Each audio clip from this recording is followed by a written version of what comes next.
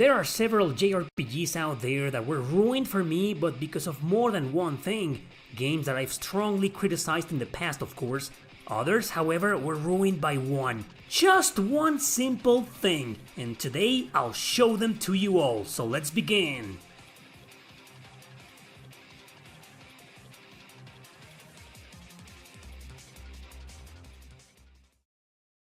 Number 10. Drakengard. Many years ago when I tried this action RPG, I thought its combat will be a common complaint. However, over time I've noticed that I belong to a minority, to my surprise. Sure, even most of its fans agree the controls are clunky, but they don't seem to mind. Perhaps because the story, the setting, and the characters in this game are dark, edgy, and messed up. And that's just the way I like it actually. So it's still worth playing because of its story, right? Well, maybe for you, cause I sure can't stand those same clunky controls I mentioned. Combat in Drakengard is so stiff that its hit detection just feels way out of place. The camera does not help sometimes, but it can be handled or forgiven if controls were more intuitive. It just has terrible fighting in my opinion, but that's about it. I believe the rest is just fine, and I know I'm missing out on a great story which is totally my kind of jam.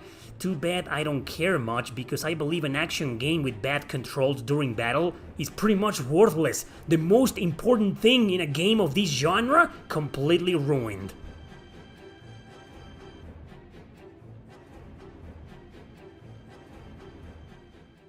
Number 9. Phantasy Star 2.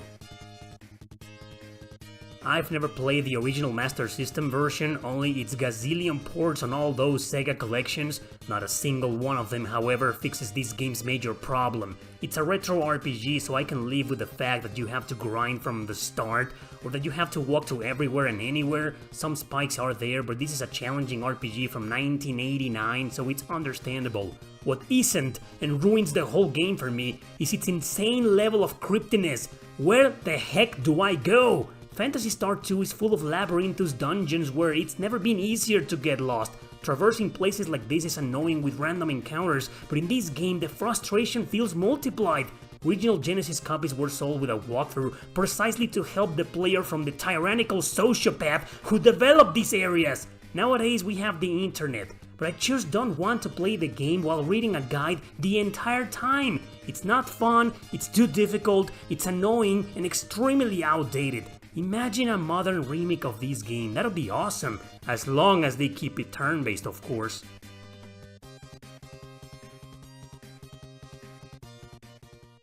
Number 8. Infinite Space. Infinite Space is one of the most boring JRPGs I've played in my life. But it's boring for one thing. One simple thing. Its battle system. See, everything else is fantastic here. You've got a story driven by political and emotional drama with some dark twists and character progression. By that I mean time passes and you see different arcs to the plot where the characters get older. It's also a spaceship simulator, which means you'll be in charge of entire crews, organizing and customizing your ship. Sadly though, you use that very same ship to fight in a slow, convoluted and outdated combat. To date, I still can't even explain how it works cause I never properly understood it. All I did was choose commands until I either succeeded or died pathetically. It's supposed to be played in turns but on real time while the enemy ship moves around. There's some cooldown to some abilities or something like that. You also have to build up their bars or something like that. Yeah, I know, I'm doing a terrible job explaining it, huh? Some diehard fan will definitely explain it better in the comments. Me, I'm not even trying as you can tell. Even talking about this game bores me to pieces!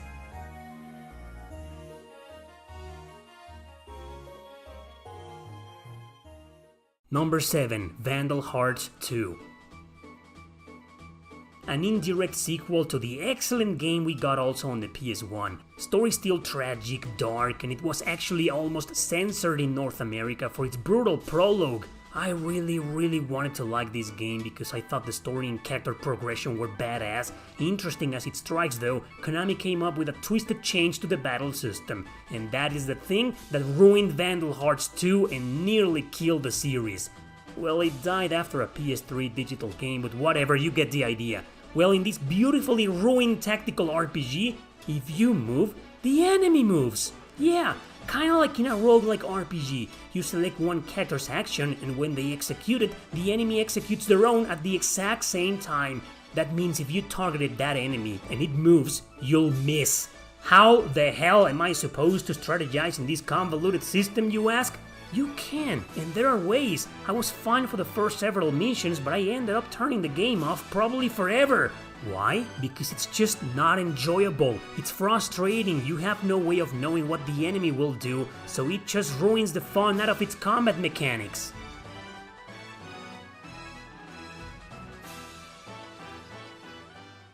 Number 6. Dragon Quest Swords. This exclusive on the Wii was actually a great idea as a JRPG for kids. I say for kids because who else is gonna stand like a moron trying to hit the air with the Wiimote? If I was a kid, I would love to give this one a try. I'd probably never get tired of it. Except for one thing, of course. It's horribly designed hit detection. Sometimes it works, sometimes it doesn't, and it's really frustrating when it doesn't. I get it, they were trying to be more realistic. Monsters are just not gonna stand there, so you can kick their asses and do nothing. Problem is, I don't see them trying to dodge my attacks at all! Because that's exactly what they're doing, standing there! How in blazes am I missing most of my attacks? The Wii Motion Plus or whatever apparently came up with some quality of life improvements, but I doubt every single attack hits, because developers couldn't have given a kangaroo stinky ass if it did. So I take back what I said. With this irritating issue, I'd be tossing the controller at the screen if I was a kid, or trying to destroy the damn game with a rock band guitar.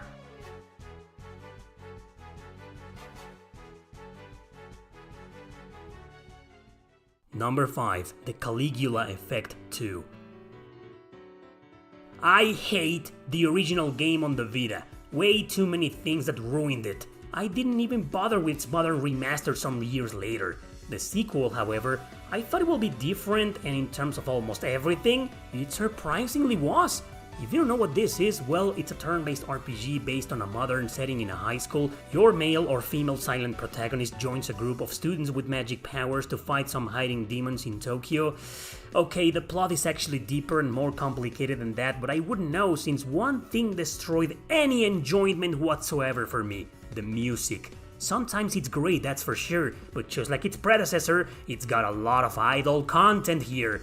Big problem is that every time you enter a battle, any battle, an idol starts singing. You go around wherever you are and you constantly hear the music, which isn't that bad, but when they start singing during every freaking encounter, it just kills it for me. Sure, I could mute the music, but then I'd have silence, except for the sound effects. A turn-based RPG with no battle theme? No thanks. I found nothing else wrong with this game, so if you like constant idle singing or don't mind it, give it a try, I guess.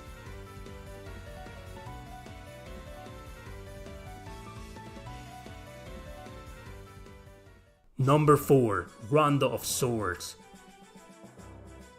There's absolutely nothing wrong with this game. It's got a decent story, interesting cast, cool music and nice graphics. Its combat, I absolutely love it. One of the most unique strategy RPGs ever made. You basically go through your enemies or allies by drawing these line routes on the map. Spells are also there, and for them you don't have to draw a route.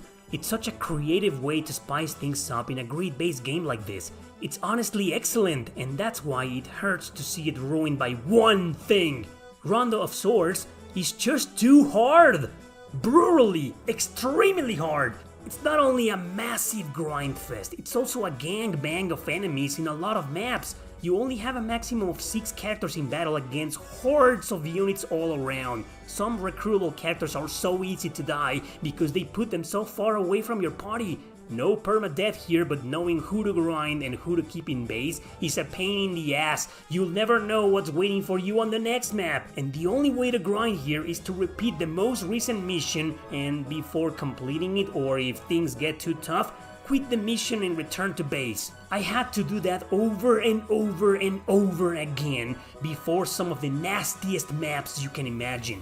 I love this game, and usually the difficulty doesn't ruin it for me, but this one just went overboard and destroyed any enjoyment I had whatsoever.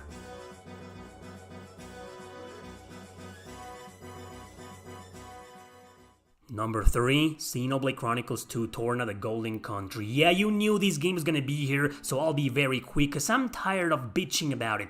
God damn it, Monolith Soft, you killed such a beautiful JRPG. It had everything to be excellent, man, everything. A great cast, a great protagonist, an improved combat, gorgeous visuals, amazing interface, badass soundtrack, and a horrible, completely unnecessary community level. You have to force yourself to do all types of repetitive, boring, and tedious side quests to race it. You don't race it enough, you can't go to the final dungeon and beat the game. Oh yeah! Side content forced on the player, fetch quests forced on the player, NPC talks forced on the player. One of the most disappointing JRPGs I've played in my life.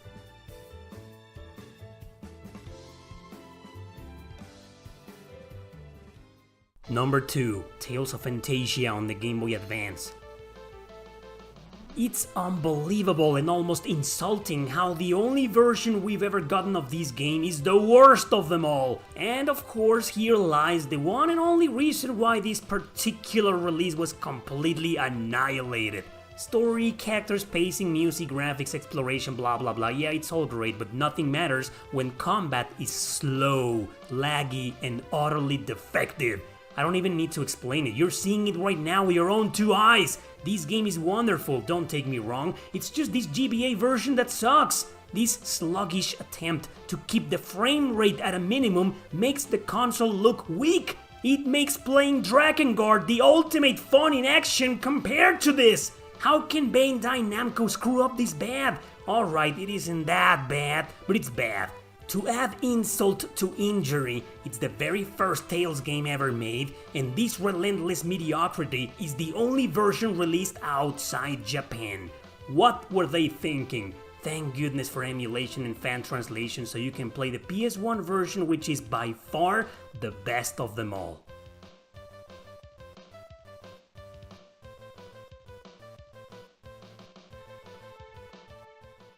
Number 1. Final Fantasy VIII. Final Fantasy VIII has gathered a lot of hatred over the past few years. I always try to defend it because I think it's such a wonderful game.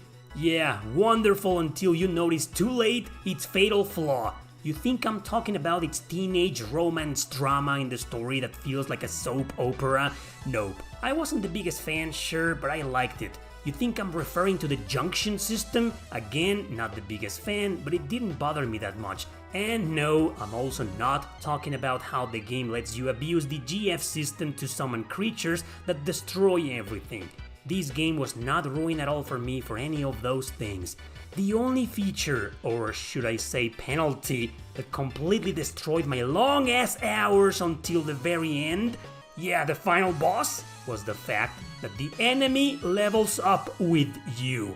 I don't care too much about complex systems, convoluted mechanics, or hard as hell spikes, as long as I can grind my characters.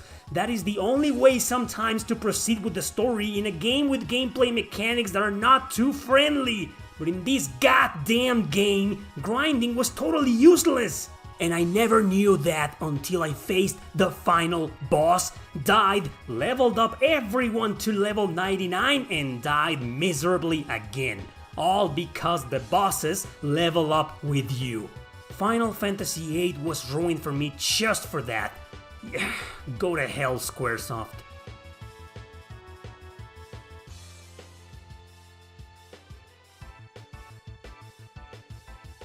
Alright, that's my list. Great JRPGs where nearly everything was done right, except for that one thing.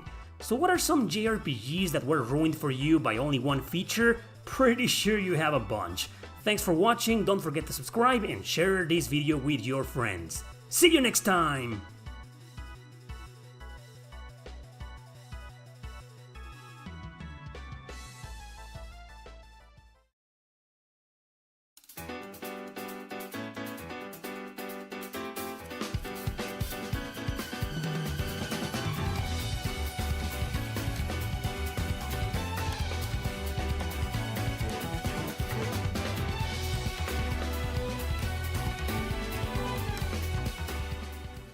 Hey guys, I'm back. This time I'll be talking about JRPGs that were also ruined like in the last video, but by two things, not one.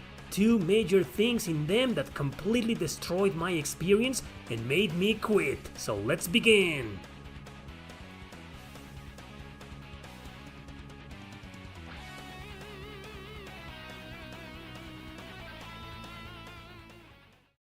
Number 10. Lufia, the Fortress of Doom.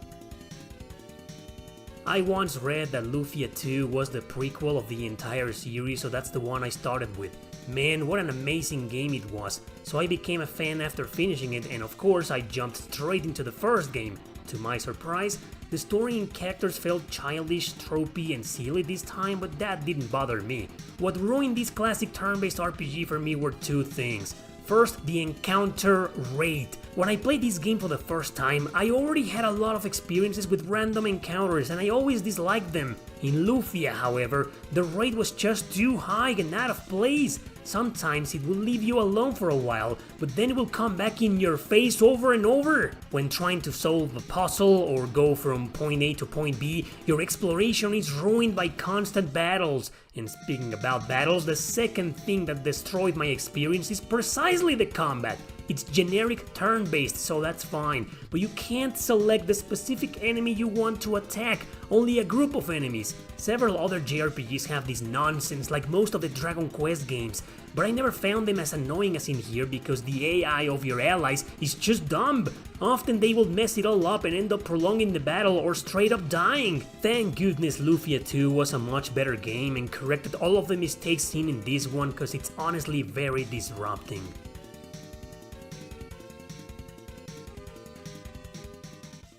Number 9. God Eater Resurrection. Sure, this series surpassed my expectations and I ended up becoming a fan, but it was mostly thanks to this game's sequels. This remake of the old PSP title is something I abandoned for something I complained about recently in another video. It's a very challenging game, no easy or hard mode here, it is what it is, man. Truthfully though, it doesn't get hard until after the first credits. Oh yeah, I beat the final boss, or what I thought was the final boss. I got the credits, but the game still continued afterwards. It turns out that was only the first out of 3 arcs in this remake. Second arc then, feeling totally like a post-game, was brutal. Good, lock the true ending like that, you filthy jackasses, you're so goddamn funny! But you know what? The difficulty isn't exactly the second thing that killed this game for me. God Eater 2 has a similar problem, and it's frustrating, but I ended up loving it anyway. Same with the third one. However, it is precisely because of the difficulty of this one that I really couldn't stand its leveling system.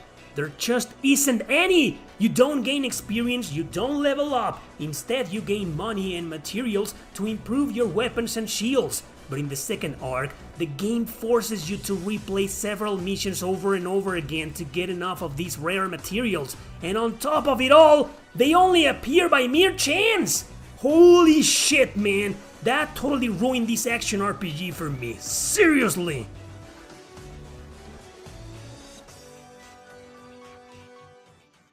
Number 8. Dusk Diver 2. This isn't a Japanese RPG, so it shouldn't be here, but when else am I gonna have the chance to complain about it? I'd rather not talk about it since I really like the first game, an indie RPG from Taiwan. The same Taiwanese studio developed this sequel, now with a bigger budget and with Idea Factory as their publisher. However, they must have received several complaints about the first game being kinda easy, cause it honestly was, but that never bothered me. Nevertheless, they made this one way harder to a point it ended up being completely broken. The first thing that killed it for me is the enemy design. It's beyond stupid because they take forever to kill and barely put up a fight.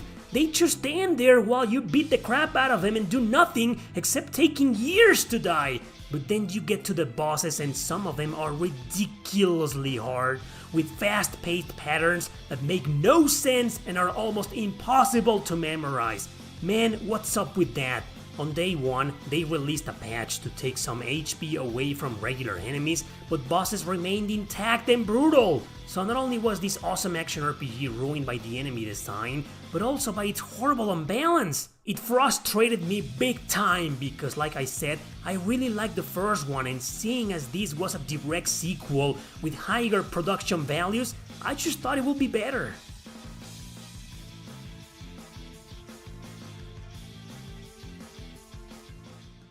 Number 7. Dragon Quest VI.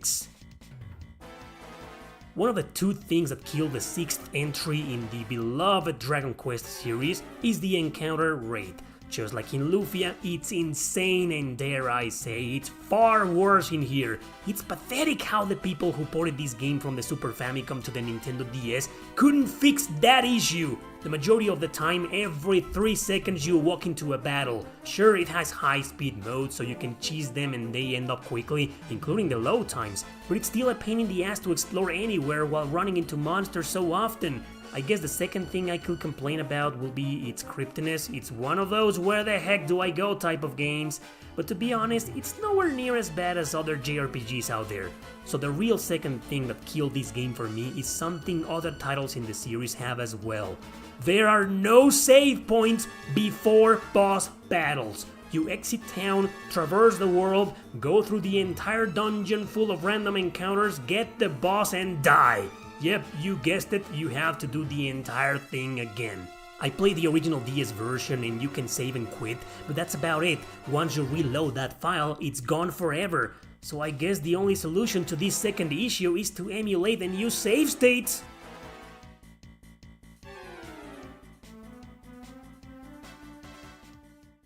Number 6. Metal Max Xeno Reborn. First of all, I'd like to say that I'll never understand why a game that wasn't even 5 years old was remade for the same modern systems. Well, this time they also released it on the Switch. My first complaint is the convoluted tank equipment system. I just don't get it. It was just as bad in the original game, but at least I made a lot of progress on it. In this remake, I just couldn't. Maybe it's because I don't like systems like this where you need to be changing weapons and armor for almost every boss battle or enemy you encounter out there. It plays around a lot with elemental strengths and weaknesses, but most of the time you're barely doing any damage anyway. Just like in Dusk Diver 2, the enemy design here is beyond absurd. Enemies die in 1 or 2 hits quickly without posing a single threat. Well, at least they give you tons of experience so you level up real quick here. I love that. But it helped nothing whatsoever against any goddamn boss battle out there. Even the elite monsters around are extremely difficult to take down. What is up with the balance in this game? Seriously? After several attempts with different weapons and armor, I still stood no chance against any boss, optional or not. So I ended up quitting probably forever.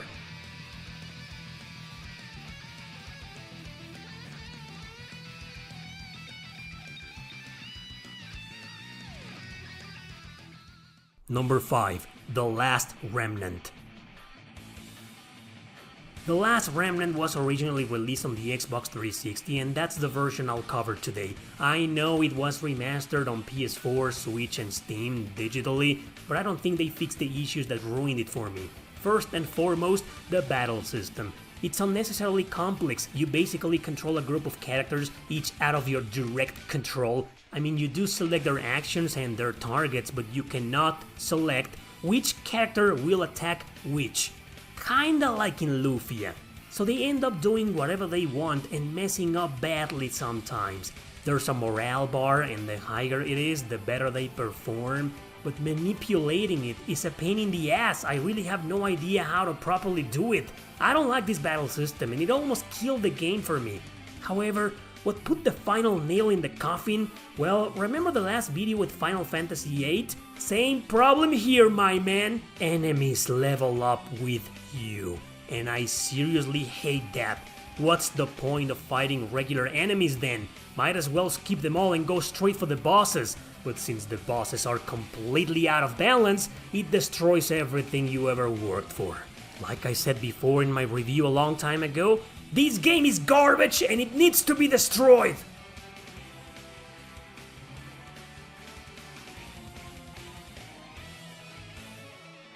Number 4. Valkyrie Profile, Covenant of the Plume. I know, just like with Torna on the previous video, this is one I've bitched about way too many times now, so I'll be quick. Two things ruined it for me. First, the enemy design, their moves, their attacks, their stats. Some of them are too easy and some others are too hard on the same maps. They have a weird-ass combination of enemies that go from the average Joe to the hard-ass elite bastard. Problem is, it wasn't supposed to be this way, so the balance is absurd. As senseless as it is, the title of this game is the second problem. Covenant of the Plume means you have to use the damn magical plume to sacrifice one of your allies to make your MC more powerful. Well, it doesn't help that much because of the first issue that I mentioned, so overpowering Wilfred is almost pointless. Previous Valkyrie Profile games gave you more party members to sacrifice. In here, you have a very limited amount, and since this is a strategy RPG, that pretty much defeats the purpose of the more the merrier. God damn it, man, let's move on. Number 3. Breath of Fire 2. This one is pretty easy to explain actually. It's a game I abandoned a long time ago because of the issues I'll mention today. Then its fans convinced me to give it another chance, but eventually the very same issues made me rage quit again. You probably already know that the encounter rate is devastating here. The game has a bad reputation precisely because of that and made a lot of gamers quit on early stages. I think I got halfway through, but I still ended up quitting because the rate was just crazier than in most JRPGs out there. That's right, crazier than in Dragon Quest VI. The second thing that ruined this game for me is the backtracking. You'll reach one point where you won't have to do this anymore and simply come back to base quickly. But for a really long time, you'll be walking, that's right, walking, not running, back and forth to every single location over and over and over again. The combination of that with its lunatic encounter rate blows your patience away. I don't know why these two issues felt more manageable in the first game. I think it's because they were far worse in this one.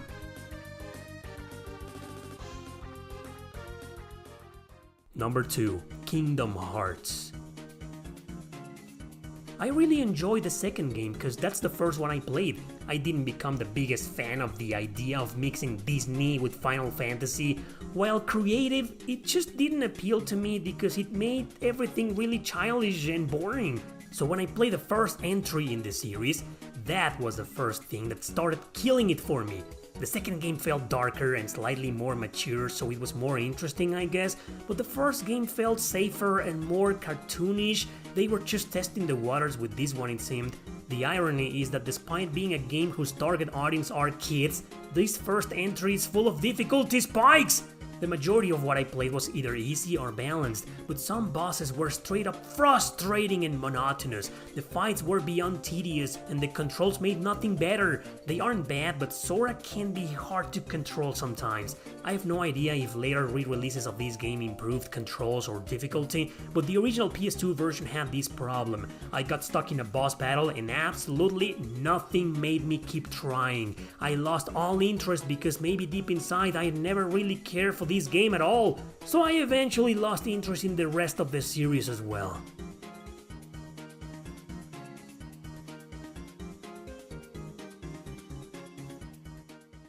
Number 1. Final Fantasy 15. I am very tolerant when it comes to bad storytelling as long as the gameplay is great in the game. This last main entry had a cool combat since it was mostly just hack and slash and summons, which is cool. But the characters are the first thing that ruined this game for me. They just seem like a bunch of freaking posers to me, a bunch of Backstreet Boys dressed up in black. It's face-palming and cringe-worthy. With them also being heavily stereotyped, I found them very unlikable. Things can get edgy sometimes, but it just feels so forced, and I cringe, like I said. The second issue that killed this game for me was the gameplay itself. As I said, the battle system I have no problem with, it's fine, but the open world exploration overstays its welcome most of the time. I'm supposed to be playing a Final Fantasy game and instead I'm playing Grand Theft Auto, pushing over a car and getting a super sexy girl to fix it. I mean, what the hell is this? It's like this game has absolutely no clue what exactly it wants to be. I just couldn't continue playing anymore and quit. Final Fantasy died for me after 10. Everything after that game just felt completely different, especially since its creator left the company. Everything has been a crazy ass experiment afterwards, some games being good and some being bad.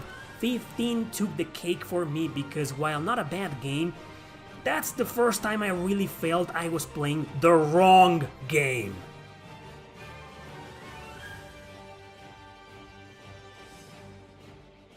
So those were my 10 picks for today's video, 10 JRPGs that were ruined for me because of only 2 things. There's a comment section down there where you can bitch about my picks or talk about your own if you want to. But don't forget, these games were ruined for me personally. Thanks for watching, don't forget to subscribe and share this video with your friends. See you next time!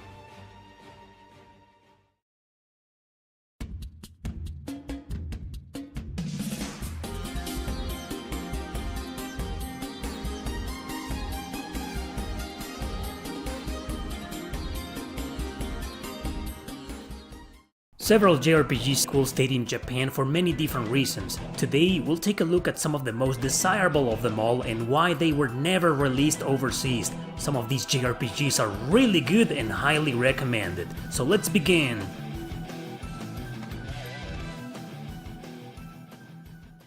Number 10. Ys 5, Lost Kefin, Kingdom of Sand. Ys 5 was originally released on the Super Famicom in 1995, it also got a remake on the PS2 in 2006. Neither version was ever localized.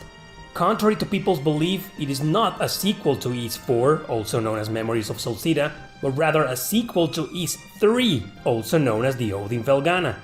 After the events of said game, adult Christian continues craving for a new adventure. On his travels, he hears about a mysterious city called Kefin, which vanished with no explanation whatsoever. Excited for this new adventure, he sets off to investigate what happened. Why neither version was localized probably has to do with its gameplay mechanics. These games are known for being fast-paced, with some really cool rock and metal music. Ys 5, however, has none of that music at all, and as you can clearly see right now, looks and feels kinda clunky. Not slow, but as in not like a true Ys at all. Not only that, controls are also somewhat primitive, especially compared to the original versions of Ys 3. To date, only the Super Famicom version has been fan-translated. I guess there was no point bothering with the PS2 remake, huh? The top-down view was gone and the controls felt even worse. I mean, if you already had a great battle system with good controls on Ys 6, released 3 years later before on PC and on the PS2, why would you remake your game like this? I'm not glad either version stayed in Japan, but I'm not too sad either, to be honest.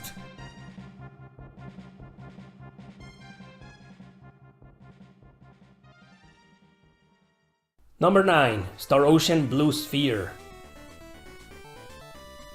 The only Star Ocean game to ever receive a direct sequel is Star Ocean: The Second Story, an exclusive to the Game Boy Color, later remade for mobile devices. Nope, neither version has made it outside of Japan. It takes place 2 years after the events of the second story. The whole cast is mysteriously teleported to a planet with an advanced civilization, so the whole point of the game is to investigate this new planet and find a way out of there. So it is a traditional style RPG, but it's kinda comedic and not really to be taken seriously. I've no idea why they decided on a sequel for a Nintendo Portable System. Beats me, but is the game any fun? And is it fan-translated? A recent translation was done, finally, so you can now play this game in English. It's nowhere near as good as the second story though, but it offers a fun and short adventure. Views vary from isometric inside areas and top-down on the overworld. You can only take 3 characters with you per expedition and there are random encounters out there. Battles will play in 2D but in a very simplistic and slow way. They aren't that fun at the beginning, to be honest, considering you'll come from the second story, but you can get used to the charm. The reason why this game wasn't localized is because Enix was already on its way to merge with Square, but also because the translation will be very difficult to fit in a cartridge back then. This is, in my opinion, a lot of BS, of course. They probably thought the game wouldn't be a success, considering it actually didn't sell that much in Japan.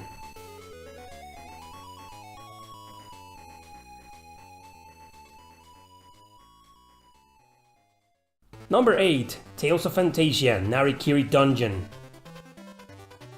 Another Japan-only release on the Game Boy Color was a sequel to Tales of Phantasia back in the year 2000.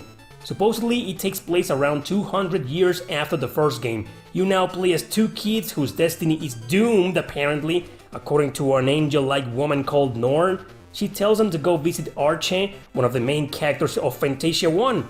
From what I understand, Archie helps Norn open a time portal so the main characters can travel to the past and meet with the original cast. Only the Game Boy Color version has been fan-translated and it's very rough in terms of gameplay. I couldn't get into it because the combat was so slow and boring. It had its charm of course, but it was just very primitive.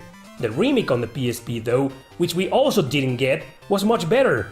Now it feels more like a true Tales game and not just any spin-off. The battle system has this new interface in 2D that reminds me of Tales of Eternia, but with better controls. Sadly though, this remake has never been translated and it's practically unplayable unless you know Japanese. I'm not surprised we didn't get either version of this sequel. I mean, we only got a lazy-ass port of the original on the Game Boy Advance. We need a collection with both games for modern systems so everybody can experience the beginning of this iconic franchise.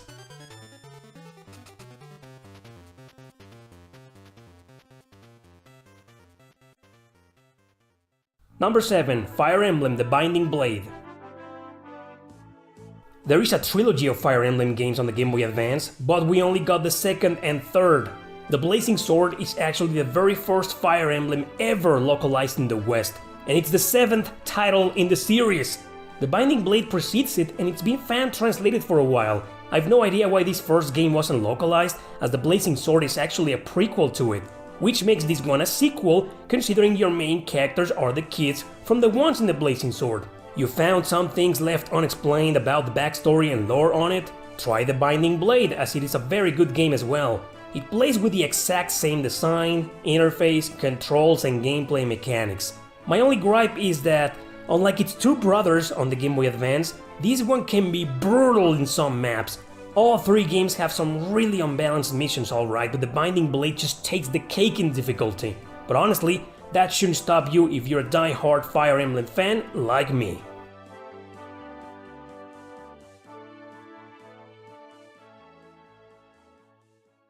Number 6. Fate Extra, CCC or Triple C or whatever. Also released on the PSP, it was a different version of the original game. Fate Extra is one of the most criminally underrated RPGs on the system, but it's also one of those with almost no marketing done and barely anyone talks about it. There's an upcoming remake for modern systems this year, but who knows if we'll actually get it. Now, the plot in the Extra universe is very complex, bizarre and hard to understand and explain. So the next game, CCC, is not exactly a sequel, but more like an alternative timeline and story. I feel like if I explain it, I'll end up spoiling both games. Reasons for it not being localized are obvious. First game wasn't successful at all outside of Japan, so why bother bringing a game that isn't exactly a true direct sequel? The gameplay is the same though. You go around school, talk to people, watch scenes, read the visual novel parts, buy items at the cafeteria, etc. And when it's time to train your servant, you go into the usual virtual dungeons. The battle system is also the same, except the interface is different sometimes. The menu will sometimes be on the right side of the screen for whatever reason. Plus, you can now use Gilgamesh as your servant. No, this game isn't patched, and there's no official fan translation yet. What you've been seeing so far is a translation that I found on YouTube on the Gilgamesh route, but it isn't playable, just text images applied on the original videos to merely show the translation. So, you can play the Gilgamesh route in Japanese on your PSP while watching this playlist, maybe?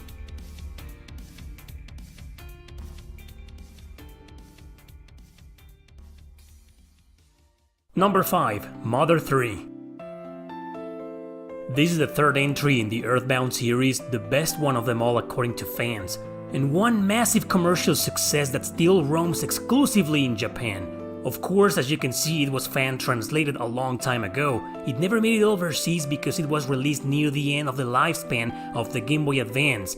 Man, what a sorry excuse. Something tells me its more mature themes and possible incorrect references are the real reason why Nintendo never brought it, but that's just speculation on my part. The game takes place several years after the first one with its own story, setting, and characters in the Nowhere Islands, because the GBA was almost in its entirety a portable Super Nintendo pretty much. Graphics, interface and gameplay resemble Earthbound a lot. Mechanics are similar as its battle system still turn-based, and it also revolves around a protagonist with psychic abilities. Despite having still a lot of the same style of humor its predecessor had, it does seem to include a darker shade of things plot-wise. Considering the amount of fans this little series has, I'm flabbergasted Nintendo hasn't done a single thing to bring it overseas yet. Come on, Reggie, give us Mother 3! How about this instead? Number 4. Tales of Destiny 2. Another game I have no idea about is Tales of Destiny 2, also because it's never been fan-translated. Attempts have been done, but most of the fans behind the projects are pretty much AWOL. To make matters even worse, there's 2 versions of this game, and both remain without a translation to date. No, this isn't Tales of Eternia, which is a completely different game, localized as Tales of Destiny 2 on the PlayStation 1, for very stupid reasons. The real Tales of Destiny 2 was released only in Japan, Korea and Taiwan on the PS2 and later on the PSP. It all starts with the son of Ruti and Stan, Kyle. He lives with his mom in an orphanage she's taking care of, but it's near bankruptcy, so one day he goes away to look for funds alongside his friend Lonnie. You know the Tales games, right? This one is no different in terms of plot. One thing leads to another and so on until it's all about time traveling and alternate realities. Yeah, hey, don't look at me, I can't understand Japanese so I can't give an opinion on the story. The gameplay is traditional like any Tales game, but the battle system is still in 2D with random encounters. It plays very similar to Fantasia 2 as a matter of fact, much like Tales of Eternia, but actually I found the controls and action to be better. The PSP version is an enhanced port, but gameplay-wise I didn't notice much of a difference. Either way, I didn't make it far at all because I couldn't understand a single thing. It's beyond imbecilic that Namco never localized this, not even after the commercial breakthrough of the series in the West. I guess they decided to focus on new titles instead of losing their time with the real sequel to Tales of Destiny, which, well, sadly, didn't really sell a lot outside Japan.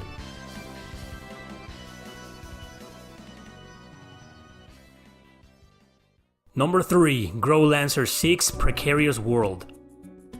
This game was finally fan-translated last year. It is the 6th and final entry in the still abandoned and forgotten Growlancer series. It takes place after the events of Heritage of War, but in another part of the world. Some characters even make cameos on it, but it does focus on its new setting and protagonist. Strangely though, the story now includes some time traveling and dimensional stuff. It sounds off and I can't give you my opinion of it because the fan-translated ROM doesn't work on my hacked PS2. Gameplay-wise, it looks and plays exactly like its masterful predecessor, a real-time strategy RPG which combines free control of the main character, becoming a hybrid with action RPG. This sequel never made it overseas because sadly, the series was never successful to begin with, at least not outside of Japan. Heritage of War was a pretty obscure release with barely any marketing done, so of course the game met disappointing sales, which made Atlus conclude there was no point in localizing this one. Plus, the series died right after this game mainly because Atlus started having some financial issues back then. I don't think the series will come back, nor do I believe this game will ever get an official English release, but at least it's fan-translated nowadays.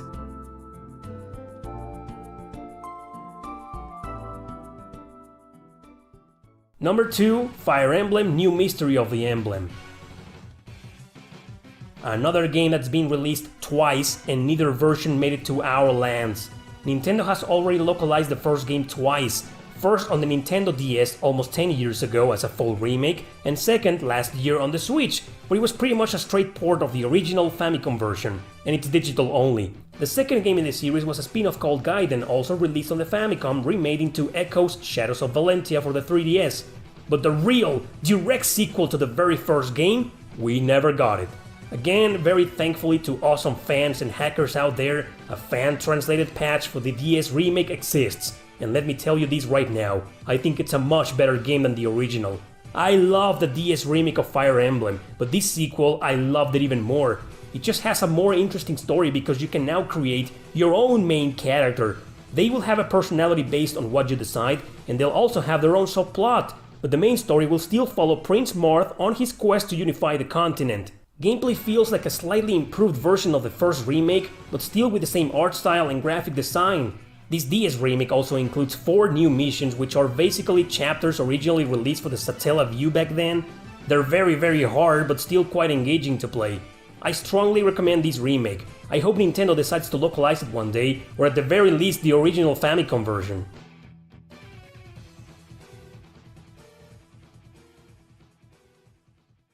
Number 1. Valkyria Chronicles 3. As a hardcore fan of this series, I had to include a third and only Valkyria game never released outside Japan. Exclusive to the PSP, it tells the story of a Black Ops group that works in the shadows in the middle of the Gallian War. That's right, the same war that occupies the entire plot of the first game. So this is actually a prequel to Valkyria Chronicles 2, but most of its events occur at the same time as Valkyria Chronicles 1. It's near the end of it when it finally becomes a sequel to wrap things up. Gameplay wise though, it's like an improved version of the second game.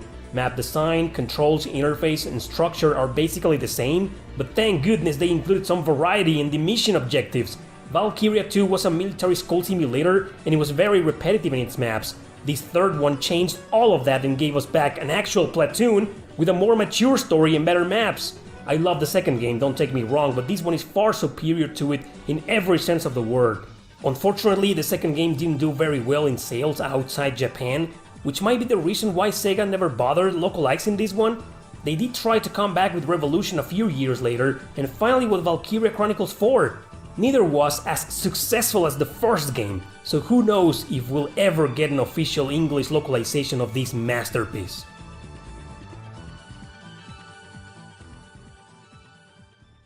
Will these JRPGs ever be localized? Not all of them, I'm inclined to believe. Others, I'm very hopeful. A remake of Live Alive, English localizations of Trails from Zero and Azure, anything can happen nowadays. Fingers crossed some of these JRPGs make it overseas one day. Thanks for watching, don't forget to subscribe and share this video with your friends. See you next time!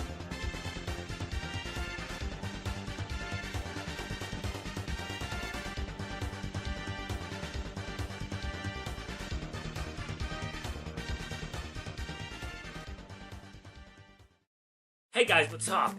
Today, we're gonna talk about JRPGs that defy the genre. Games that just can't decide what the hell they wanna be. Games that are either turn-based or strategy or roguelike or action or all at the same time, third-person shooters. What the hell are these games trying to be? But either way, most of them are so damn good that they defy the genre through and through. Oh yeah. Anyway, let's just get right down to it.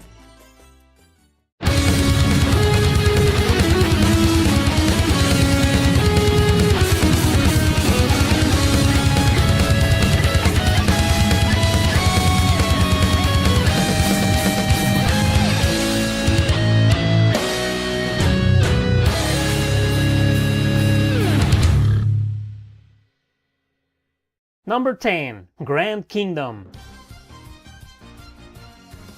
Also released on the PS Vita, it is an RPG developed by Monochrome Corporation, the company that Tomohiko Deguchi created after leaving Vanillaware.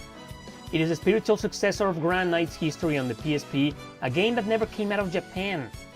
Grand Kingdom defies the genre because it's really hard whether to call it a turn-based RPG or a strategy one, or a damn weird mixture of both. You start your campaign with a party of customized characters, each with their own class or job. They go around these boards in isometric views, and your units resembling a chess piece? It all depends on how you move through these areas to reach the end, with the enemies moving at the same time as you. That's right, you move and the enemy moves. So it's also a roguelike RPG? Battles are turn-based, sure, but you move around the layers to position your characters in order to execute their attacks. Your enemies do the same, of course.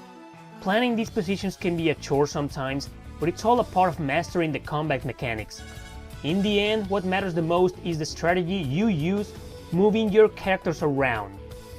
Look, all in all, it's a fantastic game, in my opinion, and quite engaging, but one that is hard to define in the genre, kinda difficult to get into.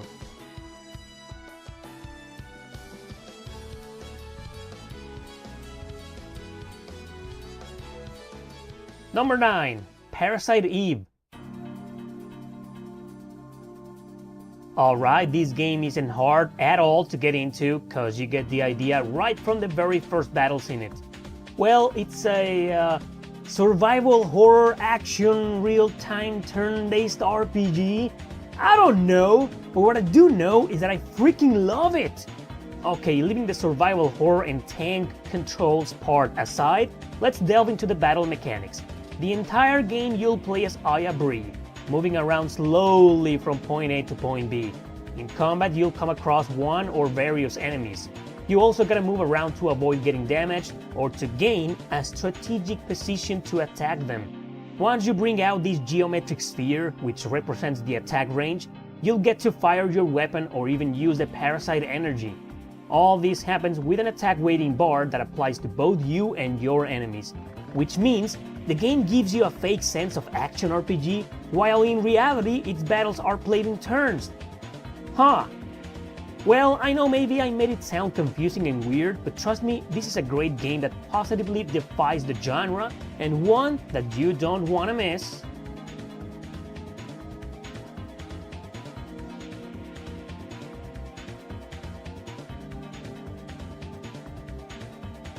Number 8. Trillion, God of Destruction. Previously a PS Vita exclusive but then ported to PC, Trillion is one of those Idea Factory compile hard games that also defies the genre. In fact, most of their games kinda do, but I found this one to be the weirdest of them all. As you can clearly see, it plays very similar to a roguelike RPG, however, it is not. Why? Because you don't explore the entire dungeons or towers and then move on to the next area. Here you gotta train one of the 5 girls to face off against a gigantic evil entity called Trillion. By training them, and I mean literally, since you go into these weird but fun mechanics that involve several small featurettes to make them gain more status and leveling up. There's a time limit, so you better plan your daily training carefully. Then you go into these areas where you simulate a roguelike RPG to defeat enemies and gain items. The main goal of doing all this is to either do a mock battle against Trillion and see how well you'll fare, or get into the actual showdown with it and contribute to depleting its HP. Obviously you gotta play strategically in these maps, especially in the one against Trillion because he always has a bunch of minions. So planning your tactics means it's also a strategy RPG? I don't know what the hell I should call this game, all I know is that I had a lot of fun with it.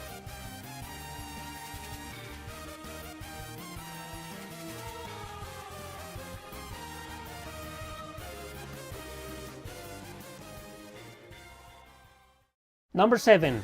Half Minute Hero. This is a game that began a trending of pixelated art RPGs, but one that is also way different than all of its successors. At first I thought it was alright to call it an action RPG, but all you do is move around the 2D towns and the overworld areas. In this, you get into random encounters quite frequently and do nothing. I mean it! The character and enemies face off by themselves without you having to lift a finger. Sounds bad, but trust me, oh boy, it isn't. This game is amazingly addicting, and for it being so fast and tense, it sure rewards your time and effort. Oh yeah, time, let's talk about that. I mentioned battles are frequent, and trust me, you need them to be that way because you're gonna be training on every area, then coming back to town to buy healing items or new armor. Because obviously the goal of the game is to take on every area boss as fast as possible. I say fast because there's always a 30 seconds time limit to do everything, even though it stops on these little resting areas, thankfully. You can also reset it there by paying money to the goddess, who just so happens to be your guide and faithful companion. Yeah. Well, I love this game. So weird, defying or not, it's just so damn cool to play.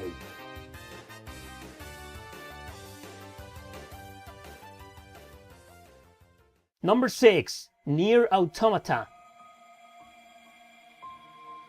Oh boy, here we go with this one. It's an action RPG, alright, nobody can argue that since 70% of the time you'll be hacking, slashing your way through the enemies. But you'll also be shooting constantly with your little companion, and you always gotta aim with it in order to properly cause damage, which means precision is a must in this game, unless you use auto-aim all the time. So that gives it shooter elements in third person, but then there are these missions, one being the very first one in the game actually, that are clearly shoot-em-ups. Then on rails, then, well, more shooter elements, but out of that bullet hell genre. Yeah, I mean, what the ass is this game trying to be? To make matters worse, there are these little bits in the game, and yeah, you gotta play them and beat them where you hack the enemies almost literally. You move around with this little piece of whatever the hell you wanna call it, shooting and avoiding stuff at the same time. I mean, the first Nier introduced small missions with small elements of these things, but Automata went overboard and adopted all these genres into one beautiful RPG. That's right, it might be hard to define what kind of subgenre it is, but at least most of us can agree it's one kick-ass video game.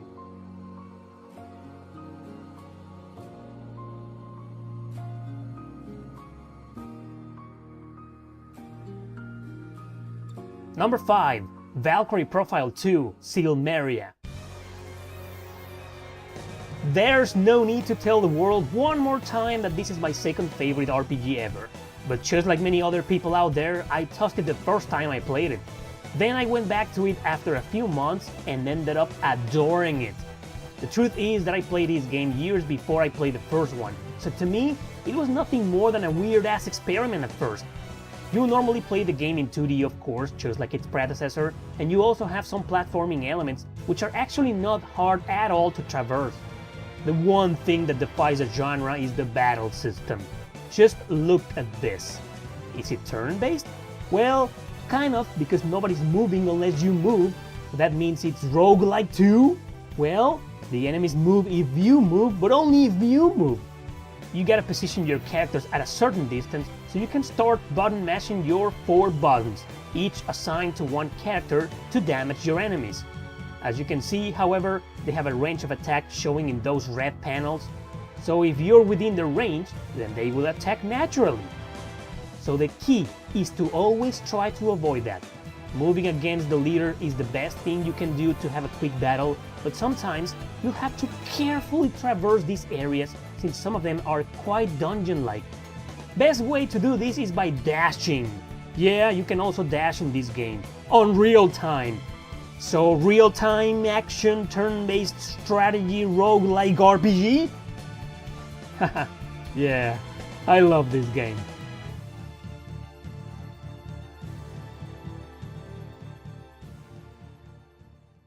Number 4. Resonance of Fate.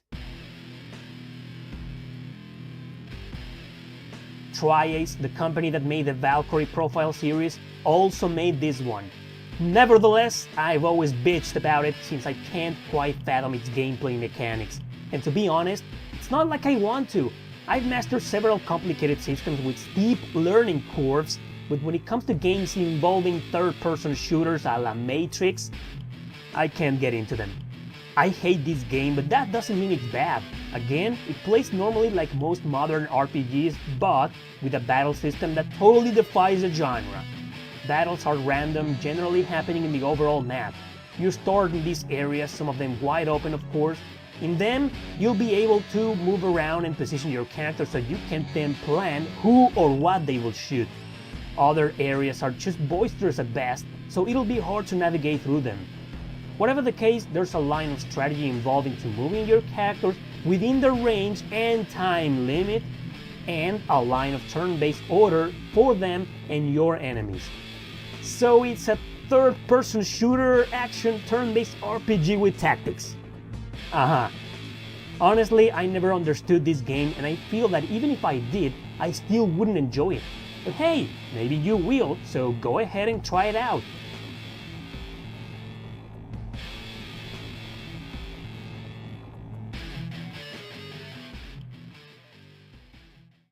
Number 3. Sima, the Enemy. Also known as Frontier Stories, this Game Boy Advance exclusive is a very unknown and niche hidden gem that will definitely pique your interest. At first glance, it looks like your average, kinda mediocre action RPG, but trust me, that's just the surface of it all. Because it's actually a real-time action and strategy RPG. Your goal isn't just to destroy your enemies, who often respawn because of these crystals. No, you need to lead all these NPCs to safety, which are not exactly NPCs, but we'll get to that later. The thing is that you have to pinpoint the locations you'll want them to move to while defending them. So, tower defense elements, huh? Nah, I'm exaggerating. But yeah, you gotta escort them from point A to point B. I said they weren't exactly NPCs because they're all a part of your entourage, traveling with you, all of them equipped with something. So they are, in a way, your party members.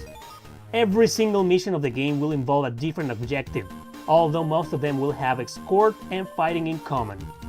Overall, there's just no way to classify this strange RPG into one subgenre. Is it any good? It is, in my opinion, but I think some areas could have done easily better.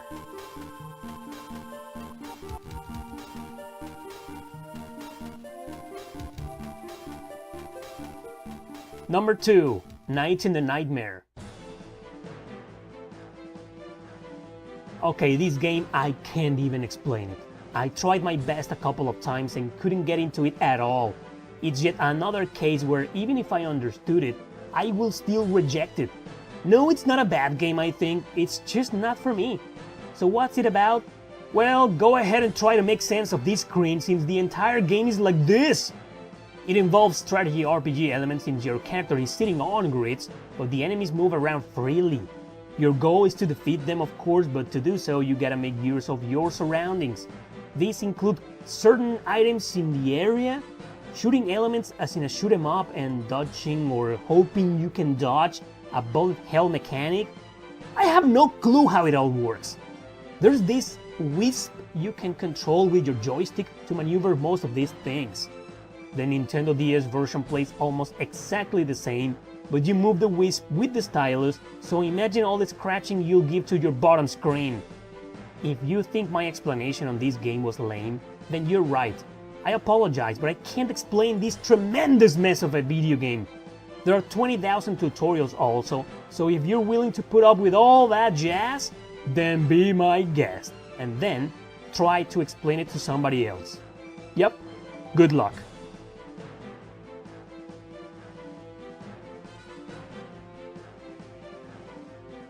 Number 1. The Suikoden series. Oh, there's no perfect example of an RPG that defies the genre than Suikoden. This franchise is my favorite video game series of all time, and it's mainly because it involves 3, that's right, 3 completely different battle systems in every single main title. Konami also gave us a bunch of spin-offs, but I'm only including the 5 main games in the series. The first battle system is turn-based on all of them, but here you have no idea about the turn order since all you can do is select the action of every one of your characters, then let the game execute them all, even for your enemies. So you have no control over the flow of battle. Second battle system are the duels. Just like the turn-based mechanic, these are very similar in every main Suikoden title. They revolve around the rock-paper-scissors system, while you try to guess what move your enemy is going to use. Last but not least, the war battles.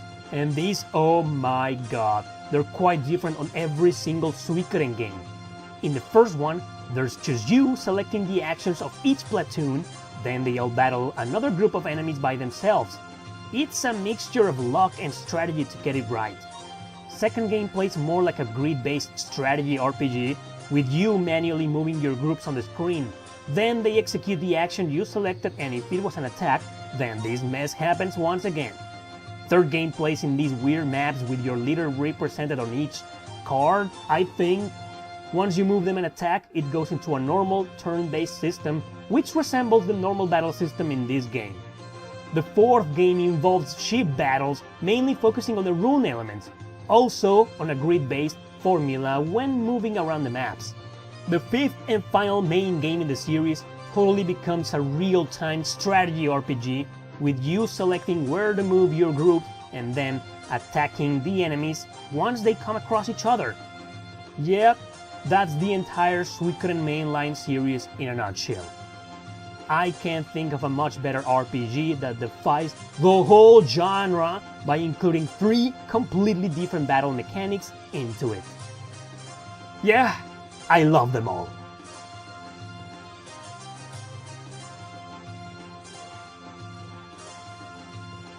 Okay guys, I thought about a bunch of honorable mentions, but believe it or not, I came up with 10 more games that easily defy the genre. So if you want a part 2, please let me know in the comment section below. Thanks for watching, don't forget to subscribe and share this video with your friends. See you next time!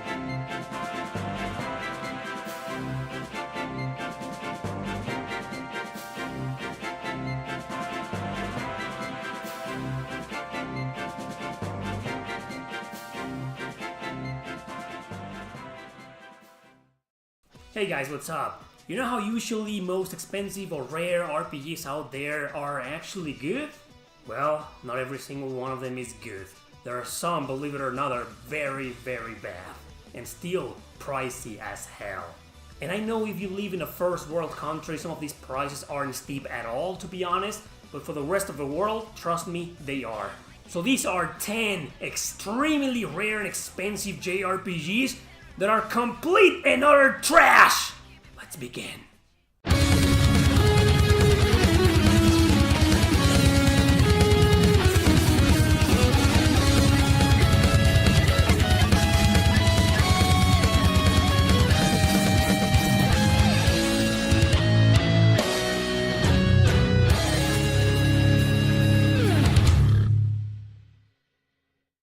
Number 10, Dokapon Monster Hunter. I want to start with the least expensive on the list. It's not that rare either, it goes for measly 80 to 100 bucks complete in box. It's a little bit more than a brand new game nowadays. And the loose card is usually around 50. It just baffles me that this obnoxious calamity can cost the same as many other great GBA RPGs out there. The entire goal of the game is to become a licensed monster hunter. You need to go into these roguelike labyrinths and defeat enemies. That's the entire adventure for you.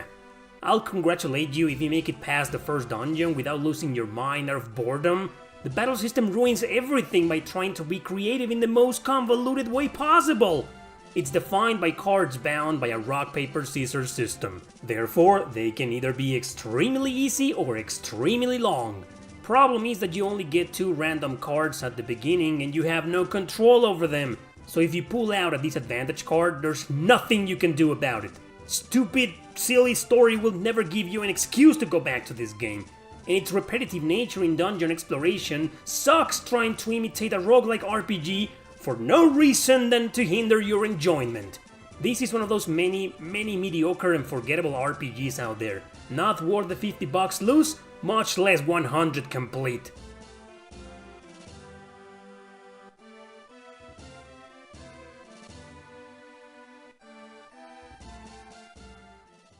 Number 9, Metabots Infinity.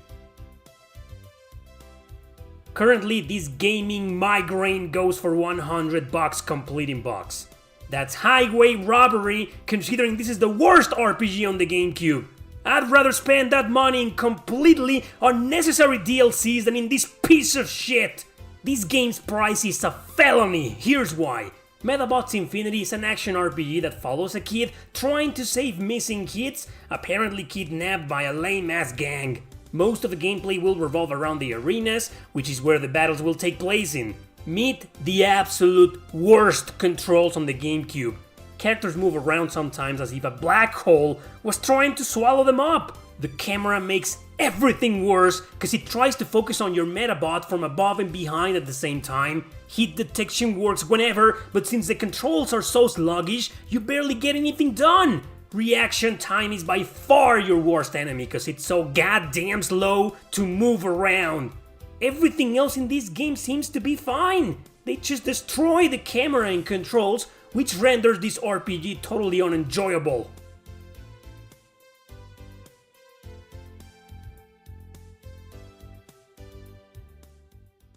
Number 8. Virtual Highlight. Since it's a Saturn RPG, it shouldn't be a surprise that it's rare and expensive. Not too much though, still $100 or maybe a little bit more. If you find it for less, it's because the reseller is very aware no one's ever gonna buy it. It's by far the worst RPG in this video. Not only is it very depressive to look at, but it also makes you feel miserable to play it.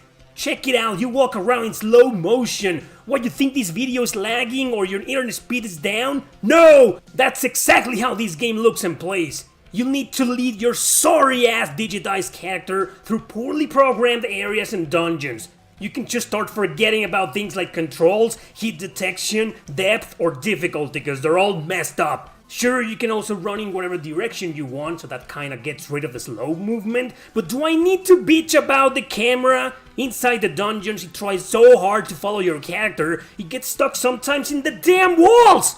Look at this! I can barely hit anything in this horrible asshole! Who the hell tested this game? How did this putrid abomination come into existence? What was Atlas thinking localizing a Saturn cocksucker that runs at 5 frames per second?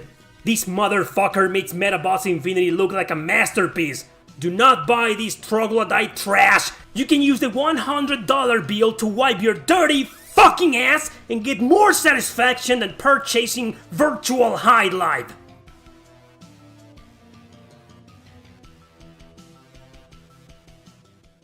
Number 7. Kingsfield 4.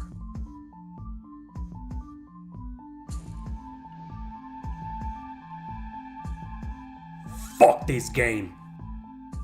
Number 6. Car Battler Joe.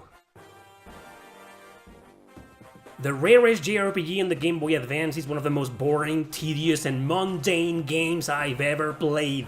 Loose card goes for around 100, while completing box easily surpasses 200. It's an action RPG where you play as Joe, who wants to have a badass car and improve it. For that, he'll need money and or parts. To do that, the player will do a million mind-numbing side quests that will make you traverse the same areas over and over again. And you can't skip them.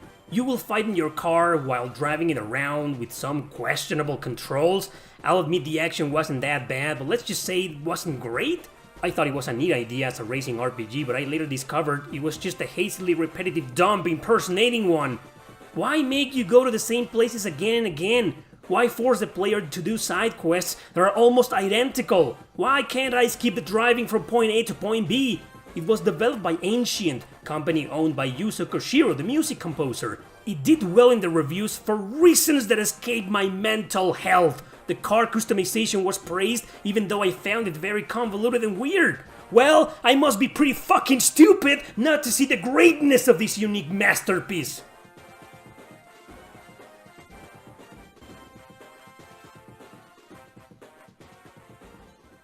Number 5. My World, My Way.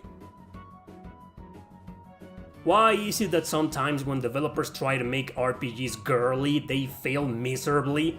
I don't think a sane woman will have a lot of fun playing this catastrophic obscenity. Again, it's a game that loose goes for 1 to 150, while CIB is over 200.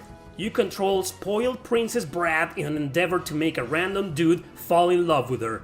He's an arrogant adventurer, so she thinks she must become one as well! Nice! Best fucking plot ever, huh? The game has some pretty unique ideas for its gameplay mechanics. As you can see, traversing areas is done in these grid-looking maps. Because this RPG revolves around Elise's selfishness, she can often alter the environment to make her exactly how she wants or needs. However, in order to do that, you need pouting points, so you'll need to go back to town and sleep to recover them every time. Since the game relies on doing quests for each town you visit, imagine how freaking repetitive it becomes. Battles are turn-based and they're as mediocre as they can get.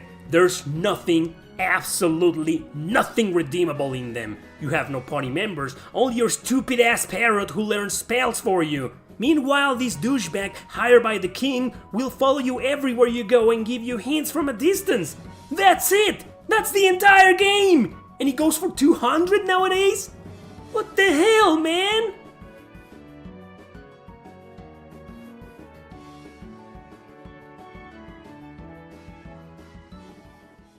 Number 4. Shadow Tower.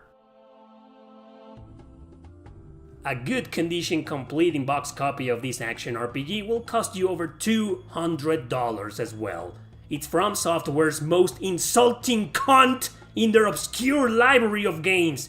The Kingsfield games weren't that good in my opinion, especially not the PS2 one, and they were absolutely brutally hard.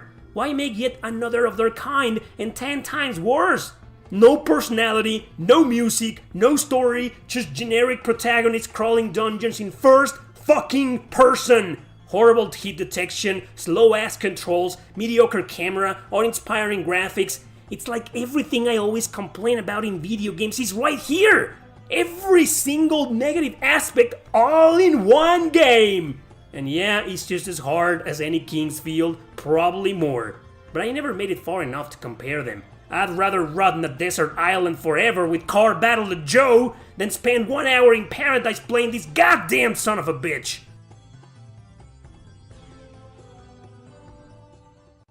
Number 3. Faria, a world of mystery and danger. More like a world of misery and anger. It's a top-down view action RPG with overworld maps, a shit ton of random encounters, and terrible controls. Add an infinite amount of cryptic areas, brutal spikes, and loathsome puzzles, you get precisely a world of misery and anger. Literally speaking in terms of plot too. Your poor female soldier wakes up in the kingdom of Faria one day, and that's the worst thing that could have happened to her. You're tasked with rescuing the princess, so you rescue her, but you can't marry her because you're a straight girl. They throw a party, but the food was poisoned, so you need to find the medicine for everyone. You cure them all, but it turns out the princess was an imposter. You find that a wizard is the culprit, but he already turned the king to stone. What a miserable plot, man! I feel sorry for this poor girl. Can you believe it was developed by Game Arts, the creators of Lunar and Grandia? If the price of the cartridge alone goes for over 100, you can imagine how much the CIB version goes for. It's very hard to find as well, you know? Perfect, as this game should never be found by anyone in this godforsaken planet. Stay lost for fuck's sake and disappear forever into oblivion!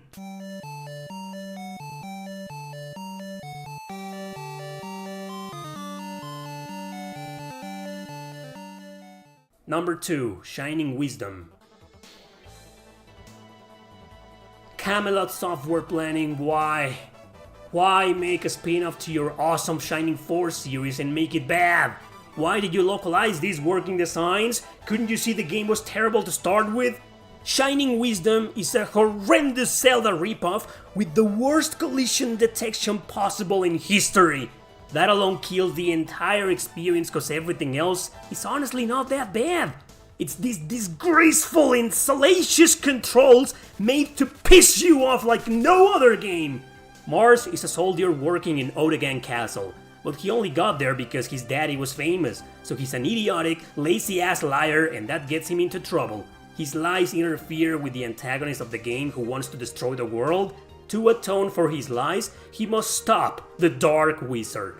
It's laughable, man. What a pathetic main character. Everything is pathetic here actually. The graphics are an insult to the 16-bit era. The pre-rendered sprites are visually generic. Your attacks depend on the smallest sword ever created. Walking and running around feels as if you were drunk half of the time. I am deeply offended by the mere existence of this game. I, a fan of Shining Force and Camelot Software Planning. I'll never pay $200 or $300 for this indecency, and neither shall you.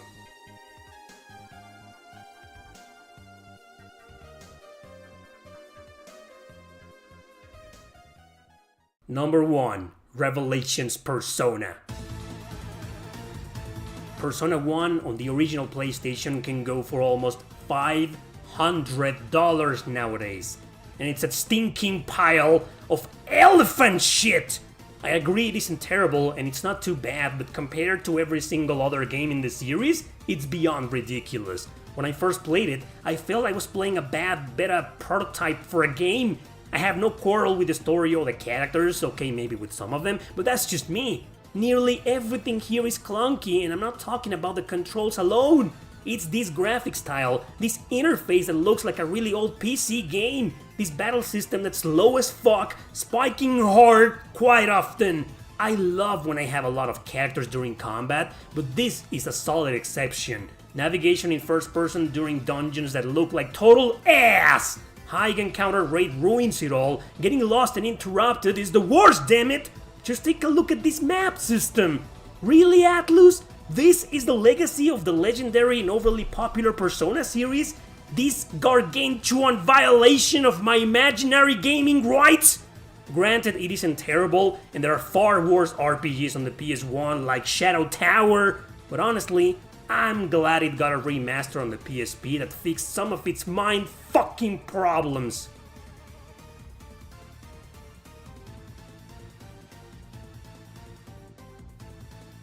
You know, I've noticed that because of the pandemic, maybe the prices at pricecharting.com don't make a whole lot of sense anymore. You go and check something up and it says $50, and then you look it up at eBay or Amazon, it says $100. So what's going on, right?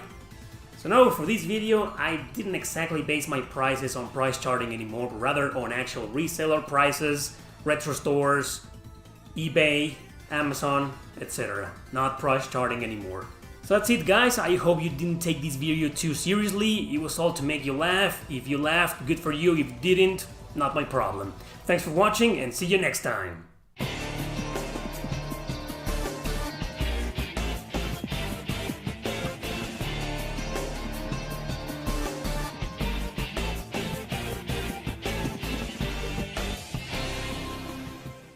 Hey guys, what's up? Today I want to show you 10 JRPGs that started off as a spin-off and then they were so successful they became their own series. Are they any good? We're gonna have to find out, so let's begin!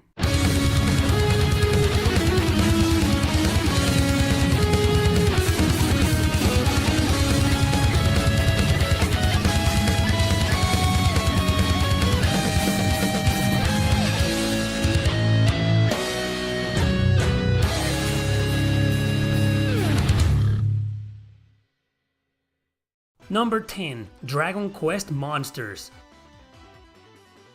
Dragon Quest is not just a video game series, it's a whole media franchise. So of course several spin-offs have appeared over the years, a bunch of them becoming their own series. My personal favorite is Dragon Quest Heroes, but there's only 2 games so far. Perhaps the most notable spin-off is Dragon Quest Monsters. It started on the Game Boy Color, and that particular release was actually the very first Dragon Quest published in Europe. Later it was remade on the PS2 and the 3DS, only in Japan. There's been 8 games so far, most of them for portable systems and mobile devices.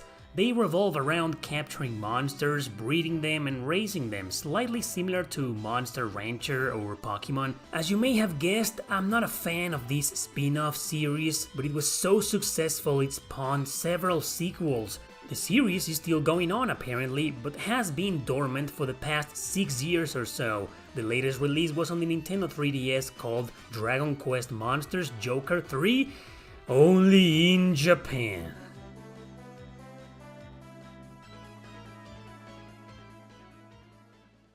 Number 9. Super Robot Wars. This is a massive, and I mean massive, media franchise that I can't believe it started as a spin-off. Original series was something called Compati Hero, which began as a crossover video game with characters that go from Ultraman and Kamen Rider all the way to Gundam and even freaking Godzilla! The first spin-off, merely called Super Robot Wars, stayed in Japan on the original Game Boy. Thanks to its success though, a sequel was released on the Famicom and the Game Boy, again exclusive to Japan, even their remix. From there onward, more and more games started being released and they're still going on even today. We've only gotten a few of them, most notably the original generation ones on the Game Boy Advance, with pretty much original characters. Most of these games are strategy RPGs, with a few exceptions here and there. Endless Frontier on the Nintendo DS is such an example, being regular turn-based. This one was influenced by the giant crossover on the PS2 called Namco Cross Capcom, developed by Monolith Soft, who also developed Endless Frontier. I'm not sure if I'm a fan of this series or not, considering 90% of it has stayed in Japan, but I really like most of the ones that have come to our lands.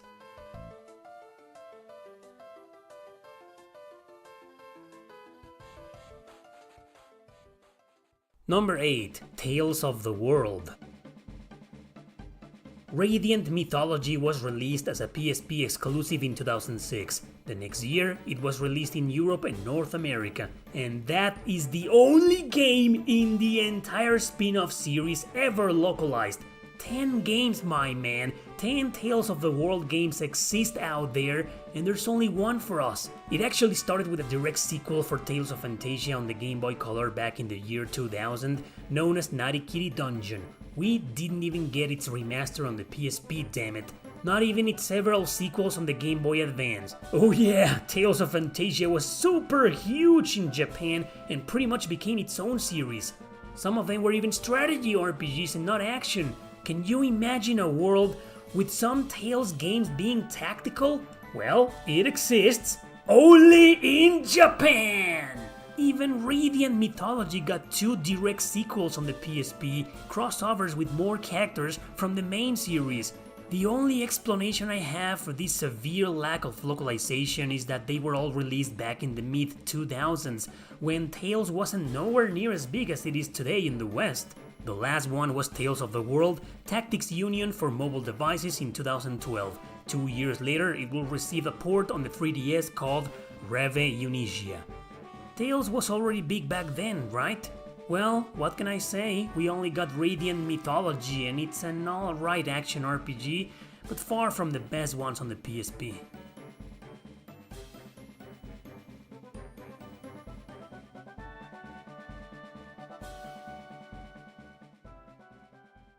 Number 7. Mega Man Battle Network.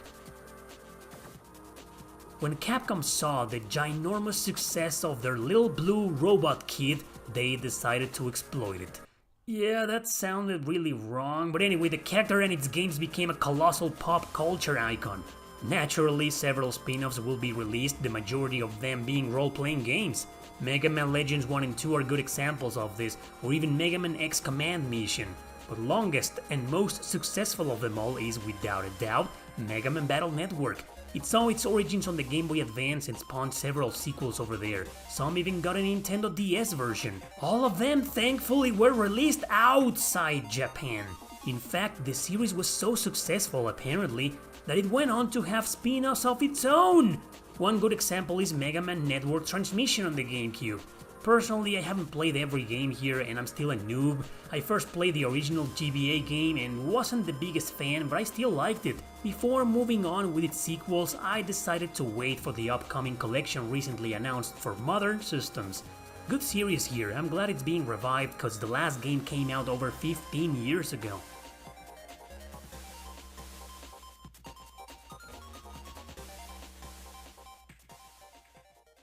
Number 6. Final Fantasy Crystal Chronicles. I don't think Square Enix knew that their bizarre experiment on the GameCube will be successful enough to become its own series. It began as some strange action RPG that I still find it so hard to explain nowadays. I never properly understood it, so I never became a fan. Its sequels, however, became regular action RPGs, and the one I tried on the Nintendo DS called Ring of Fates was way more to my liking. So yeah, Crystal Chronicles became a bunch of games after the first one. Unfortunately, only a few of them were decent until its last release on the Wii called The Crystal Bearers. A convoluted and mediocre action RPG with surprisingly great music, but boring gameplay. The series is only 6 games long, most of them with physical releases on the Wii and DS. I think the point of them all is to engage them in multiplayer, because honestly every single player mode in them is repetitive in a bad sense and sorely lacks in comparison to nearly any other action RPG of that time. It's nice to see that a weird exclusive on the GameCube was successful enough to become a series though. It was remastered recently on the Switch, PS4 and phones a couple of years ago. Who knows if we'll ever see more in this little series in the future.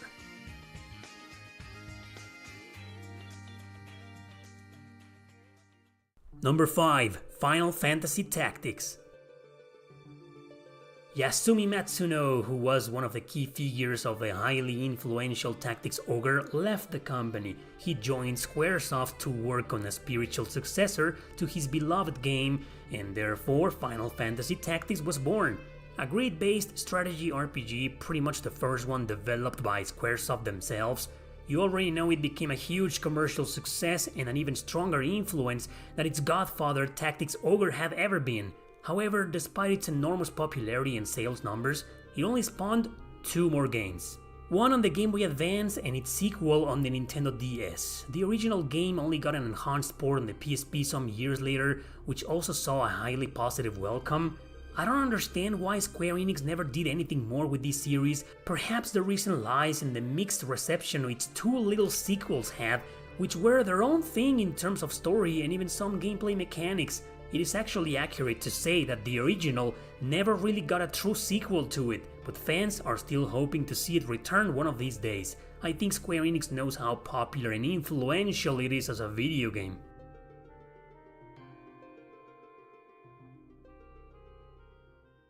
Number 4. Devil Summoner. You probably don't know much about this first game since it stayed in Japan on the Sega Saturn. Its port to the PSP also remained over there, unfortunately, but this is where it all started, you know? All of those Devil Summoner games. Soul Hackers, an indirect sequel, also remained a Japanese exclusive for a while, both its Saturn and PS1 versions. The Nintendo 3DS remake finally reached overseas in 2013. However, long before that happened, we saw 2 obscure iterations that are nowadays quite rare and expensive on the PS2. The ones maybe you're familiar with, the Raidou Kusunoha games. 2 solid action RPGs that, unlike Soul Hackers being kinda science fiction, take place in the 1930s. Man, do these 2 need a remake or at least a remaster.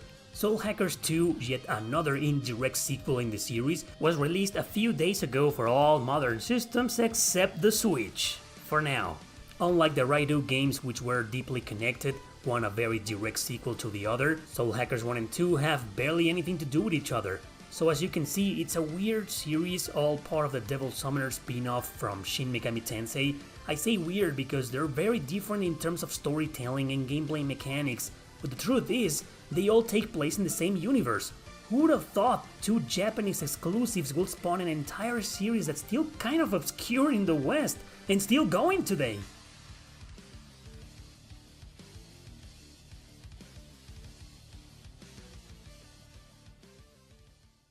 Number 3. Persona. It's hard to believe, I know, Persona started as a spin-off. Most people think of it nowadays as its own series. Well, that's cause it is, but just like every series in this list, it began as a spin-off like I mentioned. Megami Tensei's been around since 1987 and has since then seen multiple spin-offs. We saw the Devil Summoner series before. My favorite is by far Devil Survivor, but there's only 2 games so far, maybe not enough to call it a series per se. Anyway, going back to topic, Revelations Persona was released in 1996 because Shin Megami Tensei If, released only in Japan for the Super Famicom, was very well received over there. It has a high school setting, and Atlus noticed that had been very favorable with fans and critics, so they thought they could expand with a spin-off in a high school setting. The result was the very first Persona game. It got some moderate success, so Atlus decided to expand with a new story, still connected to the first one but standalone nevertheless. 2 games were introduced on the PlayStation, but we only got the third one, Eternal Punishment. We wouldn't see Innocent Sin, the real second game, until its remaster on the PSP. They sure were slightly successful, but the real explosion came from Persona 3. And you probably already know the rest. Big fan of Persona here, 3 is my favorite and I'm glad it's still going on today.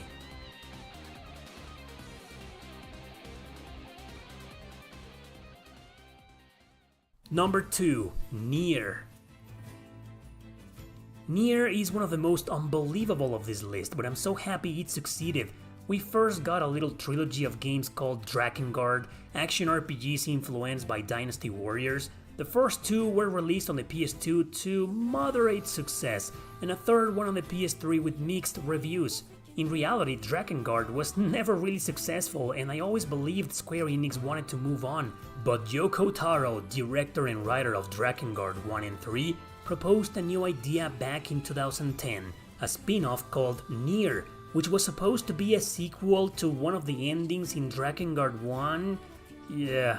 Nier had two versions called Replicant and Gestalt, released simultaneously on the PS3 and the Xbox 360. However, we only got the Gestalt version, which features an older protagonist in search for a cure for his sick daughter. Nier was not successful despite positive reviews, and the entire series lay dead until 2017. We hadn't seen the last of Mr. Taro, so he joined up with Platinum Games with the multi-millionaire success of Nier Automata, an indirect sequel to the original release. The game marked a triumphant return of the spin-off, becoming its own series. The 2010 version of Replicant was remade for modern consoles last year, and we also saw a little game for Android called Nier Reincarnation. My favorite game in this series is still the original Gestalt on the PS3 and 360, but I'm a big fan of Automata and Replicant as well. Hope to see a brand new release soon for consoles and not for freaking phones!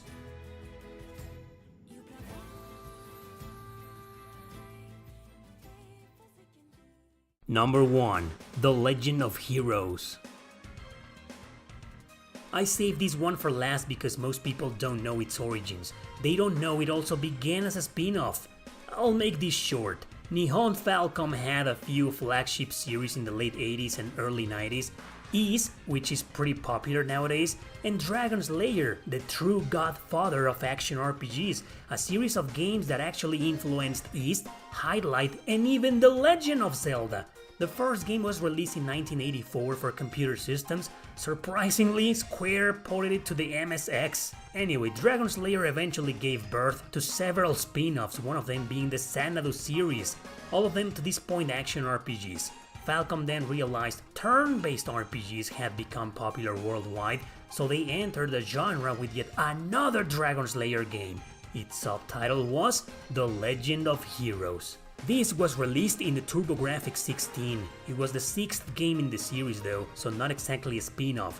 The real spin-off appeared when the title Dragon's Lair was removed with The Legend of Heroes 3 in 1994 for the NEC PC 9801, yeah, computer man, later ported to the Sega Saturn, PlayStation and PC. We wouldn't know anything about it until its PSP release in 2006, mislocalized as The Legend of Heroes 2, even though it was the third game. Two more games followed, and again, we only got their PSP versions. Trails in the Sky came right afterwards, one of my personal favorites in the series, and you know the rest. Long story short, Falcom realized this Legend of Heroes spin-off could become its own successful series, and it did! Nobody ever thought it would be this big today with 20 releases so far.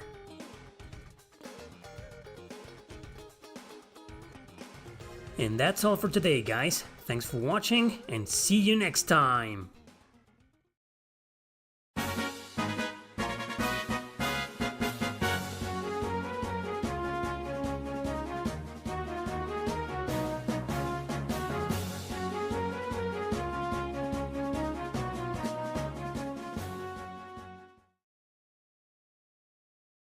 Hey guys, what's up? Today we're going to meet 10 JRPGs with bad stories, but surprisingly though, with great gameplay.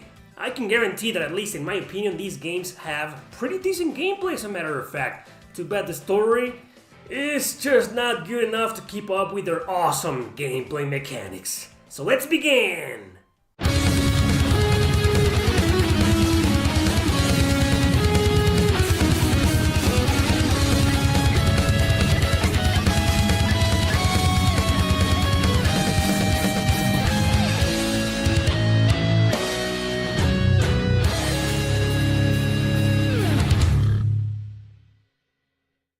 Number 10. Akiba Strip, Undead and Undressed. This is actually Akiba Strip 2, a sequel to a PSP game that only came out in Japan. Don't worry, you don't need to play that one to understand this one. And why would you care anyway when the story is beyond stupid? Your main character is basically tricked into getting a job at a secret organization. Instead, he's turned into some kind of vampire thanks to an evil experiment. A fellow vampire saves him. They escape together and join a group of otakus that are trying to stop evil creatures. They need to be exposed to sunlight to die, so it's your job to strip them all so they can be, well, literally and completely exposed. Yeah. This game is a freaking comedy, so why does it try to take itself seriously sometimes? I'm telling you, it's bad, but it's so bad, it's good. After all, you are playing in Akihabara, and you can visit almost everywhere and anywhere. Through quests and street fights, you'll be playing a small concept of an open world, as in an open city, and the fact that you can find these creatures disguised as humans randomly to get into silly fights is a lot of fun. So the game plays like a beat 'em up, as you can clearly see, but you only fight alongside one partner of your preference. You can use a variety of weapons, clothes, and even headgear, meaning your character is fully customizable. There's also the usual friendship simulator where you can hang out with another character, and this is a game where some of your choices affect your relationship with them. These gameplay mechanics are cool, but honestly, Akiba Strip is all about the battle system where most of the fun is. The fact that you can create combos and chain attacks just to strip people is one of the stupidest ideas I've ever seen, but quite fun to play.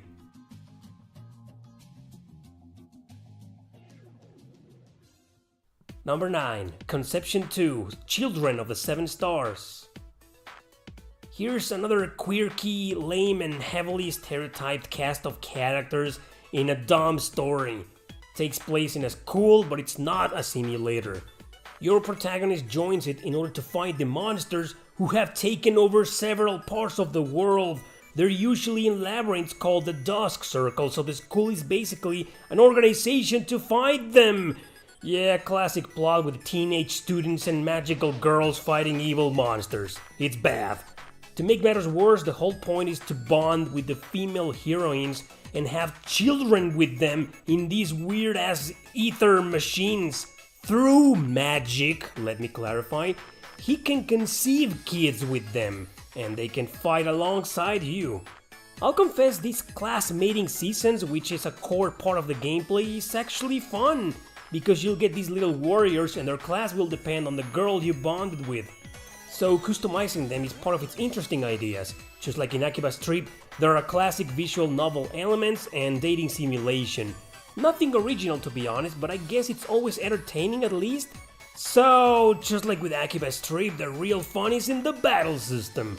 Exploring the dungeons to train or to find the boss and kill it will be your task, but the combat is quite original and engaging. It's a turn-based RPG where you'll be able to position your characters around the enemy or enemies. Attack power will depend on these positions because you need to decide which side of the enemy you'll damage first. Some are weak to certain attacks while strong at others. You and your female companion will take one spot, but the kids can fight in small parties of 3. Depending on which classes you mix together, the better they'll perform during battle. Honestly, the gameplay in this game is alright, it's fun, but this combat is simply superb. It might be the best reason you'll need to play this kinky RPG.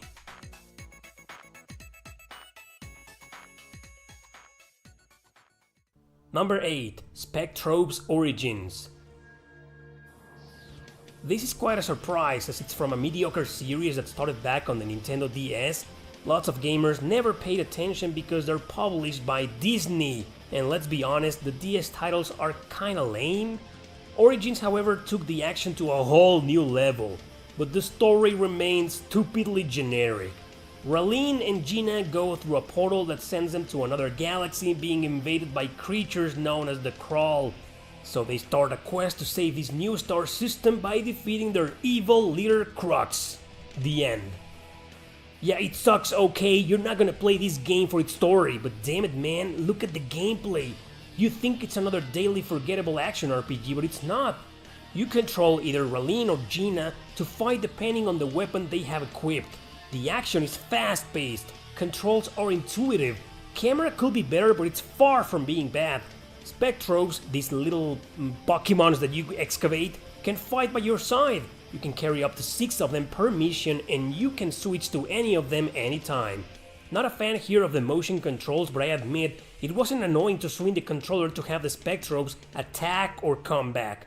Then there's the excavation feature. You need to use the controller to carefully remove the debris using a drill or a laser. Sometimes you'll end up excavating a fossil to get a new Spectrobe or a rare material.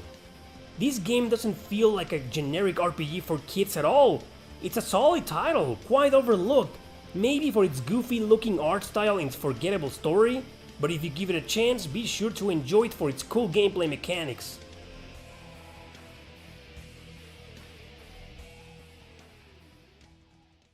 Number 7. Shadow Hearts from the New World. Also known as Shadow Hearts 3, it's the game that technically killed this underrated series. Why? Well, precisely because the story was bad. Previous games were dark, deep, well written and developed, taking place in several places of Europe and Japan with a strong focus on gothic art style. This third game centers around its comedic nature and its overloaded fan service. You control Johnny, a young and frustrated detective that's bored to death with trivial requests.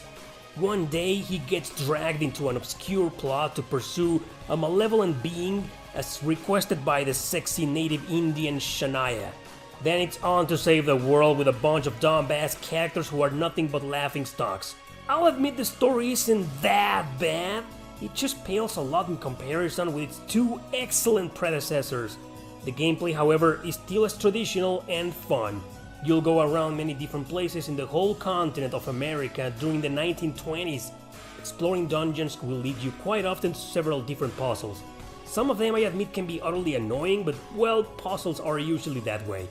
The legendary battle system returns with the same uniqueness as before. The Judgment Ring will appear after selecting your actions, and you'll have to stop the bar at the right time in the limited ranges to make them work.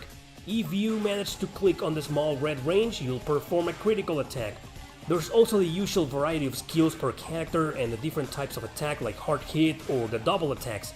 Shania is the central figure of the game, so she can transform into different elemental creatures to improve her stats.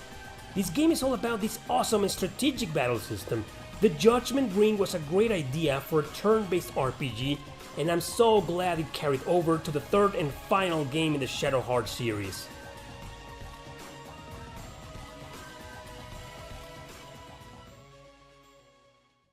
Number 6. Super Robot Taisen OG Saga Endless Frontier. One of the many games and spin-offs of the Super Robot Taisen universe. This game is also a comedy with a science fiction story that starts off interesting, but the more you advance, the more nonsensical it becomes. It doesn't take itself seriously sometimes, but when it does, it fails miserably. Overflowing with crazy-ass fan service, girls with monster boobs and sexual innuendos galore. It's nice to watch, I confess, but it takes away your interest in the plot. Haken and his android buddy Ashen explore ruins and shit, but one day they come across Princess Kaguya and decide to get involved. The point is to chase after the mech phantom who's out of control, while Kaguya performs a completely pointless pilgrimage around the world. This plot is so hard to explain because it keeps jumping from one thing to another, dragging on characters from other games like Cosmos from Xenosaga. However, it's not actually that bad of a story, and it might be the least worst in the list, but it's truly another game you'll play mostly for its gameplay. Okay, and maybe the boobs too. It plays in a traditional way of going from one town to another, but regularly you'll be back at the ship base. Areas will go from a variety of ruins to secret labs or technologically advanced centers. The battle mechanics are really fun as this game follows the awesome formula first seen in Namco Cross Capcom on the PS2. Characters will be positioned at the right side of the screen and they will attack through several combos. These commands are issued by pressing different buttons to create different combinations. So chaining them right will cause the attack sequences even longer, doing more damage to your enemies. It's so over the top that it goes beyond looking cool, as it is quite addictive to play. Because of that, however, battles can take too long sometimes, but it's okay if you enjoy it as much as I did. As I mentioned, Cosmos is a party member, joining for her own reasons, but you also have Reiji and Xiaomu from Namco Cross Capcom and the Project Cross Zone games. So overall, it plays like any other great JRPG out there with good controls and interface. It just so happens to have excellent combat, overshadowing its convoluted and overly ridiculous plot.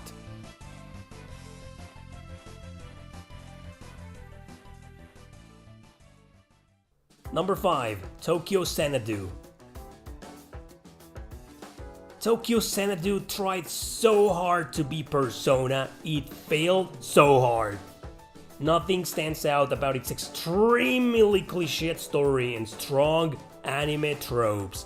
Every character is a classic shonen manga hero with magic powers, fighting monsters. A high school simulator that follows a group of students who join a secret organization to fight the mysterious gates corrupted by evil creatures. Alright, so it's a generic and overly used plot. What killed the game for me, however, was its big attachment to idol bullshit.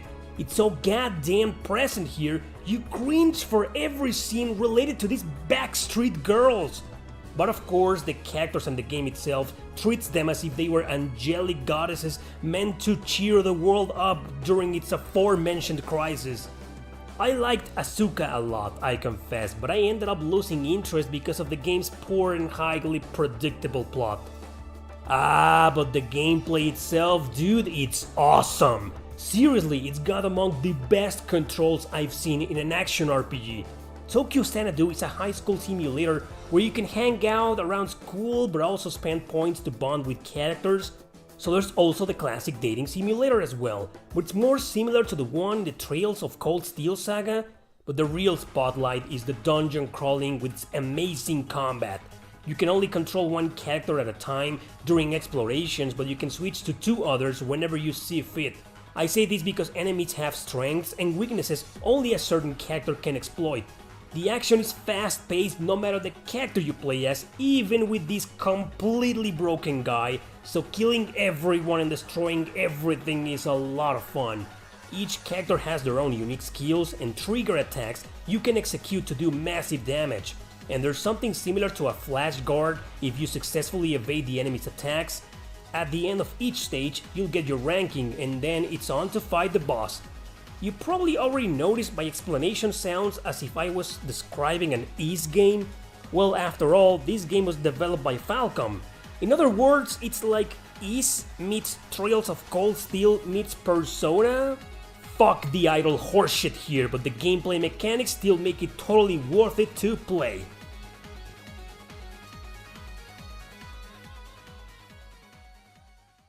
Number 4. Knights of Azure 2: Bride of the New Moon.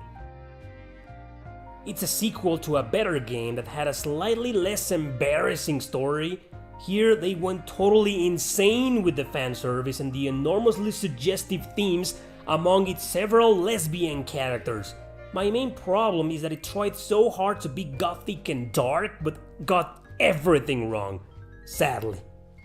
It's still kinda dark and interesting if you ask me. So the final boss kills your MC early in the game, but she comes back as a vampire. With the power of girly friendship, she'll embark on a quest to hunt down the queen and stop the natural cycle of the moon from ruining the world.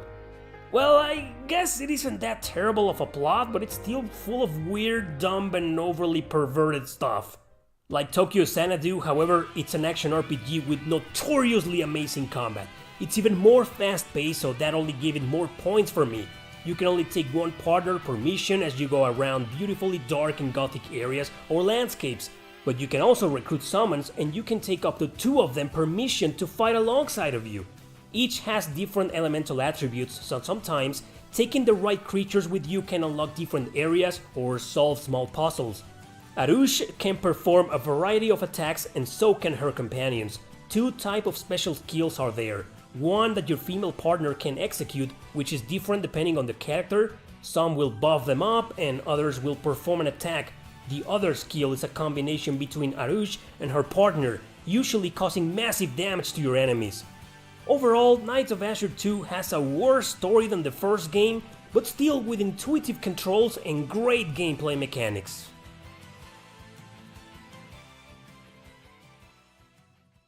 Number 3, Valkyria Chronicles 2. Once again, we have a story that's not that bad, but it's nonetheless ruined by its horrendous cast. Avan is one of the worst main characters I've seen in a video game. He joins the military school to defend his hometown and look for clues on his dead brother. This during a new civil war in Gallia that involves a rebellious uprising between nobles against the Darksen. So you see, the premise is actually interesting, playing heavily on racism issues. But a school simulator? Seriously? In a Valkyria Chronicles game? Every stereotype in the book is here, from the nerdy and edgy character to the clueless airhead girl. Include Avan and his despicable, non-contagious laughter to create a plot catastrophe. However, the incredibly strategic combat and brilliant map design is back, which means the gameplay is still awesome.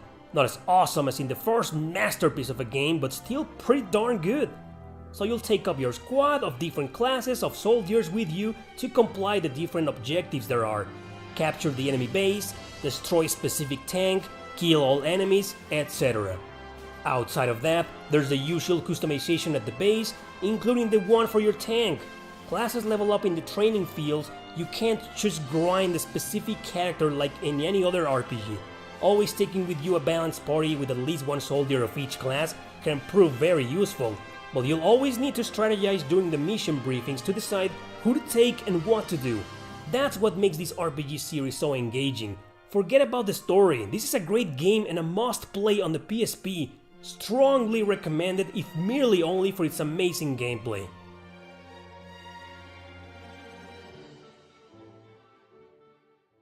Number 2, Fire Emblem Fates. So there's 3 games, but they all have the same story, although from different points of view. Corrin lives peacefully with his or her family depending on the gender you choose. One day they're kidnapped because it just so happens that he or she actually belonged to the enemy family. Birthright lets you play on the side of that family, Conquest on the initial family, and Revelations with none. So you see, the concept was actually really cool, but the execution was a cringe-worthy disaster. How the story was told sucked balls big time, not only because they included every single cliché in the book, but also because a lot of the characters' personalities, dialogues, and reactions seemed so fake, so forced. But the romance simulator was just, am I playing a Fire Emblem game or a friggin' anime teenage drama? Other than that, the gameplay is classic Fire Emblem at its best, carrying over the pairing of characters during battle from Awakening. Map design is quite clever, so it feels very compelling for the most part. I actually like that you have your small compound to take care of, including shops and a shrine. The fact that the enemy can invade it at randomly and you as a player must defend it was another great addition.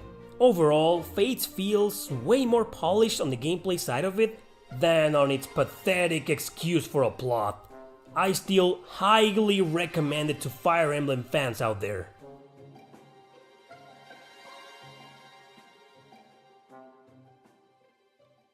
Number 1, the Atelier series, almost all of them.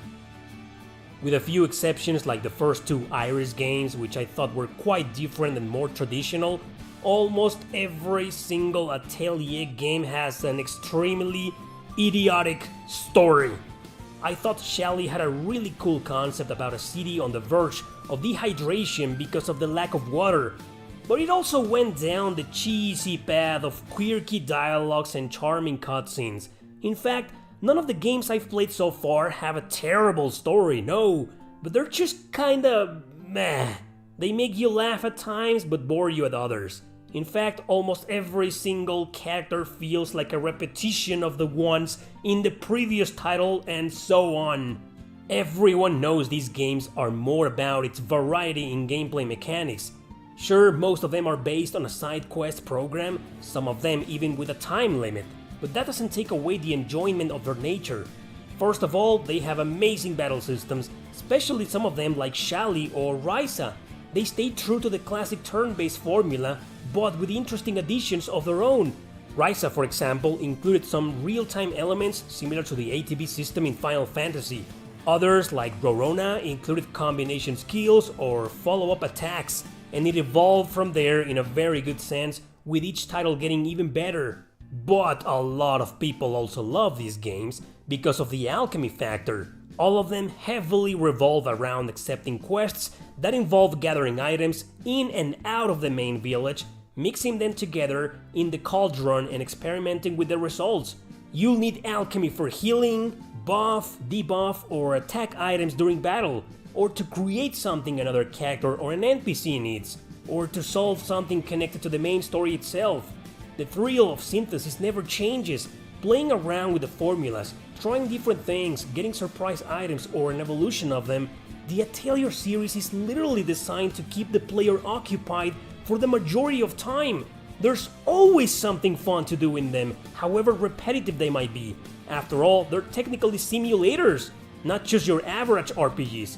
I just wish the plots in them could be more interesting, less cheesy, maybe more mature. Perhaps I'm just wishing them to be something they're simply not. If they had great stories and well-written characters, they wouldn't be Atelier games anymore.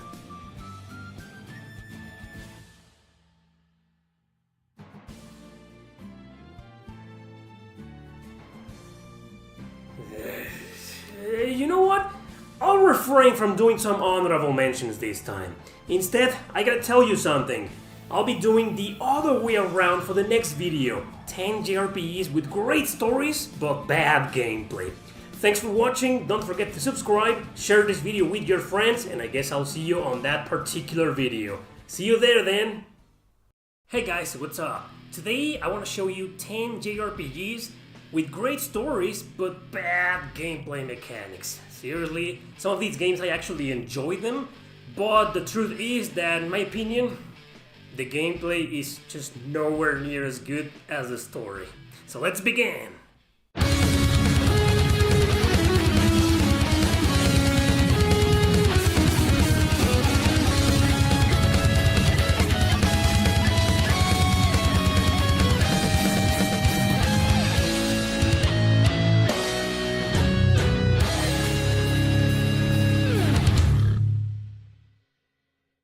Number 10.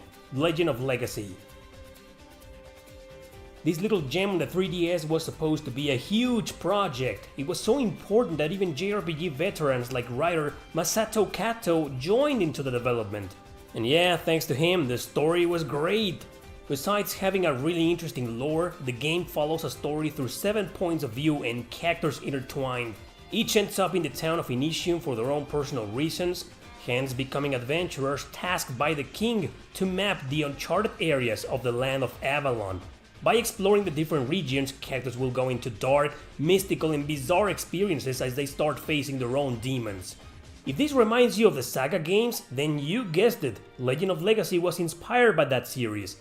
Too bad the gameplay itself proved a boring, repetitive and uninspiring challenge for gamers worldwide.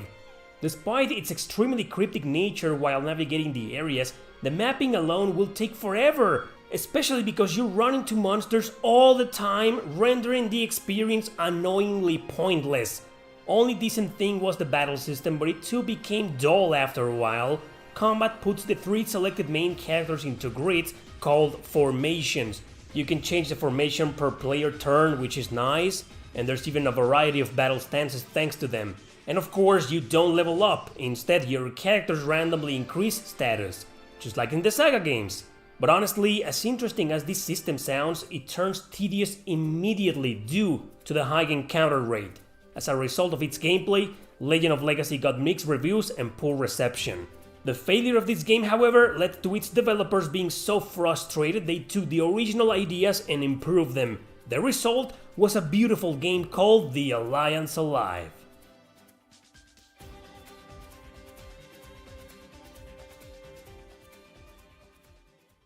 Number 9. Mimana ER Chronicle. This one is very lighthearted and it acts more like a comedy of some sorts. I found Craze, the main character, extremely funny. He's an edgelord with zero patience and really cynical comebacks. He's an asshole alright, but a damn hilarious one. He accepts a job to become the bodyguard of Sophie, a young girl traveling to collect 7 gems. A dark plot is obviously related to their pilgrimage, of course, but during it, Sophie will also be joined by other characters, like Melrose for example, an obsessive magician that's even more hilarious than Craze. So I admit I included this game because it's one of the funniest games I've ever played, and that's exactly where its charm is. Not the greatest story, but one of the greatest comedies. The gameplay though... It's an action RPG that plays like a very watered down version of any Tales game. Controls are bad, hit detection is bad, party members are controlled by an artificial intelligence, sometimes they help, sometimes they do absolutely nothing. Of course there's a combo system, skills, magic, and all the usual RPG battle attributes, and they're decent, but they're also ruined by the poorly designed combat. Navigation on towns is fine, but the camera or the view can often be an issue into finding certain things or places. Another major problem is the exploration in the dungeons. Areas are fine with this map, it's not as confusing as others I've seen so far, but the dungeons not only have zero music, they can be quite a pain in the ass to navigate through as they're unappealing and bland. Encounter rate isn't that high, but getting into battles is the last thing you want to do in this game sometimes. It's honestly not that bad, which is still why I think of it as a hidden gem. I really like this game, but I am very well aware on how its gameplay mechanics are sorely mediocre.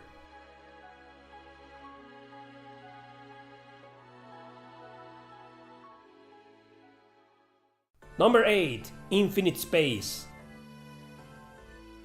Meet a really unique space simulator, but a very boring one. A rare game on the Nintendo DS that stayed in the shadows, perhaps for good reasons. Let me praise the story first though, as it truly had a fantastic concept.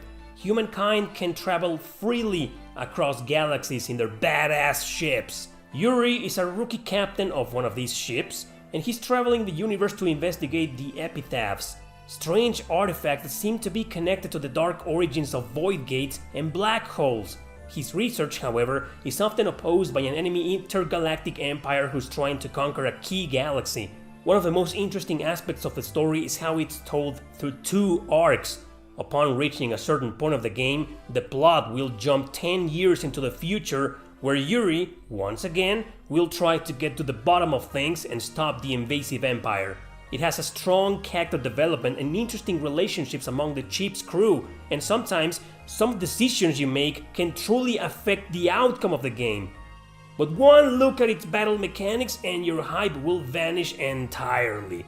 Slow, complex, convoluted, your ship faces off enemy ships. Battles occur in real time and you gotta wait for this hard to explain command gauge to execute your actions. Understanding it and controlling it's a pain in the ass because it also regulates moving and dodging. You know, this game doesn't have bad gameplay, it just has a bad battle system. If not for that, it would have been a masterpiece. To make matters worse, however, the entire game is controlled by the stylus. That speaks volumes, doesn't it? If you're wondering about the space simulator, or rather ship simulator, yes, there's one. It actually involves the management of up to 150 crew members and several design models. But I definitely didn't care too much for it. If you can find a way to enjoy the combat here, and if you're into customizing spaceships and exploring galaxies, I guarantee you'll absolutely love this game.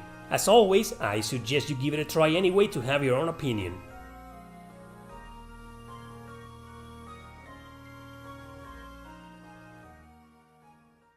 Number 7. Baroque. Baroque on the PS2 and the Wii was also a huge project gone wrong. And I'm talking about its remake, not the original version on the Sega Saturn, only in Japan, which was vastly different. It was developed by Sting Entertainment, famous for producing hard and overly complicated games. A visual novel, a book, a manga, and even various video game spin-offs based on it.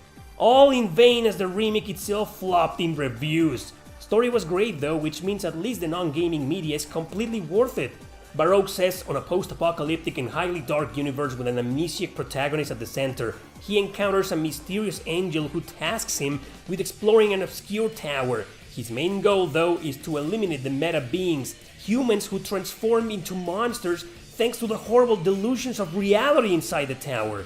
The plot involves human experimentation, questioning of religion, bizarre science fiction elements. It's awesome! But the gameplay completely destroys it all. It's a roguelike RPG, so it's very hard and rough like most of its kind, but this one plays also like an action RPG, where you can fully move and control your character. Yeah, with terrible camera, awfully dark graphics, and horrendous difficulty spikes. Collision detection works whenever, and because of the aforementioned issues, it makes some fights frustrating. And oh yeah, you die on any floor and you go back to the beginning to level 1 with all your items lost, like most roguelike RPGs. So for starters, since that genre isn't for everybody, therefore the game as well isn't for everybody, right? Well, I'd say this game isn't for anybody, it's for nobody, it's bad! I sound angry because I really dug the concept, the ideas and the plot of Baroque. I guess I'll have to settle with the other media connected to it and forget this remake ever happened in the first place.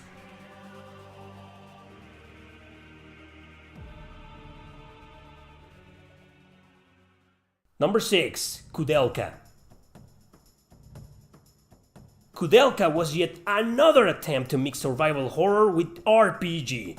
It didn't go wrong, but it definitely didn't go right either, but we'll get to that later.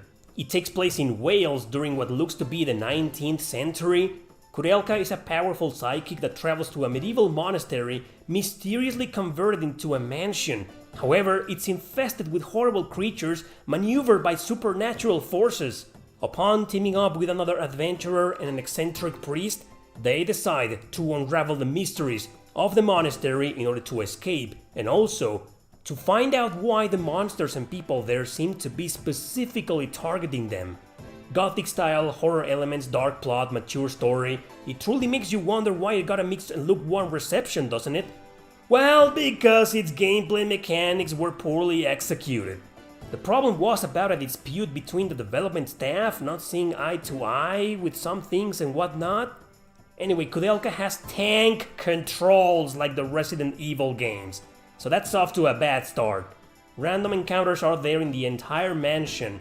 Rate isn't that high, but it can ruin your exploration and puzzle solving with battles that take just too long. No, you can't escape from them, a terrible design decision. Battle system isn't bad actually, but it doesn't really keep you immersed because of its extremely dull and repetitive interface. I guess it's original since it's turn-based, but characters can move on grids, weapons break, guns run out of ammo, magic is very limited, so while being classic, it can be annoying and frustrating. The whole point of the game is to go around the mansion looking for clues to solve mysteries and puzzles, but it's too damn dark to see in some areas that sometimes you can't figure out where to go or what to do. Imagine that situation being constantly repeated with random encounters getting in the way. Yep, it's not that bad, but it's bad nonetheless. Kudelka left the basis to Shadow Hearts, where developers learned from every mistake and nailed it. But I can't forget how the series' origins came from this convoluted mess of a game.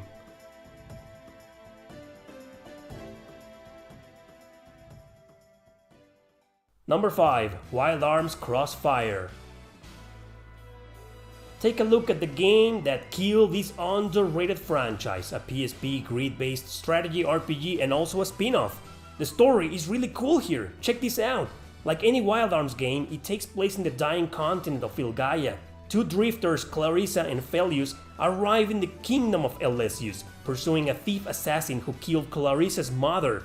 Her goal is to track down the killer, but unfortunately she ends up getting dragged into the harsh reality of the kingdom, especially since people believe her to be the lost but true heir to the throne. She then takes up arms to build a resistance army in order to fight the Empire and take down her mother's killer. This game has a lot of personality, and it could have been a true gem amongst the series, but as a tactical RPG, it just disappoints.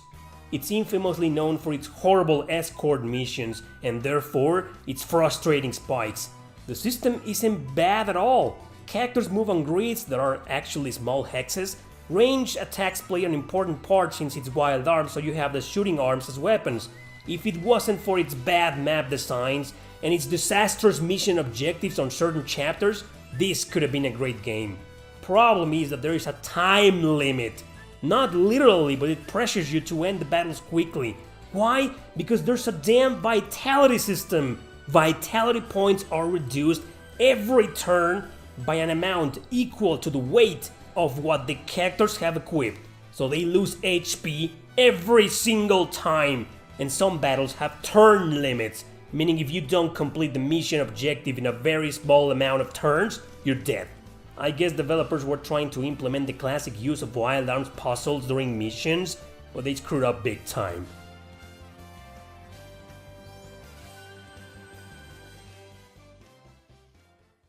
Number 4. Phantasy Star.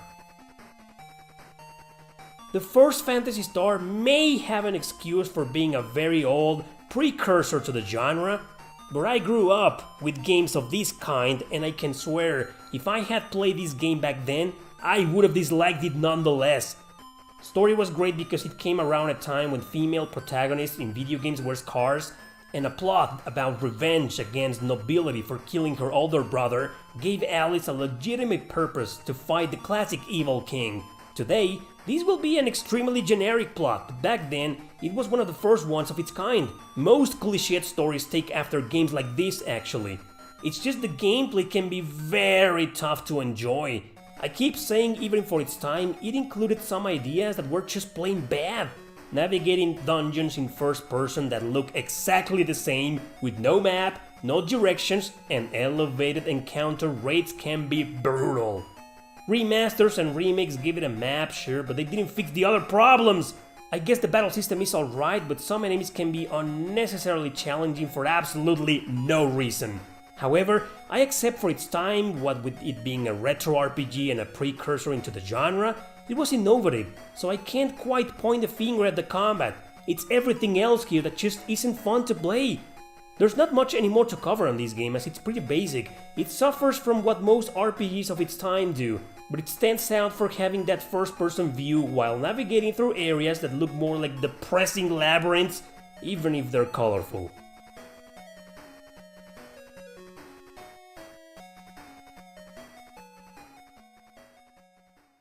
Number 3. Xenoblade Chronicles 2 Torna, the Golden Country.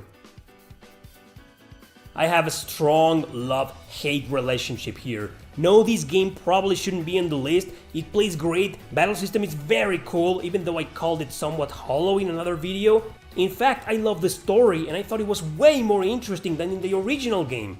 Laura became one of my favorite female protagonists quickly. I loved her personality, fighting style, and her troubles.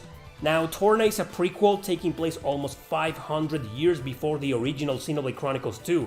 It explains most of the plot holes in that game and brings out clarity to other issues. Laura joins the quest of stopping Mallows while trying to find the truth about her missing mother. So the story is great, like I said, and I loved it. But I still put the game in this video, didn't I? There's a reason for that.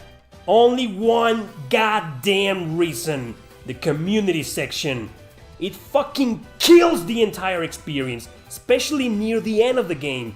It's a quest-driven RPG, sure, I was aware of that even from the start, but there's just too many boring quests to do. Most of them revolve around farming items for these or that character, and you have to do them to progress with the story. It's not that bad at the beginning, but at the end, the game does something simply unforgivable. You do not do this to the player, ever! There it goes, hyping you up for the final dungeon, story reaches its amazing climax, you're all set to go and kick some ass to face the final boss, yeah! Sorry, you need to raise the community level to 5, otherwise you can't go. When I reached this part, my community level was 2. To make it all the way to 5, you need to spend hours doing a million of those same lame-ass, boring and stupid side quests. Fuck this game.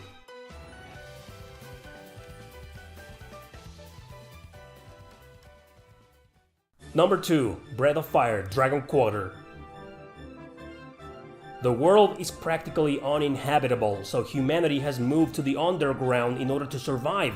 Mysteriously though, only the rich can be close to the surface and breathe better air. One day, Ryu, a low-level citizen, encounters Nina and saves her life. He finds out that she was part of a cruel experiment made to transform her into an air purification machine. It is then that Ryu, betrayed by his best friend and accompanied by a new ally, decides to rebel against the government. Together with Nina, the party embarks on a quest to unveil the oppression of the government and escape to the surface.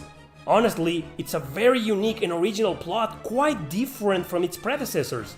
However, the story isn't the only thing quite different from them. The gameplay takes the turn to a much bigger level, but on the negative side. The whole point is to head upwards to the surface while fighting enemies and collecting keys to open doors. Problem is, the game forces you to use its horribly designed SOL system, which stands for Scenario Overlay System.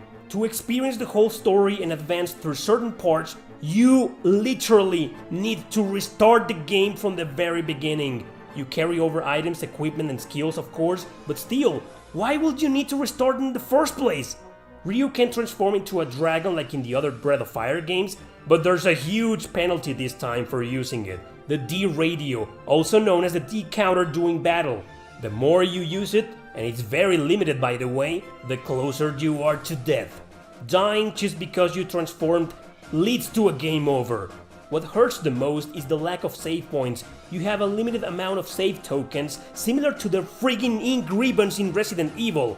Of course you can use the classic save and quit feature, but once you reload, that temporary save file is gone forever. Why do you need to restart the game in order to make real progress? Why do you die when transforming into a dragon when that's the whole point of Breath of Fire? Why do you limit the transformations in an extremely hard game? Why change the gameplay mechanics? Why change the battle system? Why limit the save points? Why does this game even exist?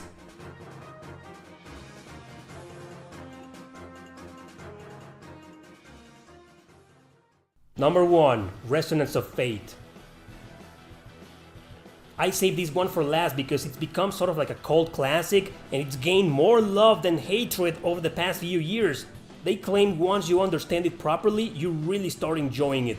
I've said the same things about other RPGs before. A great example is Valkyrie Profile 2, right?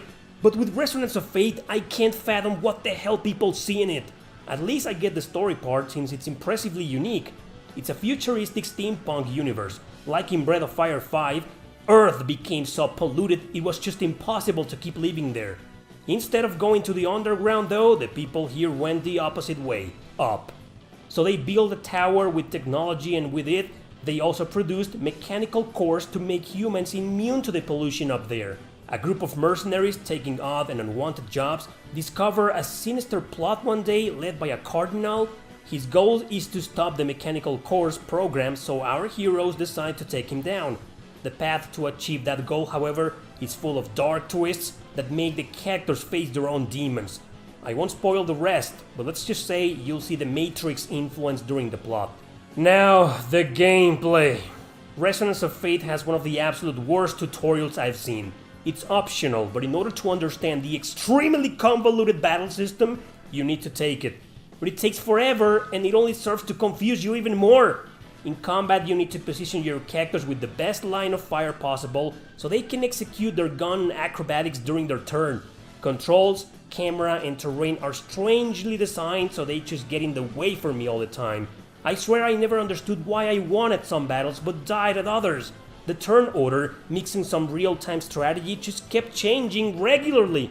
And if only one of your characters dies, it's game over. Outside of battle, it's even worse. Moving from one location to another requires these hexes, and getting them is cryptic sometimes. Random encounters can pop in out of nowhere while you're doing this, so it gives you no time to ponder over their positions. I thought this was a pretty stupid idea for a map design. Nowadays, I am on the minority here behind the gameplay's criticism. I can't stand it. I hate this battle system. I'm glad it gained more acceptance over the course of time, as I think Tri-Ace and Sega need more love as developers.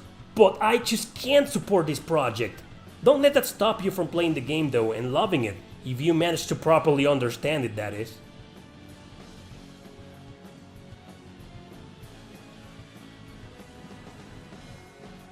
Seriously guys, just give these games a chance if you can and enjoy them. Just have your own opinion if you want to. If you can manage to get into them, good for you, more power for you. If you can't get into them, well, welcome to the club. As usual, don't let my opinion prevent you from playing these games and enjoying them. Thanks for watching, don't forget to subscribe and share this video with your friends. See you next time! Hey guys, what's up? Today I want to show you 10 great JRPGs released on the wrong console. If these games had been released on the right console, in my opinion, they could have done much better. Now, a lot of JRPGs were released on the wrong console too, right? But these have been ported, re-released, remade or remastered on the right console. The 10 you're about to see today, nope, they still remain exclusive, sadly, on the wrong console. So let's begin.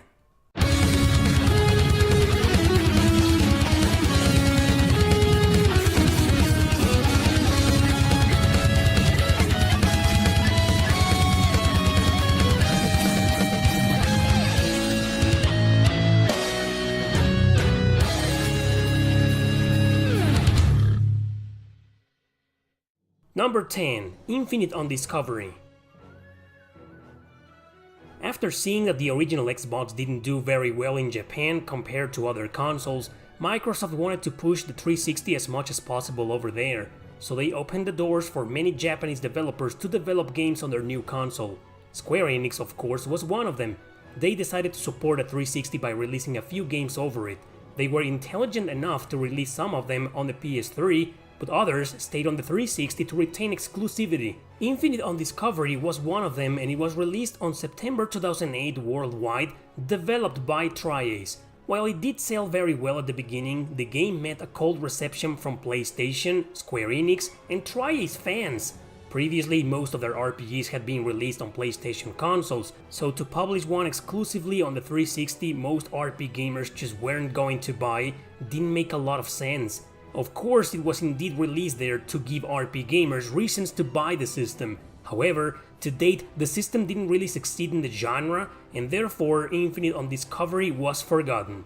And to be honest, this game just doesn't feel right on the 360 for some reason. I always thought its ideas would have worked best on the PlayStation 3.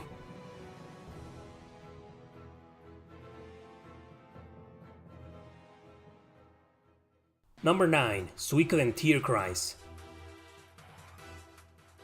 The Nintendo DS was the right console for many JRPGs out there. Nevertheless, it wasn't truly a good home for Suikoden Tear Cries. It's a spin-off of the Suikoden series and the last one ever to be localized. It sold fairly well in all regions, especially in Japan, but most fans didn't even notice it ever existed. Why? Because every single Suikoden game, even the spin-offs, had been released on PlayStation consoles. There's a reason why Konami went for the DS this time though. Suikoden 4 and 5 didn't do very well in sales, so the company thought Nintendo would be a better home to continue the series. Well, it seems they were wrong. Tear Cries is a fantastic game, perhaps not as good as the main titles, but great nonetheless.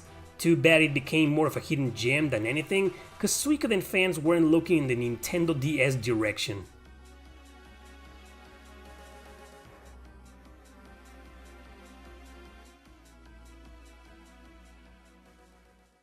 Number 8. Onimusha Tactics. Yes, the GBA was also an amazing system to develop and release RPGs for, but the Onimusha series, just like Suikoden, was always released on PlayStation consoles. Why develop a spin-off, a strategy RPG Tactics Ogre clone, on a Nintendo portable system? Yeah, I'm aware many companies started doing this with some video game series of all kinds of genres, releasing sequels or spin-offs on the enemy system. Well, Onimusha Tactics was one of many, and it remained exclusive to the GBA until its digital re-release on the Wii U Virtual Console.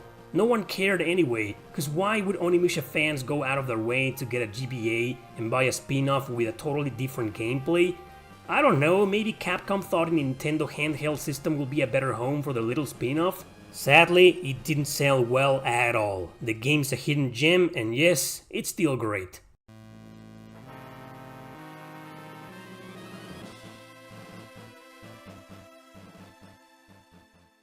Number 7. Ogre Battle 64, Person of Lordly Caliber. The Nintendo 64 was one of the biggest failures of all time when it comes to RPGs. We all know the PlayStation 1 is to blame for this.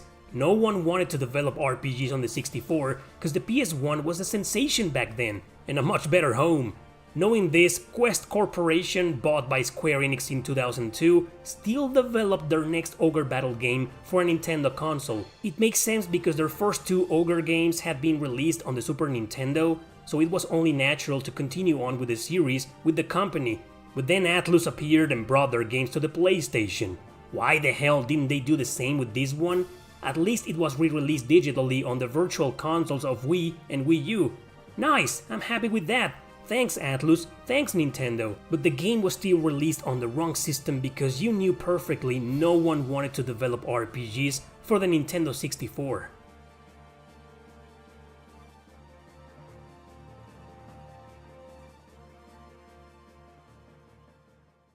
Number 6. Skies of Arcadia. This one was released on the wrong console twice. That's right, it was developed by Overworks, a division of Sega, so it makes sense for the game to be released on a Sega console. What doesn't make that much sense to me is releasing an RPG late in the year 2000 when the Dreamcast was on its secured path to failure. To make matters worse, Nintendo opened its doors to Sega so they could continue developing and releasing games at least, but it did so on the GameCube, another console that was weak in terms of JRPGs. Well, at least there's two consoles where you can play this game nowadays. Too bad their physical copies are quite pricey nowadays and there's no digital version or any other re-release whatsoever to date.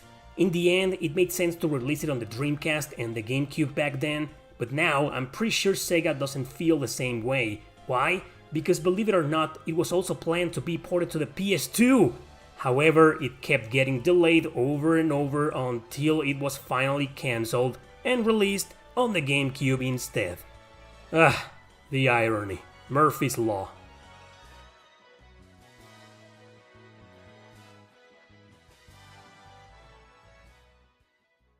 Number 5. Tales of Fantasia.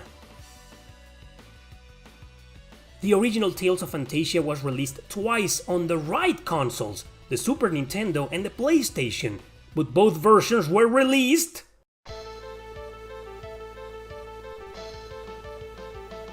so fans of the Tales series from the rest of the world wanted to have their own version of the very first Tales game ever made. Namco thought it would be a good idea to port the absolute worst version of it to the West, the Game Boy Advance release. It plays alright, sure, but the battles suffer from some serious lag, frame drop and slow animations, so imagine the collision detection which renders the game totally unenjoyable in my opinion. Ironically though, it was well received at first and met with positive reviews? Huh. Well, sure I guess it's playable, but after playing the fan-translated original versions, it's so hard to play this one again. In conclusion, Fantasia shouldn't be in this video because it was released on the right systems, but the good version stayed in Japan, and we only got the version released on the wrong system. Had this been ported to another console like the PSP or the DS for example, it would have met a much better home in my opinion.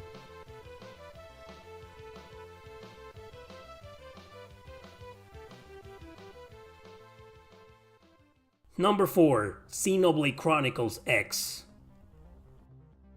There's no reason to over-explain this one, so I'll be quick. Xenoblade Chronicles was released on the Wii to a commercial fiasco thanks to the GameStop controversy. Thankfully, it was ported to the new 3DS. Another not so right home for it, but at least there were now two versions of it to play.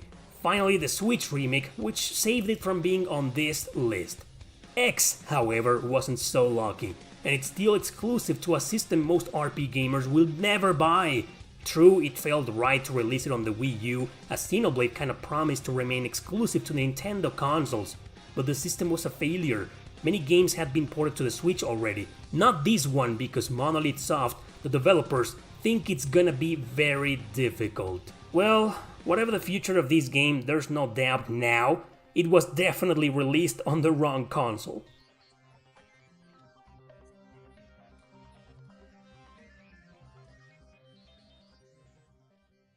Number 3. The Last Story. Some RPGs released on the GameCube and the Wii found these systems to be a good home for them. The Last Story, however, feels like it didn't. Still exclusive to the Wii with controls and graphics that could have been much better on the PS3. Sakaguchi's company, after leaving Square Enix, Miss Walker, focused on releasing their games on anything except PlayStation. Not sure why though, but I'm pretty sure there's an explanation. The last story was going to be a Japan exclusive until Operation Rainfall supported Exceed to localize it worldwide. The Wii was inferior in terms of graphics to other systems, and the ambitious nature of this game included gameplay controls that didn't favor the Wii mode a lot. It just doesn't feel like a game suited for the Wii like other RPGs. It sold well, sure, but after a while people just stopped buying it because of its late release in 2012. But because it was developed specifically for the Wii, it couldn't be easily ported to another system, which in my opinion would have been more than ideal.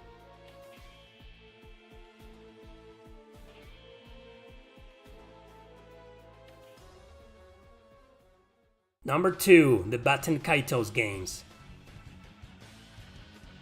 These pair, like some other JRPGs released on the GameCube, were specifically developed for it. In fact, it was precisely due to the lack of interest in developing RPGs on the GameCube in Japan that Nintendo asked Namco to release them there, so Monolith Soft and Tri Crescendo developed their first game with that in mind.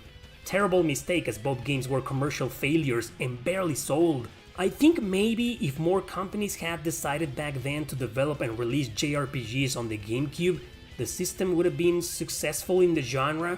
I understand Nintendo struggled a lot against PlayStation consoles, as they just seemed much better to develop RPGs for. It worked for their portable systems like the DS or the 3DS, but not enough support was there, even from them, on their home consoles. And that's the harsh truth of it, which meant both Baten Kaitos and some other good JRPGs on the GameCube and the Wii were definitely released on the wrong console.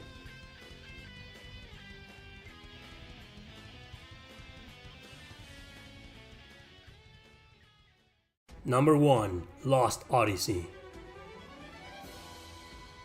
Mistwalker stayed away from the PlayStation. Square Enix was releasing their main Final Fantasy games over there, so the only way Mistwalker thought to really compete against them was to release their first RPGs for the Xbox 360. Not a very intelligent decision, to be honest. Back then it might have felt as the best course of action, if you remember what I said when I covered Infinite on Discovery. But it turned out it wasn't. Nothing could compete against the mighty PlayStation legacy on RPGs or the Nintendo portable systems. So obviously Mistwalker moved on to the DS, only to fail again. But that's another story. Lost Odyssey was released exclusively to the 360 to a commercial success, surprisingly, just like Blue Dragon had done before. But Dragon felt kinda okay on that console, like here's your RPG exclusive for it. But Lost Odyssey just didn't. And now that everything Microsoft is considered weak when it comes to JRPGs, it's disappointing to see this masterpiece is still exclusive to the 360. Yes, it sold well, but it obviously would have sold even more had it been released on the right system, like the PlayStation 3 for example. So then, it could have rightfully destroyed Square Enix's Final Fantasy 13.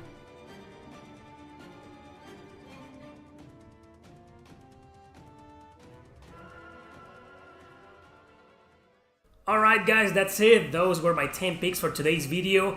The list of honorable mentions could go on. I'm looking at you, Sega. Okay, well, a lot of Sega JRPGs I'm pretty sure were released on the right console, but nobody knew the Sega Saturn, the Sega CD, or the Dreamcast will fail miserably outside of Japan. Anyway, hey, don't forget that my latest books are available on Amazon, links in the description below. Thanks for watching, don't forget to subscribe and share this video with your friends. See you next time!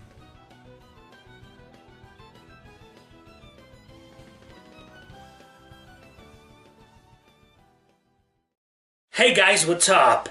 So I've covered every single console that is worth covering, of course, when it comes to most unknown JRPGs. Except the modern ones, because you know, most of the modern games are fairly known. Even the ones that are most unknown are still fairly unknown. They need more time to be very, very unknown. So today, I'm finally going to cover the most unknown RPGs of all time. Like the most unknown JRPGs ever. And I'm not gonna cover digital-only games, which means all of the games you're about to see today have a physical release and also a North American release. Oh yeah. So welcome to my top 10 most unknown JRPGs of all time!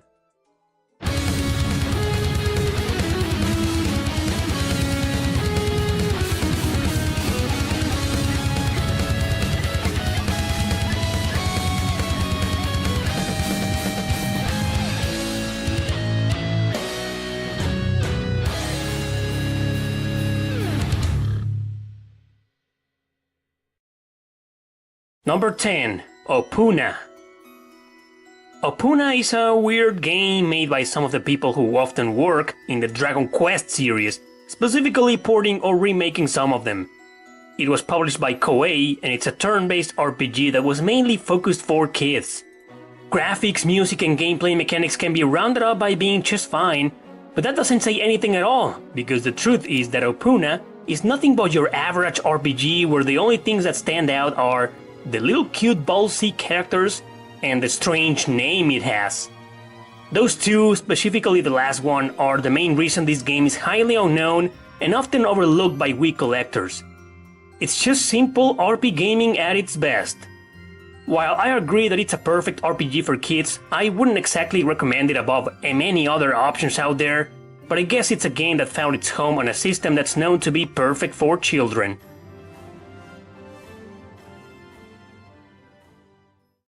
Number 9. Tsugunai Atonement.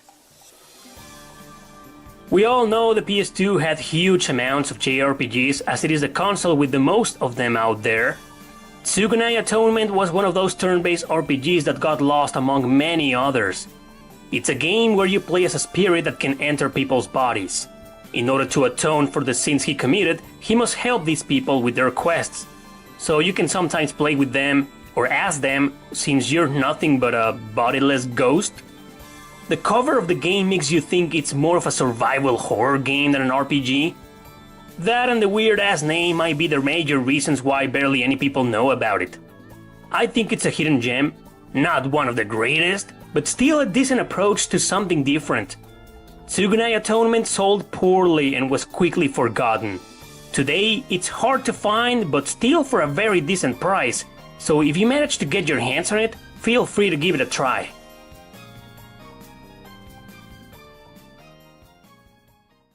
Number 8. Crystal Warriors. The Game Gear isn't known for its RPGs, sadly, so it barely had any. Crystal Warriors was one of them, but since it was poorly advertised and sold as merely a strategy game, many people overlooked it. This game was the very first JRPG to be released in Japan and localized in North America.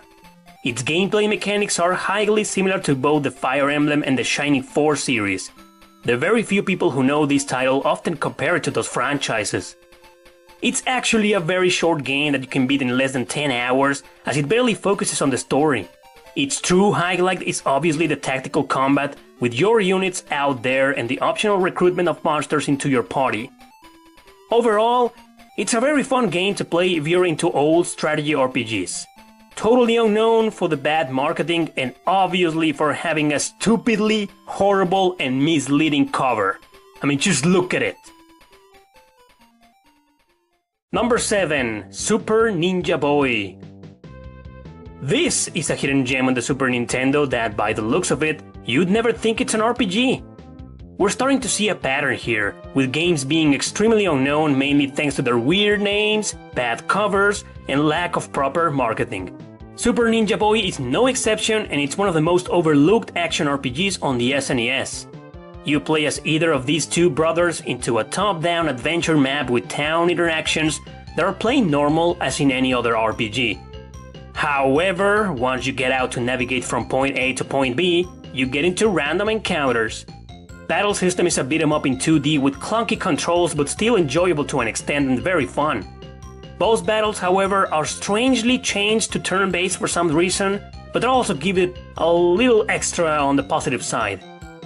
It's a fun game, again being mostly for kids, also with a 2-player co-op mode.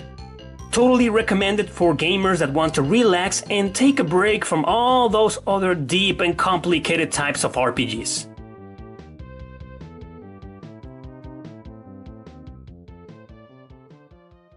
Number 6. Metal Walker. It's no surprise to see many RPGs for kids in this list, because that's something that almost nobody cares for. They may be popular in Japan, but everywhere else, if it isn't Pokemon, it fails miserably. Metal Walker tried to be one of the many competitors for Pokemon, this time adding robots instead of monsters. It plays very similar as a matter of fact, and the battle system takes place in these two-dimensional pools, as if you were playing arena battles. Metal Walker is nothing special, but it's still an okay game. The reasons why it's very unknown might be because everything just seems wrong. Name doesn't say anything, Game Boy Color wasn't exactly known for its RPGs, and it's just one of those other 1,000 Pokemon clones out there that just didn't sell well.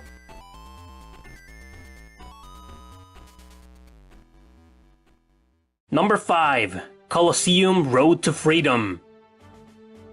That name and the cover should be enough reasons for you to understand why this is one of the most unknown JRPGs on the system, if not the most.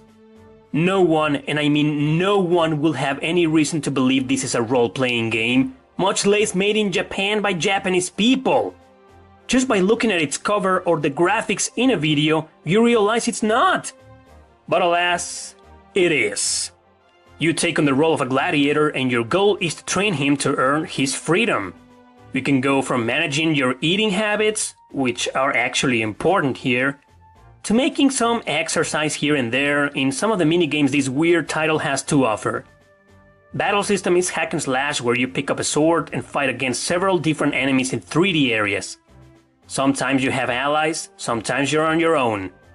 Overall, Colosseum is a fun game with an interesting concept for its gameplay mechanics, but it gets really old and repetitive over time, so I can't exactly recommend it.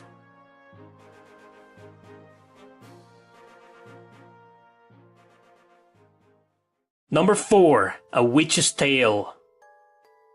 Hitmaker, one of the worst JRPG developers of all time, who also made Blade Dancer, Dragoneer's Aria, and Last Rebellion, 3 of the worst JRPGs of all time, finally came up with something slightly decent here.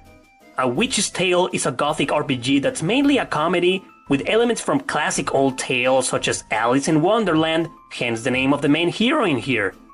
It's a turn-based RPG that plays in first person, but you can also see your character status below in the other screen.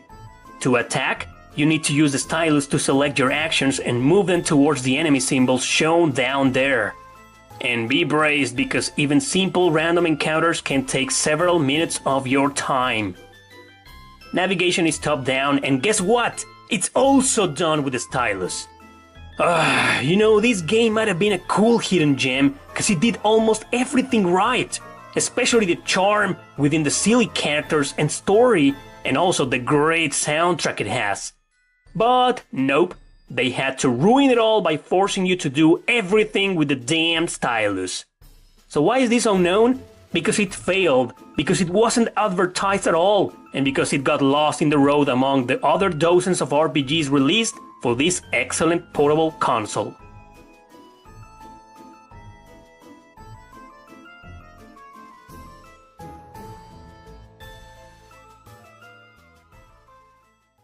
Number 3. Spellcaster. The Master System, just like other consoles we've seen in this video, also wasn't exactly known for its RPGs. Spellcaster had a decent cover, but it showed nothing of the genre within it or its images. You literally had to play the game to realize you were not just playing an average side-scroller, but an action RPG instead! You often get into scenes with other characters and towns where you need to talk to them and make some investigations about the whereabouts of the people who attacked your hometown. All this as you gain experience and level up to become strong enough to fight against all sorts of enemies here. It's a pretty short game. If you know what you're doing, you can beat it in less than 3 hours. It's very unknown because it was barely advertised and nobody told anybody it was an action RPG, so when people realized that, being the wrong market of course, just trashed the game and moved on. It also didn't sell well. Is it good? It's okay.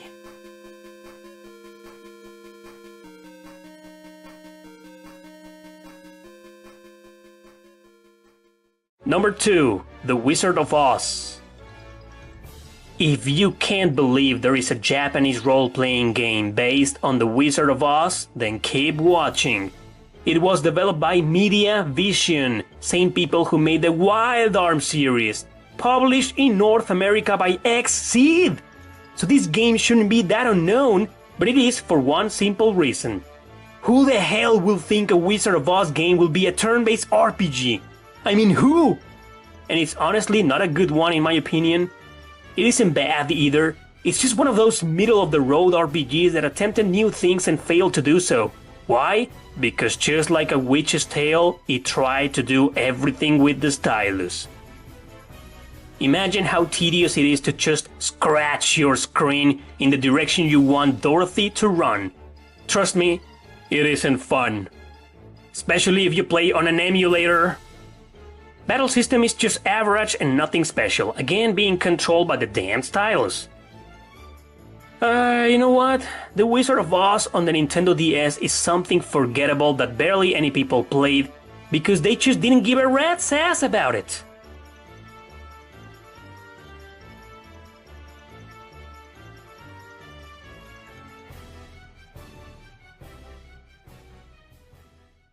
Number 1. Warriors of the Lost Empire.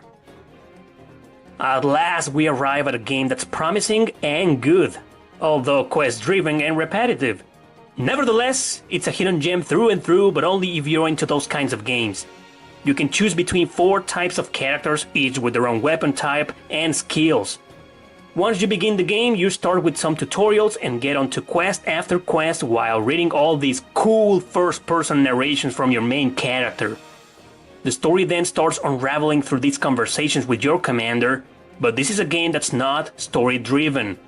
The dungeon crawling and hack-and-slash battle system are what stands out, as it is very fun to play.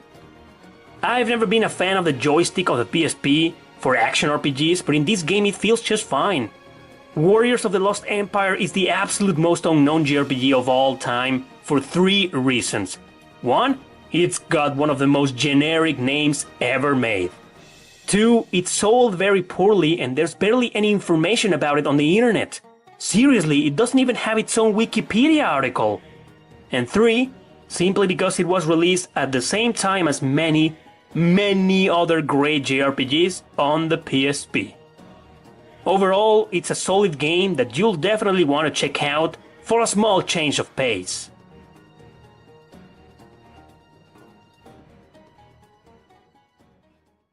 So those are the most unknown JRPGs of all time, in my opinion. The question remains now, will there ever be a part 2, maybe a part 3? Because I did come up with almost 30 titles that I auditioned for this video. So maybe a part 2, maybe a part 3 one day, I don't know. But as of now, consider this the most unknown JRPGs of all time. Thanks for watching, don't forget to subscribe and share this video with your friends. See you next time!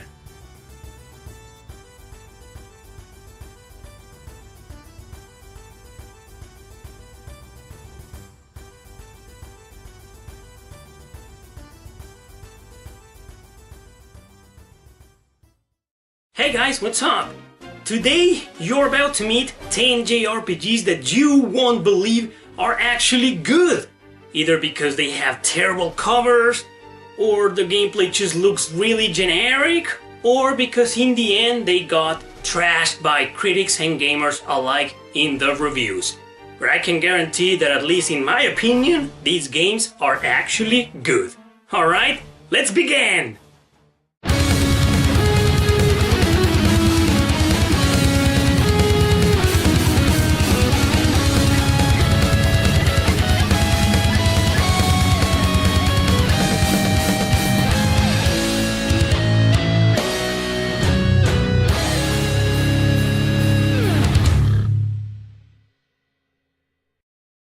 Number 10. Glory of Heracles.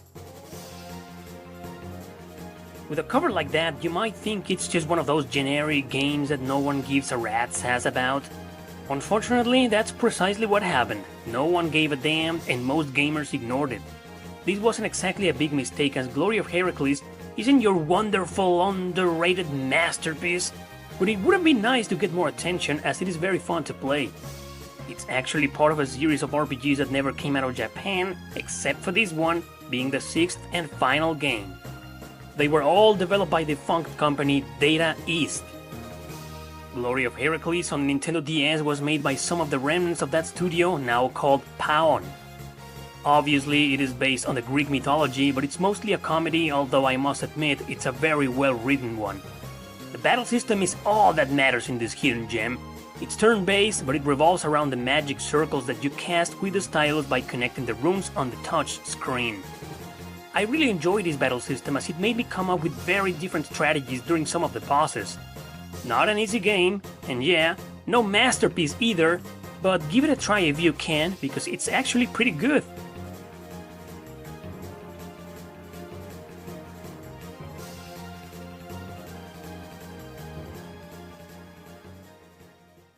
Number 9, Thousand Arms. It's another game that, by the look at its cover, you'd think is just another budget title and generic RPG on the system. It's not, and let me tell you, this is kind of unique. Story is yet another comedy with some serious perks here and there, but overall a laughing experience. Its English voice acting is legendary bad, but it's so bad it's actually quite funny. Battle system is also turn-based, but here you can only fight battles on one-on-one since the rest of the party mainly acts with supporting roles. Developing your strategies with these characters, especially during the bosses, is the key to exploiting the system and overall enjoying it. As you can see, the game has these really early CGI animations to create 3D backgrounds, with all the characters being completely small or super deformed during battle. There's also this dating simulation where you choose your replies to the girls in order to increase your intimacy level. The purpose of this is to have them imbue weapons with more power, something that actually is very important in the game. Overall, it's a fantastic adventure. Not what I will call a masterpiece, but an RPG that you wouldn't normally believe it's actually good.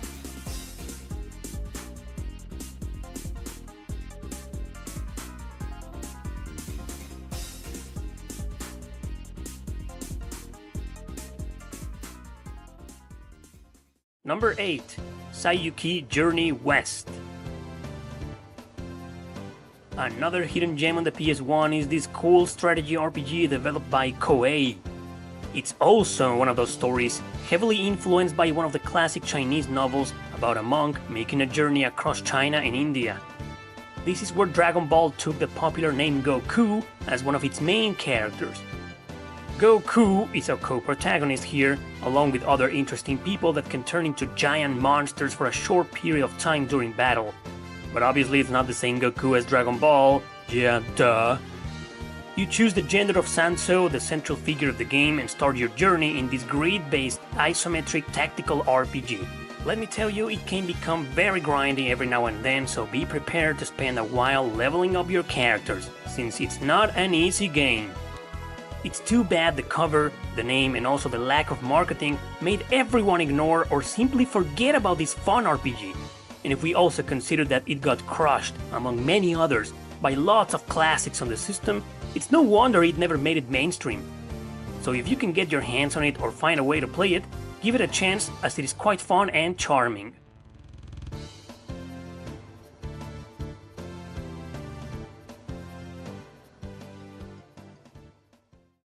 Number 7, Onimusha Tactics.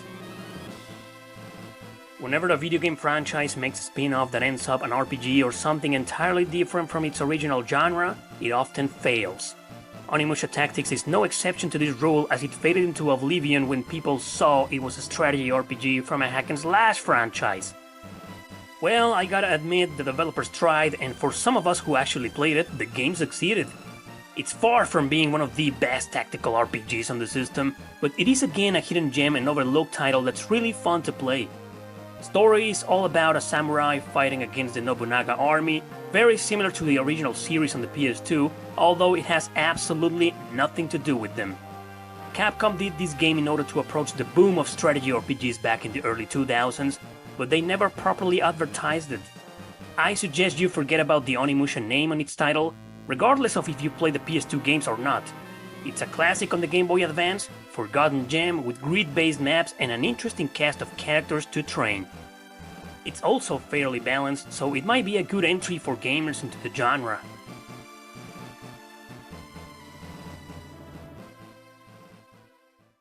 Number 6. Gikandia, the Timeless Land.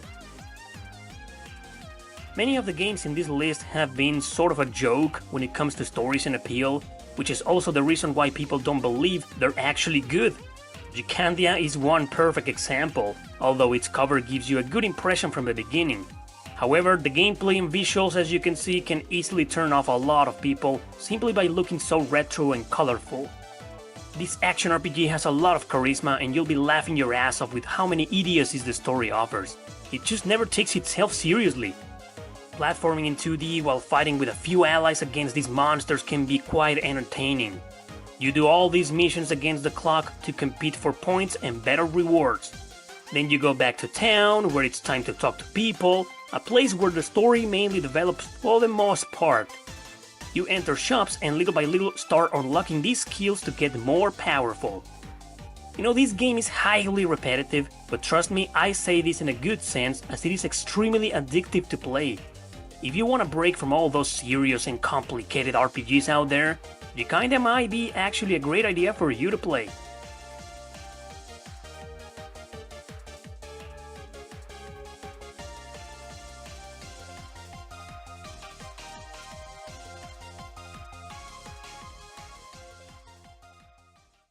Number 5. Asterisk Wars, Phoenix Festa. We've seen so far unknown and slightly underrated titles. RPGs that you won't believe are actually good. This one is based on a really quirky anime with a bad reputation, but thankfully surviving the transition to gaming.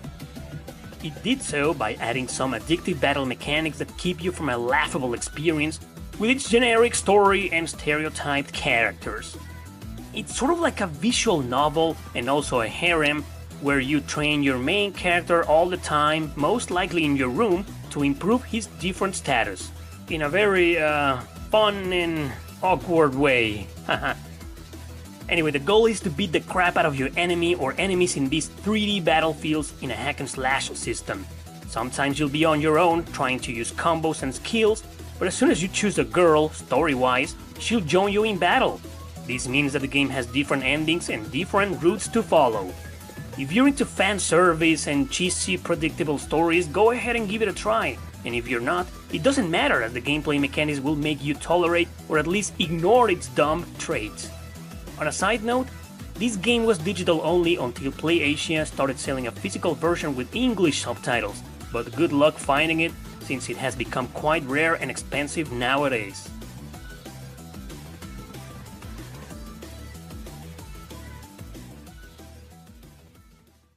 Number 4. Magical Star Sign.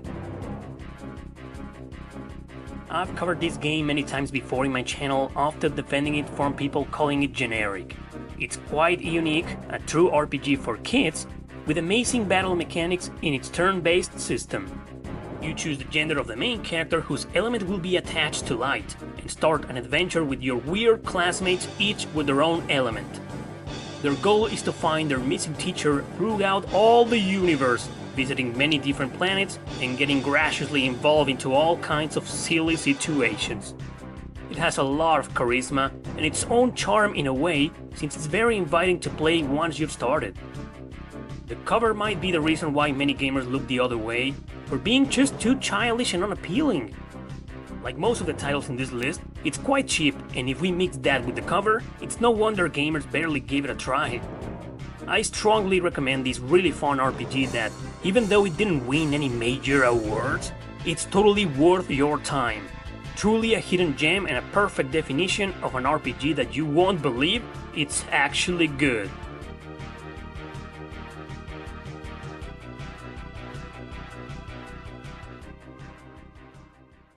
Number 3. Full Metal Alchemist and the Broken Angel, and Full Metal Alchemist 2, Curse of the Crimson Elixir. So these twins on the PS2 left a lot of people with little desire to play them, as no one thought they were action RPGs. Gamers and critics are very used to seeing successful anime or manga series exploring the video game world, often with a turn of mediocrity. I can't exactly blame them for believing these two games could be boring, generic, and uninteresting. What I suggest is for you to play them and have your own opinion, as you should, because they might surpass your expectations. Both games are directly connected and they follow the events of the series, but retold within a role-playing adventure. You can only control Edward in both titles, while Alphonse is managed by the AI all the time. First game has some weird camera issues and clunky controls, which might be the reason its reviews turned a lot of people away. Second game, however, the main feature in this top 10, fixed those things and turned my experience into a pleasant surprise. Even if you're not a fan of the anime, I'm pretty sure you'll get into them no problem. I cannot guarantee a superb adventure with these games, but at least I can honestly tell you they're pretty decent titles that you won't believe are actually good. Especially the second one.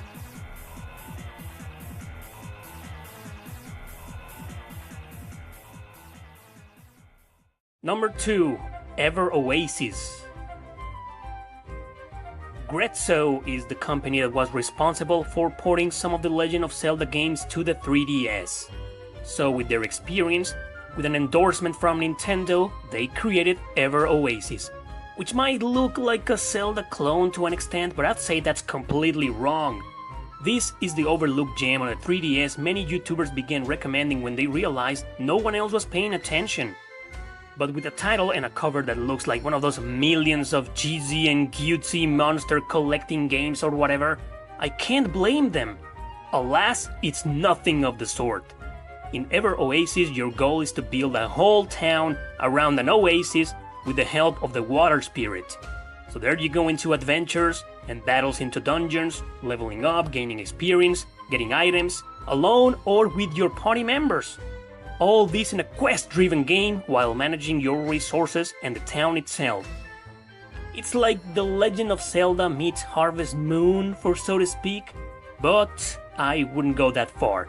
Ever Oasis is its own game, really fun to play, quite addictive as a matter of fact, and something that you just can't miss.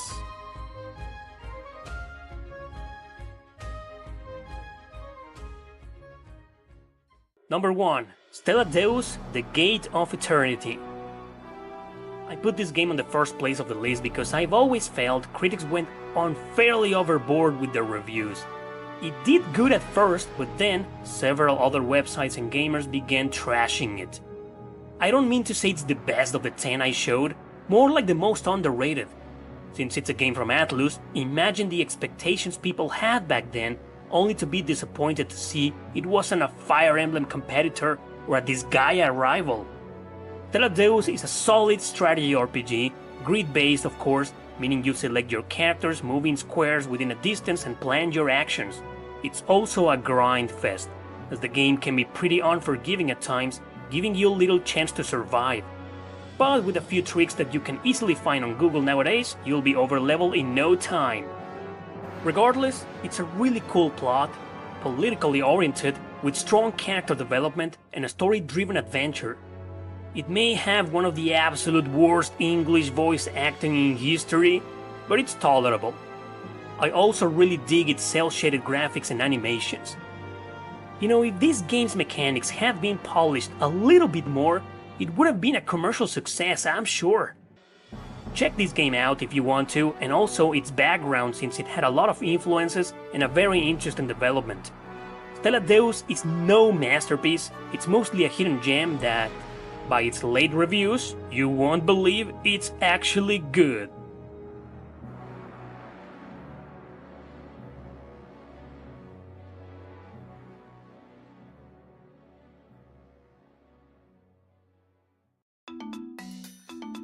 So that's it for this video, my friends. Those are 10 JRPGs that in my opinion are actually good. But in the end, it'll be entirely up to you whether those games are actually good. So go ahead and play them and have your own opinion. Thanks for watching. Don't forget to subscribe and share this video. What the hell are you doing here? I thought I trashed you.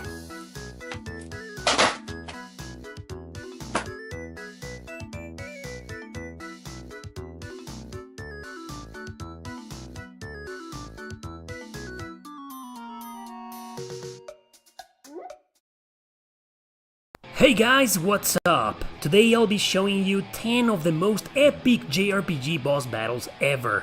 But I won't be covering final bosses or secret optional bosses, only story bosses. And since there's a tremendously big number of epic boss fights in JRPGs out there, this will have to be a series of videos. So welcome to part 1 and let's begin!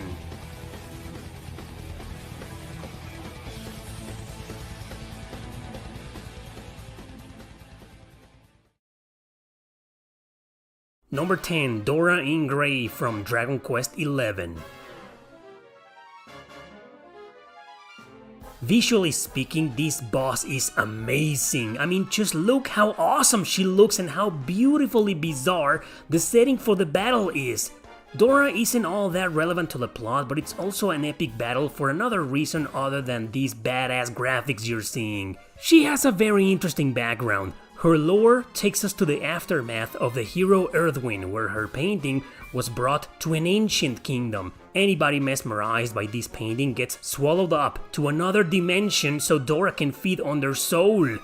I don't know about you, but that's pretty dark for a Dragon Quest game, which is one of the reasons why I love this boss battle. Of course, our heroes get drawn into the painting as well and end up fighting her to put a stop to her curse once and for all. This game has many epic boss battles, man, in my opinion, but the first one that always comes to mind is Dora. This battle was just that memorable for me.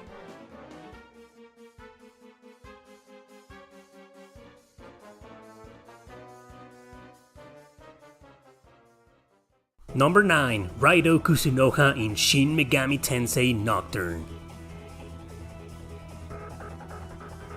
Many of you will pick Dante from Devil May Cry, am I right? Yes, that's an epic boss fight if you're a big fan of DMC, of course. Plus, the music theme was badass, so it's a close second to my pick for this video. I'm a big fan of Raido Kusunoha and his 2 games on the PS2, so when I learned that the remaster of Nocturne will feature this guy instead of Dante, you can only imagine how epic it felt. Even more so when I saw that damn cat talking and Raido appearing in front of my character. What an awesome battle! Seeing these 2 cool characters fighting each other out was a fan service dream come true. In fact, Nocturne got a few revisions in Japan when it first came out, one of them being called Maniacs Chronicle Edition. Dante was gone from this one, replaced by Raido, who had now his own little series of games. We never got that version, but I'm damn glad Atlus decided to use the Raido portion of that version for the remaster. Sorry Dante fans, but I'm staying with this version. It may not be as epic as the super ultra hard optional boss in Digital Devil Saga, which is actually the Demi-Fiend himself, but I'd say it's a close second. Or you know what, first, since I said this video wouldn't include optional bosses.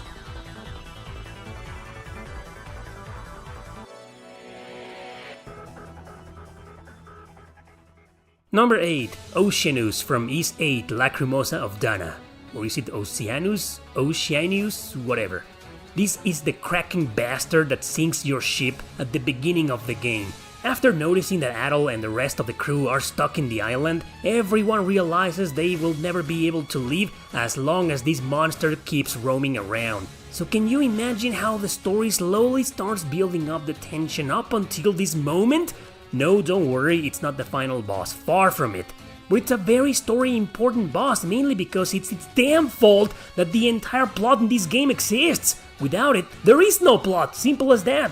The battle itself takes place in the ocean. Your characters obviously have an accessory equipped so they can breathe and move around underwater. All this while the rest of the crew are under Dogi's command on the surface, trying to fight the monsters while revolting. It's such an epic moment when you see everyone gathered up there, putting their faith and hope in Adol and Dana. Fighting deep in the ocean is also very beautiful and a unique experience, which only adds to the awesome factor of this game. Definitely the most epic boss battle here, besides the final boss, of course.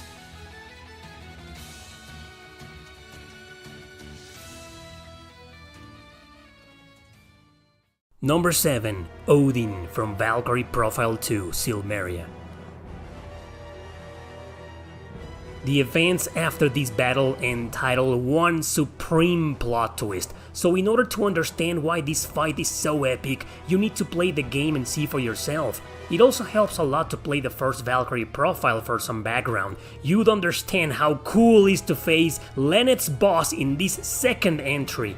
You fight him twice in a row, only with a cutscene in between. Unfortunately, the layout of the battle is weird, but it can be greatly used to your advantage. It can get in the way sometimes, sure, however, you can use it for a breather if things get too tough.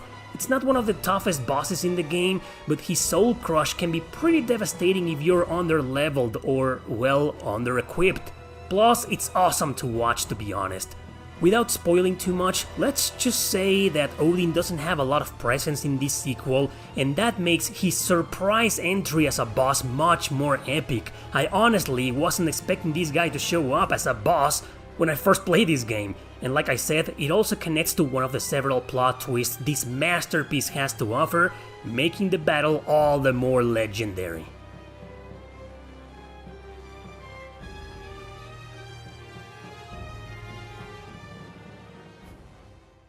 Number 6. Aryan Wrath from Trails of Cold Steel 3. Aryan Wrath is a legend that everyone and their mom keeps mentioning and praising throughout the Trails series. She's also the leader of these 3 annoying female knights that you fight multiple times in the games. However, when you finally face her for the first time in Cold Steel 3, alongside her 3 disciples, it's such an epic moment full of excitement, especially because one special character joins you, one very powerful badass warrior that you were probably waiting for during the Cold Steel games. That's right, Aurelia Le Guin. Yet another character the game speaks wonders about at every chance, the Golden Rakshasa.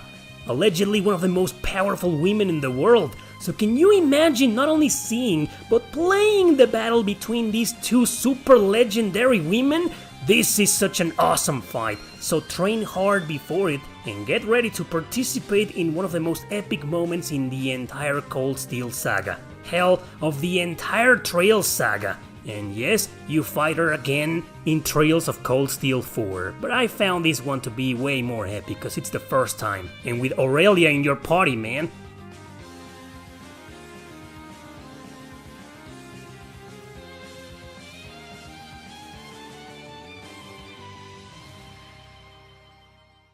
Number 5. Maxwell from Tales of Exilia.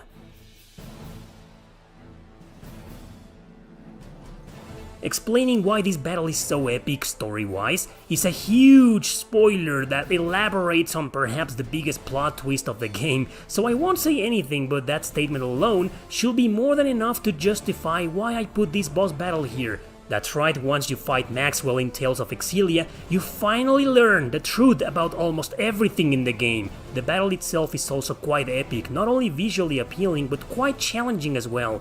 I always think that fighting a boss this hard makes the player feel like they've earned a greatly written scene, hence why it's epic. Sometimes we fight very hard story bosses and they give us nothing plot-wise or something almost irrelevant.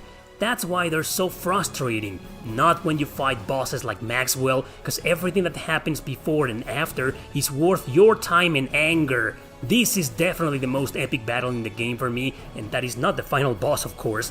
You'll probably agree, especially if you're a big fan of Mila.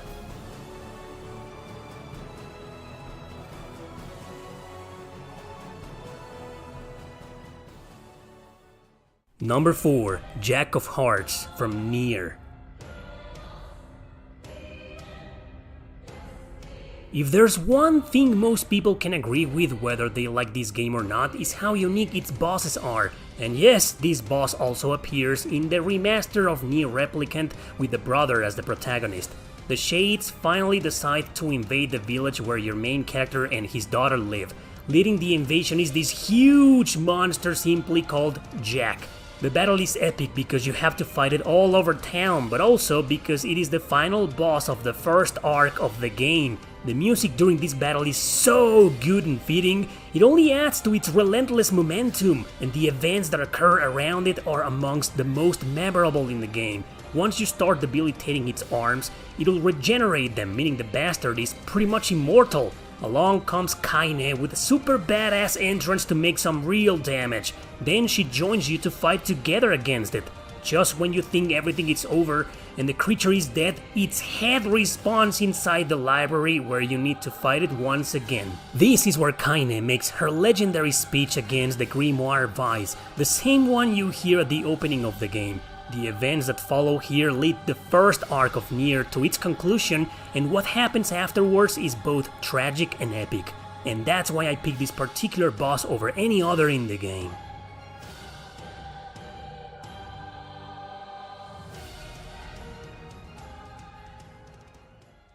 Number 3, D and J from Xenoblade Chronicles 3.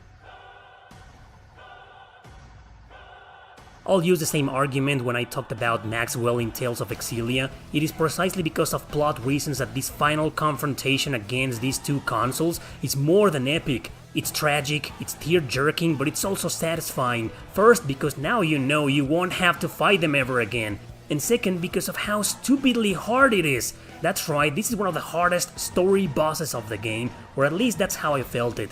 It's also really long, but there's a reason why it is, and that is to make everything worth it after you beat it.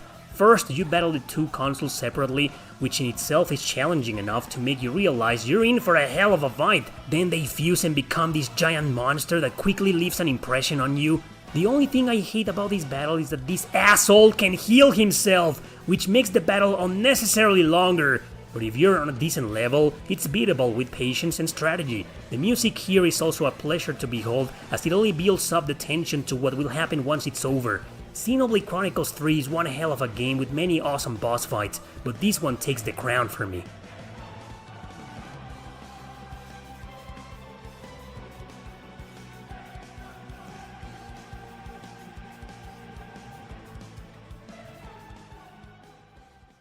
Number 2, Luca Blight in Suikoden 2. So many epic boss battles in this game, and you bet your ass I'll add at least one more in part 2. But no other battle can surpass in epicness the largely anticipated Luca Blight fight. I won't spoil anything story-wise in case you haven't played this game. I don't even know why you haven't, by the way, but if that's the case, maybe wait for the upcoming remaster next year. Trust me, it'll be so much worth it. Anyway, the fight consists in 3 battles in a row, so you'll have to face him with 3 teams of characters, one led by Flick, one by Victor, and one by Ryu, the main character. Obviously, I suggest you bring over your best warriors, and if they're under-leveled, train them for a bit, equip them good, and hammer up their weapons. Yes, I know hammer up doesn't make any sense, I made it up and I don't care. Anyway, if it's too much trouble for you, I recommend having at least 2 or 3 badass fighters per team, but I feel at least Victor, Flick and Ryu must have the best equipment and level available at that point, especially Ryu for his duel with Luca after those 3 battles. He's one tough mofo, but he can be taken down with a little luck and endurance. Need I really explain why this battle is the most epic in the entire game, even more so than the final boss itself? Luca is one of the most popular and most memorable antagonists ever in the history of JRPGs. It's no wonder why it often appears on lists of the best villains. He is one evil bastard, so of course it feels awesome to take him down in this masterpiece of a game.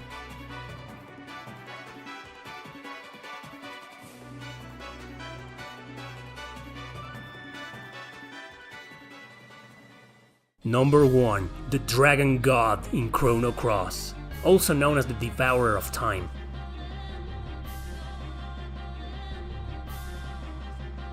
This is a spoiler battle, so I'll refrain from elaborating on why it's so goddamn epic story-wise. Just know that when you arrive to face this creature, it'll be an unforgettable experience, definitely amongst the most memorable of the game. The battle theme used here is by far one of the best and most epic out there, and it perfectly blends in with the entire process of the fight. I say process because after several hits, the dragon will take you to an elemental setting of the world, where it'll be preferable to attack it with the opposite element. Rinse and repeat for every element until you're back at the same place you started the fight. That's when it'll become real nasty. I lost numerous times against it during this last phase, but everything you and your characters went through before this point makes it 100% worth it before, during and after fighting this battle. It's so memorable for its difficulty, its phase shifting, its incredible soundtrack, and its importance to the story. So I apologize for including a strong spoiler boss here, but damn man, it needed to be here, and on number 1, absolutely no less. It's the most epic JRPG boss battle I've ever experienced in my entire life.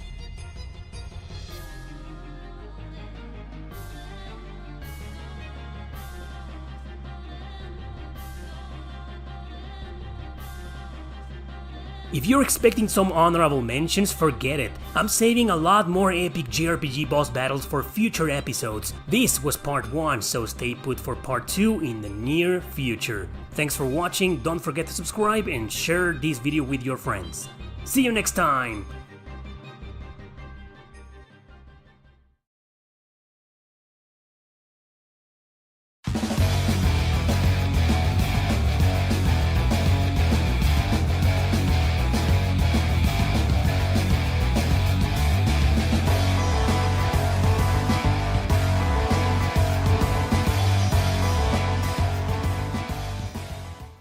Hey guys, what's up? There are a lot, and I mean a lot of JRPGs with truly high and atrocious encounter rate, aren't there? I could easily make a top 50, no problem. But I chose 10, only 10, the 10 that I think have the highest encounter rate of them all. And if you think this was bad, oh boy. You ain't seen nothing yet, man. Yeah, let's begin.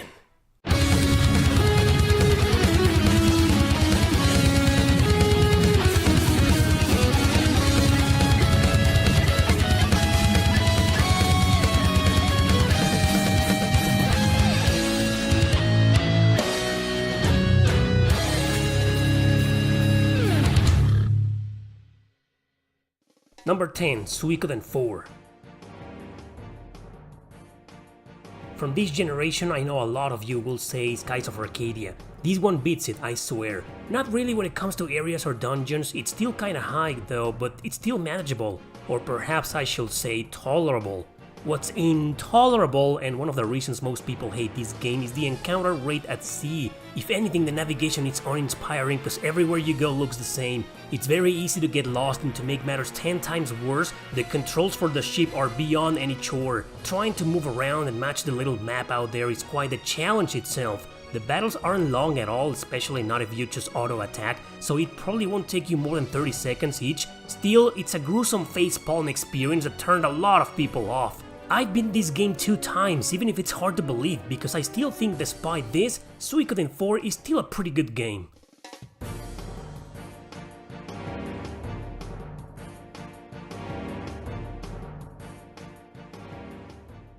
Number 9, Phantasy Star 2. It's not as high as others you'll see here, but still, it's exhausting and viciously removes your enthusiasm for the adventure. Not to say the dungeons are horribly designed, so getting lost is a guarantee without a walkthrough. Those are the 2 worst possible combinations in JRPGs, getting lost with a high encounter rate. Other Phantasy Star games from this era have similar problems, especially the first one with its first-person dungeons, but I don't know why I always felt the second game had the worst encounter rate, though I get the feeling that long-ass dungeons are to blame.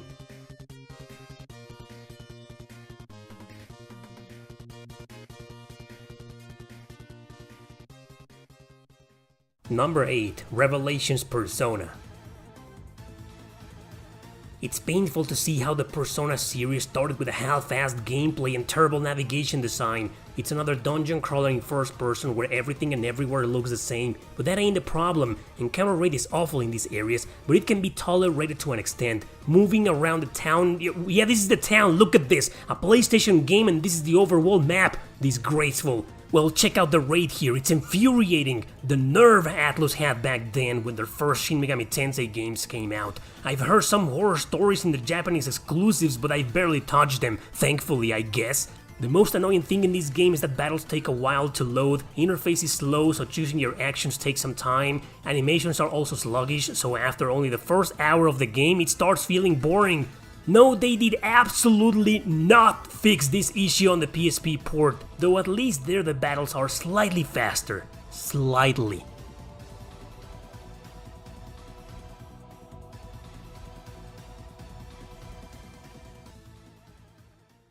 Number 7. The Seventh Saga.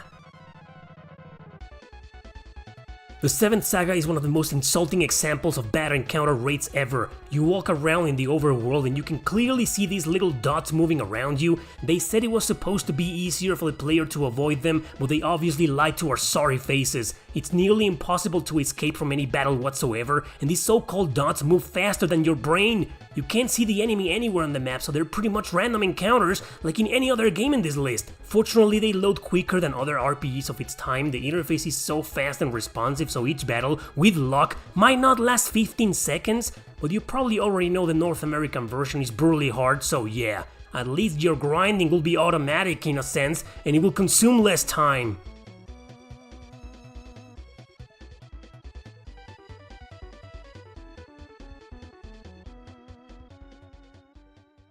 Number 6. Summon Knight Swordcraft Story. It's hard to believe that a single Game Boy Advance game has all the previous games beaten. This is where the list starts getting truthfully ridiculous, by the way. Often every 2 goddamn steps you'll run into a battle. It's unbelievable how quick they can entrap you without any warning. It annoys you because late in the game it's kinda hard to solve some puzzles and find out where you're supposed to go. There isn't a lot of backtracking involved because there are a lot of teleporters, but reaching them can take a lot of time, especially because you get into battles so often. But what I love about this game is that despite having its encounter rate way higher than previous games, loading times are almost non-existent. Look how fast the battle starts, and when it ends, it's the same. Depending on how many monsters you fight, combat could be over in about 10 seconds or so. So at least it has an advantage over other RPGs, right? That's still no excuse to have the encounter rate so freaking high!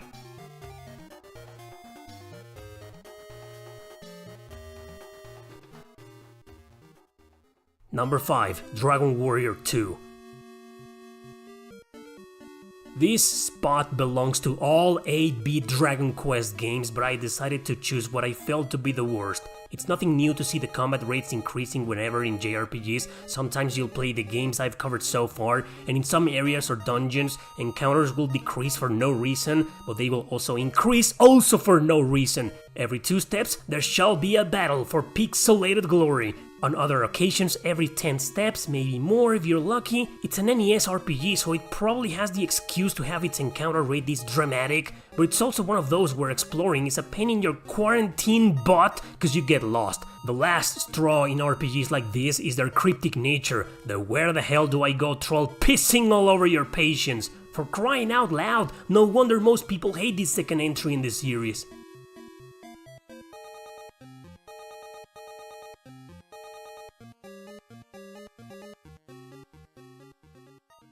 Number 4. Black Sigil, Blade of the Exiled. So Black Sigil is a Canadian RPG, so it shouldn't be here, but I just had to include it. It's one of those games with great ideas but ruined potential. Ruined, of course, by its majestic encounter rate. Beautiful.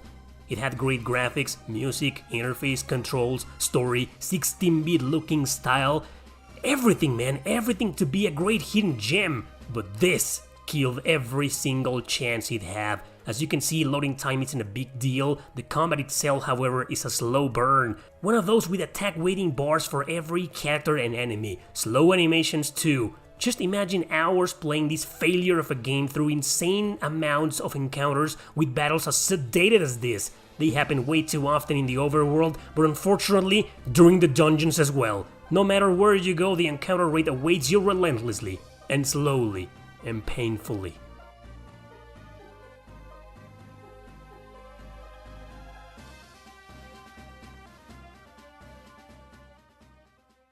Number 3. Dragon Quest VI, Realms of Revelation. Thank you, Square Enix, for allowing this remake to reach our lands. Fuck you for not fixing the encounter rate. How dare you? It's a Nintendo DS game. By this generation, most RPG developers had already learned from their mistakes. But you allowing Arte Piazza to mess it up is inexcusable. As most RPGs in this list, battles will occur often during dungeons, but they're more frequent in the overworld. I'm grateful to say that, just like Summon Knight, the interface is really fast, loading times are barely there, and you can be done with every fight in a matter of seconds. because another advantage is that the game's balanced, kinda easy for the most part, until you reach a certain point, but that's every Dragon Quest for ya. I just find it disappointing that it's a remake, barely 10 years old, and they didn't fix this issue. It's honestly unacceptable.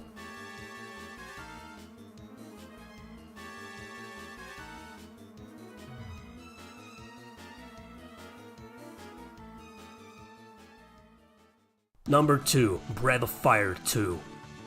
I hate that cover!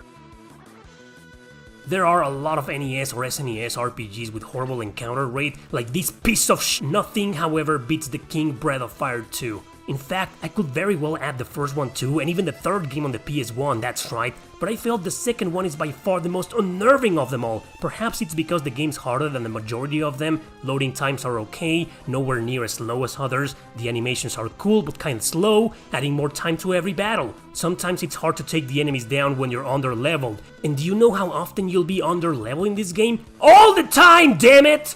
You can't run in this game, so it's walking all the way back and forth. Yeah, back and forth, cause it'll be a lot of freaking backtracking.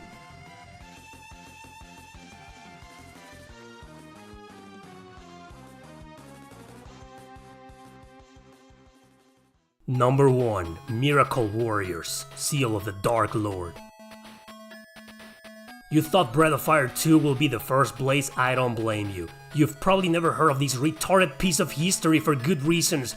Or maybe you did because fate didn't smile upon you when you were younger. Or maybe because I've covered it a few times in this channel. Or maybe because my buddy Sultan praised it on my second channel, but at least he admitted it's a massive grind fest. Sure, whatever, cause the game will grind for you. That's right, you get an encounter every 2 goddamn seconds here. Not 3, not 4, no, 2! Jesus, I know it's retro, very old, an 80s bastard that got lost through the ages, thank goodness for that looks like a computer western RPG more than anything. It's a Japanese RPG, fuck it all the way to Satan's burning ass. Fuck its dysfunctional interface, fuck its doodle-looking, cocksucking, pitiful map design, and fuck its poor, lamentable existence.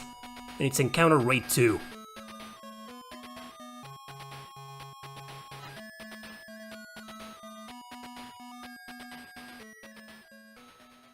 This fucker is my honorable mention. This fucker, this goddamn son of a bitch! A lot of games could have easily made it to this list as well. Like I mentioned at the beginning, I could have easily done a top 50. There are a lot of JRPGs with truly high encounter rate, but if they weren't on this list, it's because I did consider them. I just didn't think the encounter rate was as bad as the ones I showed in today's video, or I barely play those RPGs, or I never even played them. I've heard some horror stories on some Pokemon games. I heard a lot of horror stories about the first Earthbound Mother 1 on the NES, or Tales of Fantasia on the Super Nintendo. I played the PlayStation version and I remember the encounter rate was high, but not that high. But anyway, I'm pretty sure you guys are gonna fill the comment section with a lot of JRPGs, so you go ahead and do that. Thanks for watching, don't forget to subscribe and share this video with your friends. See you next time!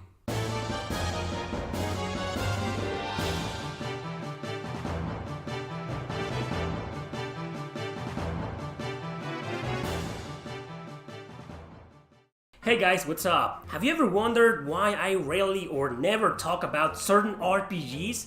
Now I did try getting into some of them, I did my best, I tried several games, and after several attempts, I realized I just couldn't get into them. So these are 10 JRPG series I just can't get into. Alright, let's begin!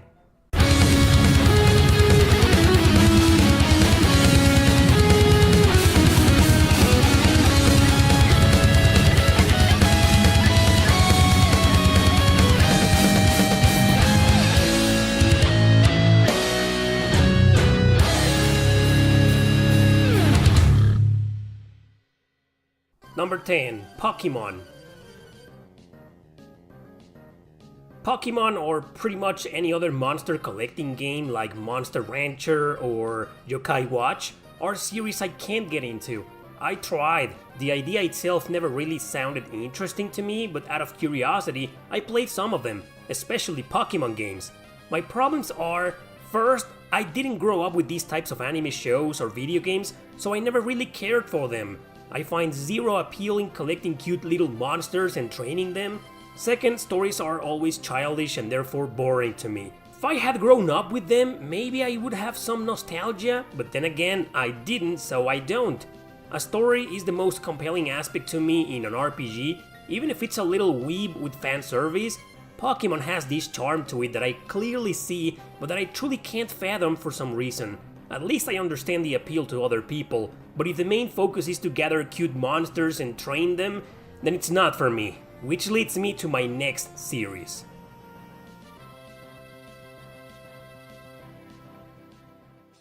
Number 9. Digimon.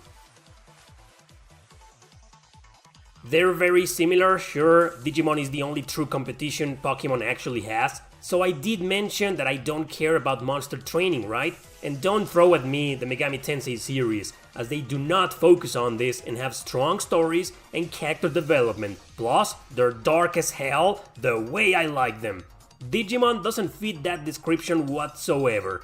It's somewhat different than Pokemon actually, which is why I gave it its own spot on the list. I've played several of them, and most entries do feel diverse amongst each other, unlike Pokemon, which is the same over and over again. However, at the end of the day, they do revolve around collecting creatures, training them, and having them fight. Even the Cyber Sleuth games you guys recommended to me a lot of times are no exception. Sorry, I tried getting into them, but I just couldn't.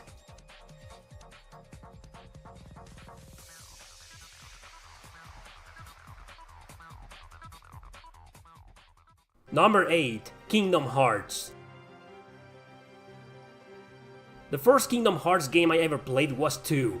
I enjoyed it and beat it. I didn't fall in love with it, of course, but I liked it enough to look out for the other titles. So I got my hands on the first game. However, I lost interest halfway through the game. Then I played 358 days and a half because I had liked Roxas in Kingdom Hearts 2. A few hours later, I lost interest once again. I thought I'd give up after playing Chain of Memories on the Game Boy Advance, but I understood it was vastly different than the others. The last straw, however, was Birth by Sleep on the PSP, which is a prequel to them all. A few hours later, I was dozing off. I grew up with Disney as a kid, and I grew up with Final Fantasy as an adult, but the combination of both, under the writing creativity of this guy, was something I simply couldn't enjoy. That and the fact that the battle mechanics always felt clunky to me for some reason, I just can't get into them.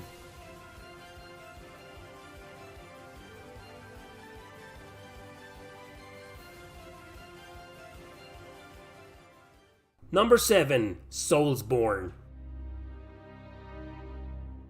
I've played every single Soulsborne game out there except Dark Souls 3. I couldn't get into any of them. I found Bloodborne to be the best because it's gothic, it's darker, it has more horror and way more personality. Man, that game is badass. But I lost interest along the way again. Sure, the difficulty is an issue for me, but I would put up with it if there was at least a good story and character development to keep me invested. Which leads me to Sekiro, a game that did have those characteristics. However, I never went back to it because by the time I played it, I had already convinced myself that these games were no good for me. Maybe one day I'll give it a second chance? But the other Souls games out there, including Bloodborne, nope. Even if they were easy or less challenging, I will still stay away from them.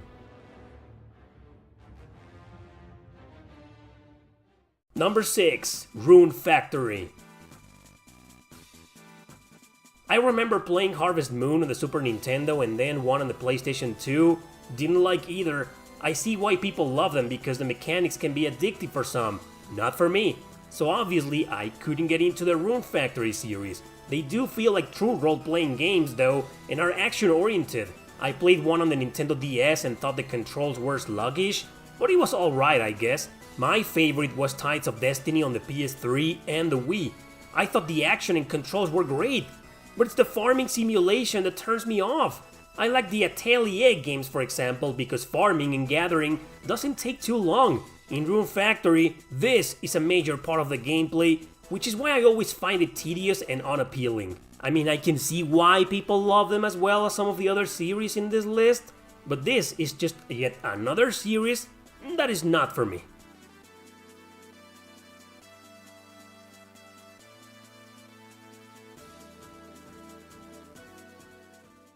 Number 5. Advance Wars. I'm a sucker for strategy RPGs, right? Not one for Advance Wars though. I don't find it interesting to control a bunch of miniature generic soldiers and tanks that look exactly the same. In fact, I don't care at all about tanks. Thank goodness there's only 1 or 2 in every Valkyria Chronicles game. So the micromanagement involving the armies is therefore much less attractive for me. Now, the stories are solid here, but the characters are mostly a joke and they're hard to take seriously. I played the first one on the Game Boy Advance and then one on the Nintendo DS. My experience was identical. Played a couple of hours and almost had a headache, because I was trying my best to get into them, considering I love the genre, and I also love Fire Emblem. Intelligent Systems, the developers of Fire Emblem, also worked on these games. But in the end, I couldn't. They're way too different from what I was expecting at the beginning. If only the commanders were actual characters in the game and not these generic looking soldiers and tanks and whatever. If only.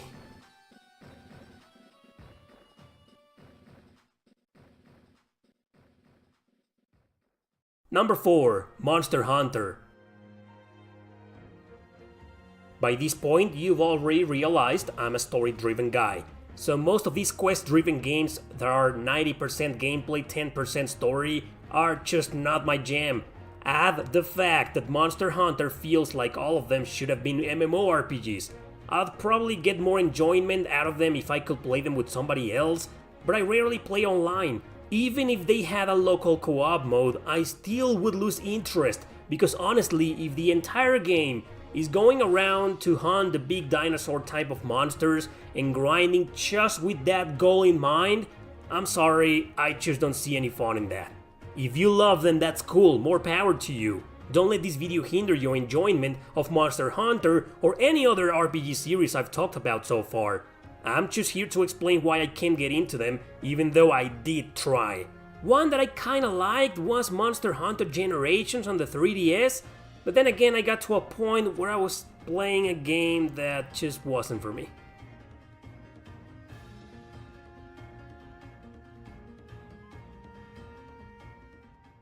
Number 3. Hyperdimension Neptunia.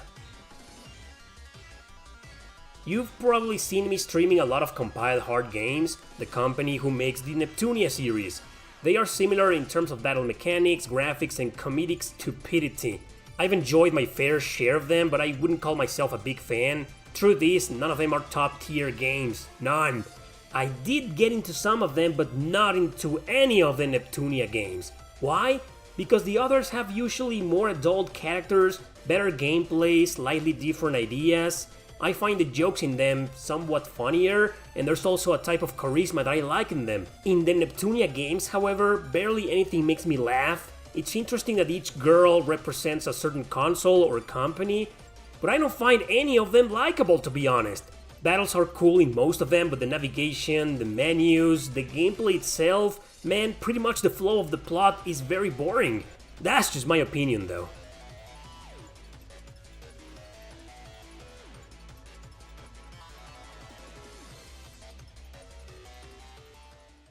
Number 2. Mario and Luigi.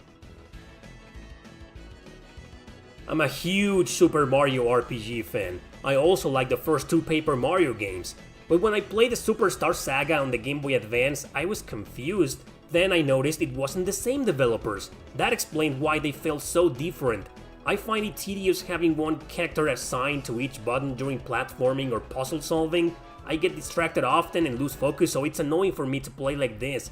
And the battle system feels like a watered down version of the original Super Mario RPG. You still control Mario and Luigi with one button, but that's it. And there are no other characters joining your party like in the other Mario RPG games. That's what I always liked about them. So I tried Bowser's Inside Story on the Nintendo DS, and it was definitely better, but somewhere along the way I also lost interest, precisely because I had the same complaints. Mario and Luigi, great series, just not for me. And well, I guess it's very sad that we won't see them anytime soon, ever again, because the company is defunct.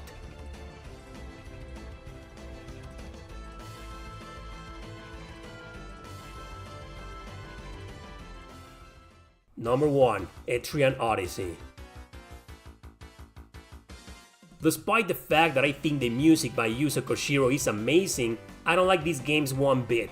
For starters, I thought the stories and characters were alright, but somewhat uninteresting. People play these games for their gameplay mechanics, I noticed. They're all dungeon crawlers in first person and you gotta draw a map in the second screen all the time. I see absolutely zero fun in that. I put up with Persona Q, which is influenced by them because it's friggin' Persona. I love Persona. But Etrian Odyssey is just Etrian Odyssey, and I lost interest since the very first game I ever played. Forget about the fact that they're very challenging, especially if you run into those FOE strong monsters. My biggest gripe is that I don't care about these characters at all. I don't care for drawing a map, and I dislike playing games on first person, getting lost all the time because I have a terrible sense of direction. And between all of that, frequent random encounters. Yeah, no.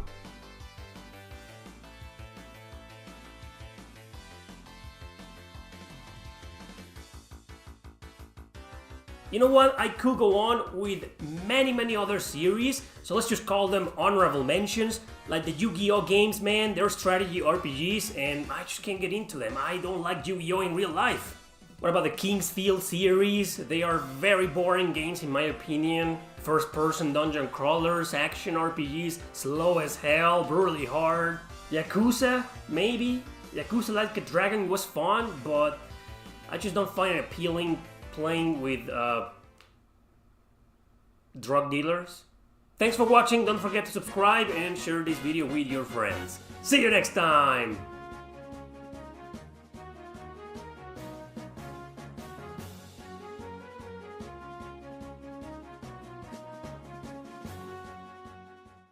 Hey guys, what's up? Today I'm gonna show you 10 JRPGs that were nothing but a complete waste of good potential. Games that have everything to be great, but failed miserably to do so. So let's begin.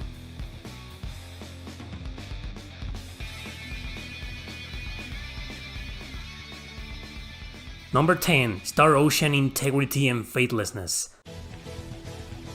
I didn't want to pick on this game again so soon, but it's literally the poster child of wasted potential. Even the developers themselves are aware of this, of how the final product was not what they wanted, all thanks to Square Enix's pressure. We can only speculate as to why this game was rushed and planned the way it was, an action RPG with boring protagonists, horrible difficulty spikes, poorly programmed camera during battle, etc. I always thought the game looked beautiful, that the music was classic Sakuraba, and the rest of the cast was interesting. 16 hours later, the main story was over. I had finished the game. 16 hours for a Star Ocean game. Not even the first one on the Super Famicom from 1996 was this short.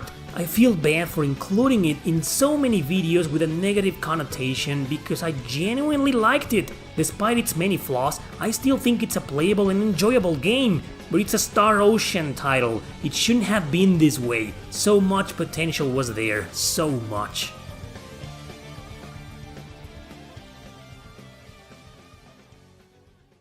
Number 9. Final Fantasy Mystic Quest. Everybody knows the story on how Squaresoft made this game for Western audiences because JRPGs apparently were too hard for us. It felt like a mockery to some people, but at least the product was decent. I don't think this game is as bad as other people make it out to be, but it's sorely lacking in so many areas. If they wanted to give us a simplified version of Final Fantasy, why couldn't they put more effort in the story, or the world design, or the character design, or the exploration, or even the combat? There are a lot of JRPGs I can think of with simple yet fantastic battle systems. They don't feel as mediocre or forgettable as this game. It looks beautiful and the music is awesome. How come those are the two best things by far about Mystic Quest? I actually feel they were wasted on a game like this. I don't even need to explain its mechanics because it isn't worth it. It's just an everyday average turn-based RPG. I can't believe a lot of Kemco RPGs are more enjoyable than this. Well, it's generic, not bad, just below average, that's all. Give it a try if you can and see for yourself if it's wasted potential or not.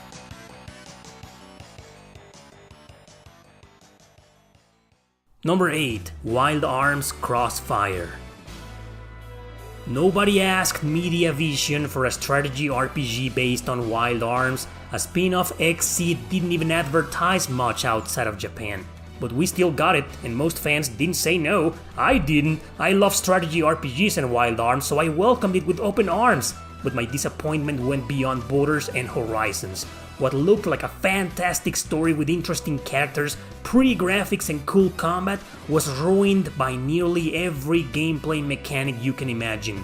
The core of the game is to change characters into the appropriate job to complete certain objectives.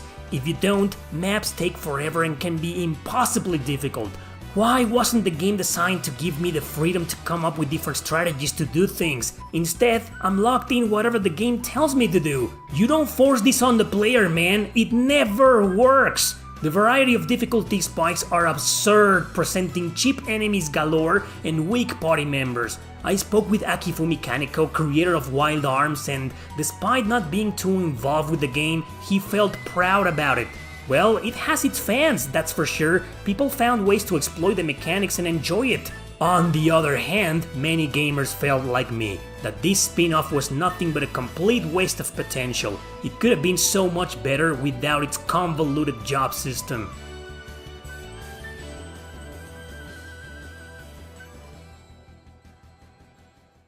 Number 7. Phantasy Star 3. What could have been a really great and unique follow-up to Phantasy Star 2 was wasted for poor planning and decision making. Everything was wrong from the start. Almost all of the development was done by just one guy, Hirondo Saiki. Because he got fatigued and because of bad planning and hardware limitations, both the story and the scale of the world were butchered. Music by Izuho Numata had some decent tunes, but the majority of the soundtrack was unmemorable. She admitted it was because she had barely any experience in RPGs. Saru Miya did the character design and felt it was just a low-budget, homemade experience. I really do believe the wrong people worked in this game. As a result, its entire potential was flushed down the toilet. The idea itself sounded great, 3 different generations where the main character marries one of the 2 female heroines and their kid continues the story. However, the plot was just as bland and boring as its gameplay mechanics and graphics. Can't blame it much on that department because it was an early 90s JRPG and with no real support from Sega themselves, but every time I try playing this game, I doze off and never even get to the 2nd generation.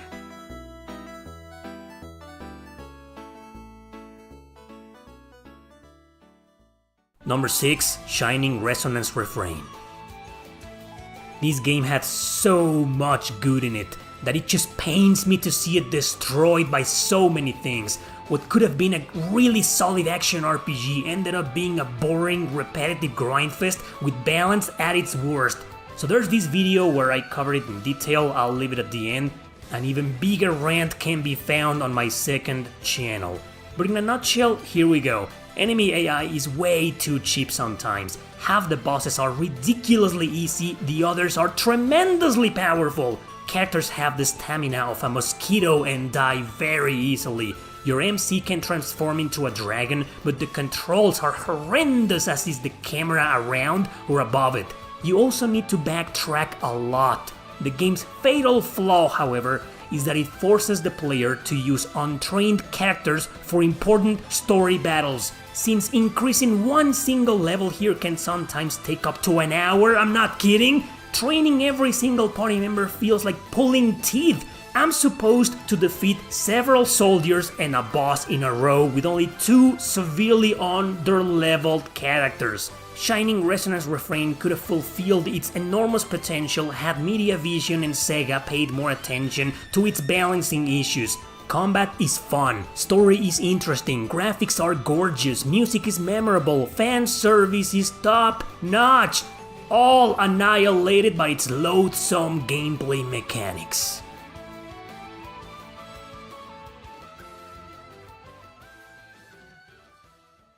Number 5. Dawn of Mana. This is just like Phantasy Star 3 and Star Ocean 5. The name of a series like that carries such a big weight, and to waste it like those two did is unacceptable. The standards for a mainline mana game are incorrect here. Previous games had either charming stories with memorable characters or deep narratives like Legend of Mana. Their gameplay mechanics were solid, a little bit cryptic but solid nonetheless. This PS2 release was even directed by the creator of the series himself, Koichi Ishii. Script was even based on a story by Masato Kato, but some dude named Ryo Akagi ruined it. Classic boy saves the girl plot here, and that's the entire gist of it. The game looks absolutely gorgeous, so in that area nothing was wasted. The waste, however, comes from using it in a game like this with so many gameplay issues. It's a regular action RPG with, well, the RPG elements are barely present here anyway, so that's a bad start. A lot of people don't even consider this wreckage as an RPG at all, and I can see why. But anyway, Keldrick the MC can move nearly everything around him or even throw it using a magical whip. Sounds like fun, right? Well, it isn't because the controls are poorly programmed alongside a questionable camera and sluggish interface. He can also use attacks and spells, but what's the point? They sold this to us as a game where you can throw everything around, every object. The fun factor should have been focused on that. Kenji Ito handled the music and did a decent job, but I can't remember a single melody, to be honest. And lastly, it's another one of those where the hell do I go kind of game. Dawn of Mana isn't bad, it's just extremely mediocre and therefore a complete waste of the mana name.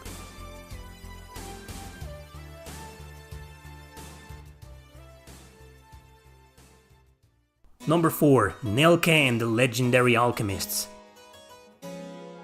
Another JRPG with great ideas and great everything ruined by its gameplay mechanics. I thought I had enjoyed this game when I first played it and even tried to recommend it humbly in a few videos. Then I stopped talking about it and it's been a long time since I last did.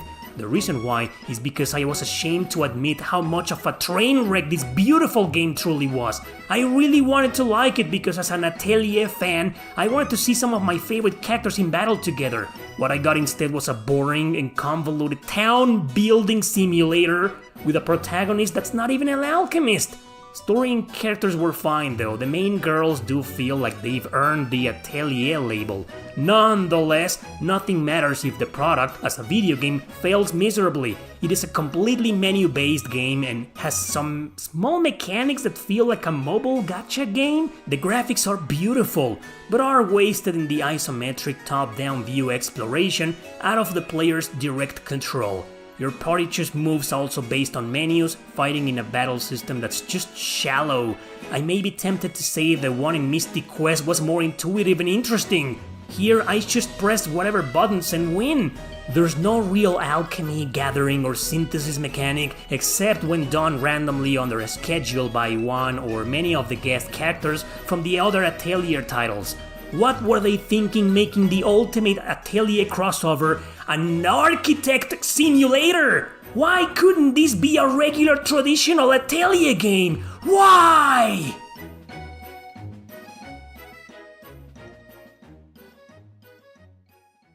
Number 3. Kudelka. Kudelka, let's face it, was a fantastic idea. Following the success of Parasite Eve, other developers wanted to mix survival horror with RPG. So much originality was there that its uniqueness caught the attention of many. Unfortunately, the entirety of its gameplay was wrecked by differences between developers and lack of proper testing. Back then, tank controls, however innovative, were already being criticized. Why use them, and why implement them in a game with random encounters? As if controlling the heroine isn't a pain in the anus already, why throw interruptions and slow loading times at the player? Let me salt your wound, they thought, when deciding combat will be grid-based. It's still a regular turn-based RPG, just disguised as a small strategy RPG. Well, it's not, and it only cuts the horror flow deep with a mediocre interface and an even slower progression in battle. Enemies move way too slow. I'm not done yet. Have a look at the graphics. Why are they so dark? I get it, it's an horror game, so it's supposed to be dark, gritty, and dirty looking for an abandoned giant monastery, but you can barely distinguish A from B in some areas. I really hope this game gets remade one day to fix all of these issues, but I know I'm grasping at straws here. This game is painful wasted potential.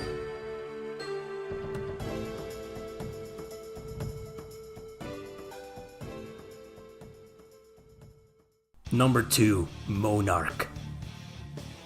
The one RPG that pains me the most in this list is Monarch. I have been craving for a dark supernatural RPG, also trying to mix in horror like Kudelka.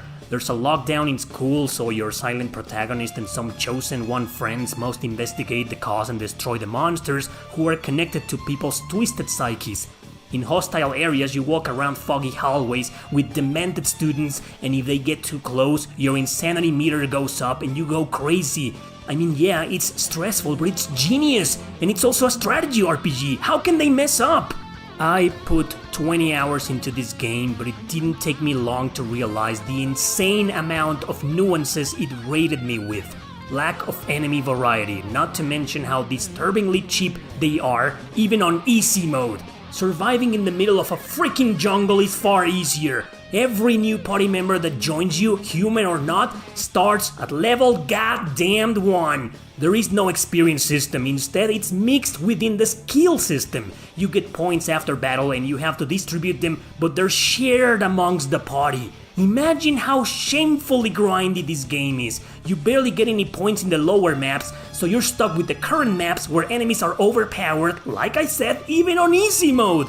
What should I pick on next? The fact that your insanity meter is attached to some of the best skills, that if you use them it goes up, that if you get attacked it also goes up, that if it reaches 100% your character goes berserk? Or should I talk about the skills that use up HP? The horrible idle music it plays during every boss battle? You need to use those very same skill points to buy things! They are also the currency! What the hell happened here, Lancarse? What an incredible amount, unspeakable amount of wasted potential!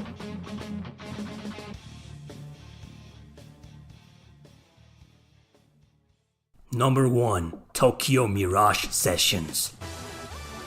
This was supposed to be the ultimate JRPG crossover ever, but what the ass was going on in their heads when they made it? Did they really think the best result of mixing Shin Megami Tensei and Fire Emblem would be an idol simulator? So much potential, so many great possibilities, so many ways this could have ended like, and out of any amazing idea you might be thinking of, Atlus settled for a cheesy, sparkling, and colorful idol-influenced joke. I admit it's not really an idol sim I like. It's a turn-based RPG about a bunch of stereotyped students who merge with Fire Emblem characters to fight demons. A misuse of the Fire Emblem name right there. And aren't SMT games known for being dark, philosophical, and controversial? This just seems like an amateur attempt at a bad Persona game with a lead female dreaming to become a pop star. What? This is what I call politicized. This is the oppressive result of a bunch of moronic executives forcing the idol culture into creative video game developers. This game is a huge insult to both Fire Emblem and Shin Megami Tensei.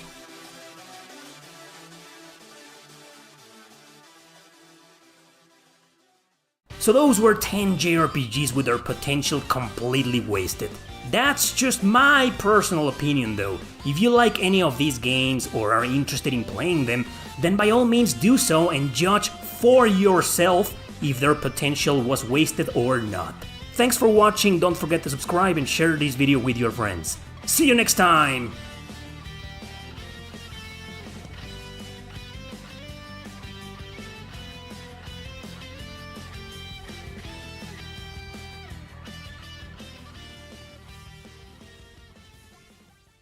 Hey guys, what's up? Today I want to talk about the 10 best JRPG crossovers released in North America. That's right, this list, as usual, won't be including any only in Japan games, even if they're fan translated. And don't worry, all of these games are JRPGs, role-playing games, no fighting games, no MMO games. And also, I won't be covering any mobile garbage whatsoever, so only games released on consoles. And if you think you've seen this before, well, I did the same video on January 2020, but it was so bad. The audio was bad, the list was kind of questionable, the production was low. I deleted that video, so this is not a re-upload, this is a brand new video. And with all that clarified, let's begin.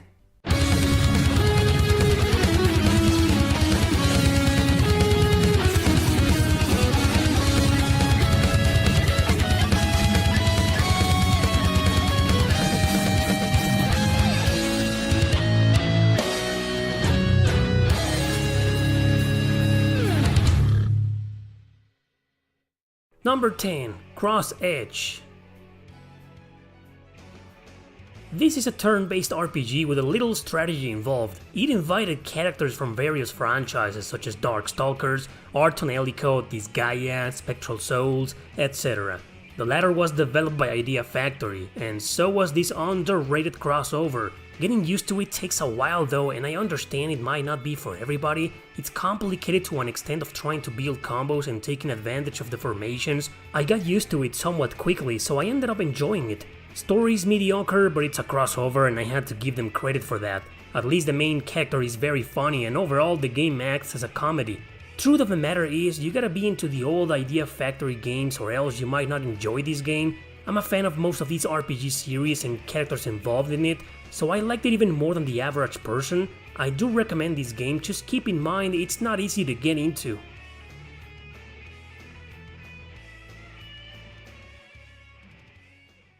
Number 9. Tales of the World Radiant Mythology. So there's 3 games on the PSP, but we only got the first one.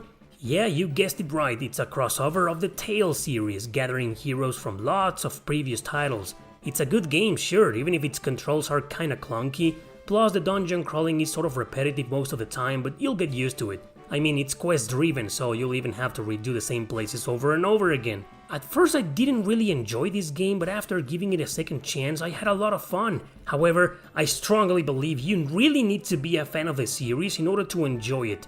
Being able to play with some of your favorite characters in your party is all that matters. Give it a chance if you can, as it is definitely fun, just don't expect it to be as fun as any of the main titles. There's also Tales of the Heroes on the PSP as well, that's right, the Tales series got its own Warriors game, but we never got it and it isn't fully fan translated.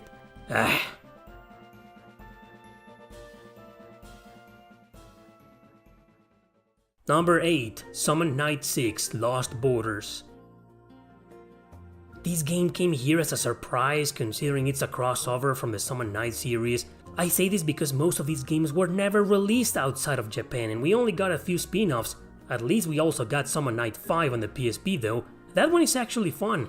So this strategy RPG on the PS4 and PS Vita doesn't stay behind at all. It might not appeal to all considering you'll be playing with characters you mostly don't know, but hey, it's still a very fun game to play with some visual novel elements and a lot of good character development. Sadly, most of the voice acting here is terrible, but the neat gameplay mechanics will easily make up for it. I didn't expect too much of the story considering it's a crossover, but it was okay nevertheless. On a side note, this game was developed by Media Vision, the creators of Wild Arms, and published by Gaijin Works, whose director was the main guy in Working Designs. Fun trivia, huh? Anyway, fan of Summon Night or not, I think this is a pretty decent strategy RPG and a hidden gem on both systems.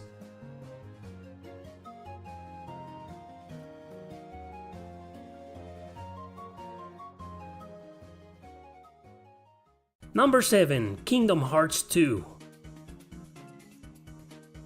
If I had to choose just one out of the entire long-ass Kingdom Hearts series, it will be the second game. It was the first one I ever played in the series and thought to myself it was a great sequel. I actually liked the story about Roxas's arc hours later jumping back to Sora's.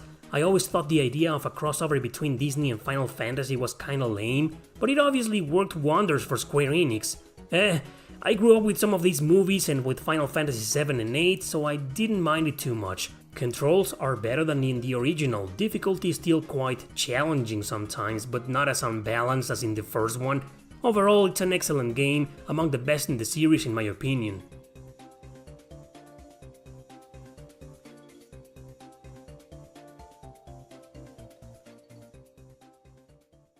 Number 6. Super Robot Tyson Original Generation 1 and 2.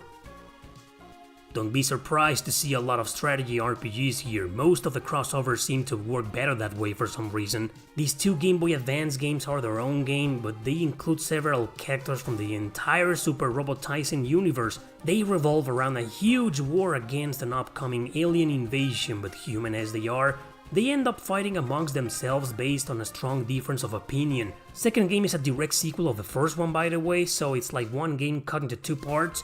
The battle maps are pretty simplistic, where you move around on grids with your characters inside their mechs. Fights with enemies rely on attack, defend, evade, or even counter. And there's also a weapon system. Mechs can equip several different weapons and therefore have several different skills.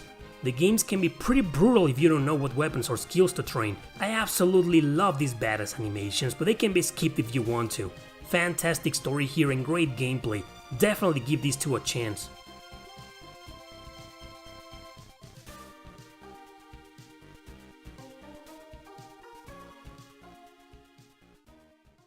Number 5. Chaos Wars.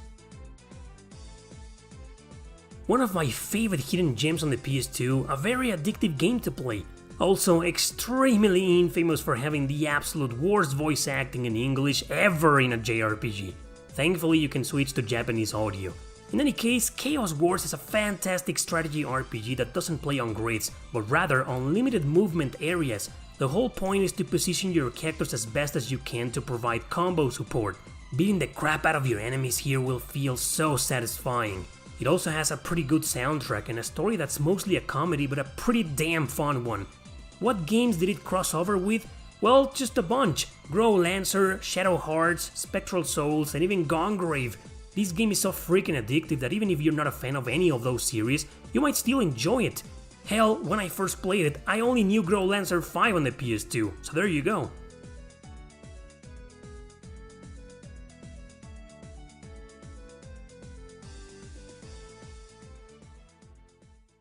Number 4. Persona Q Shadow of the Labyrinth. So there's 2 games so far in this new series, but I've only played the first one, so that's the one I'm gonna talk about. Crossover between Persona 3 and 4 in a dungeon crawler in first person.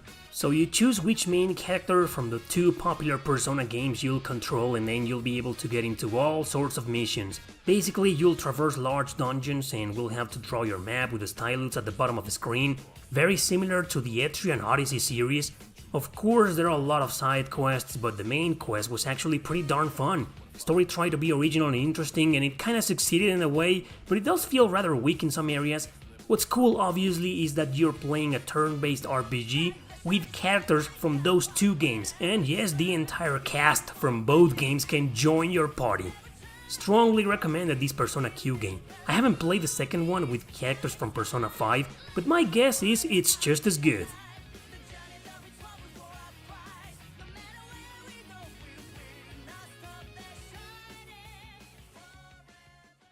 On number 3 we've got another super robotizing game. It's called Endless Frontier. There are many RPGs that are part of one big saga, like the Trails series for example, that often feature characters from previous games. I don't consider those as crossovers, as they're still pretty much the same universe, but when it comes to Super Robot Wars, it's confusing, which is why I included the GBA titles just in case. Endless Frontier though isn't exactly what I would call a crossover, but it does have some guest characters from unrelated games, Xenosaga and Namco Cross Capcom. And these characters are a huge part of the story, each being playable with their own personal development. It's one heck of a game with a badass battle system that carried over precisely from Namco Cross Capcom. And I will have included that game here, but you know the rule, no only in Japan games, even if they're fan translated. This combination of steampunk science fiction and flamboyant anime girls makes this game a great grindfest to play. Do you need to play other Super Robot games to understand it? No, it's a standalone title as far as I'm concerned, though it did get a sequel that stayed in Japan, but I've never played it. Do you need to play the Xenosaga trilogy or Namco Cross Capcom first? Kinda, but it's not really mandatory.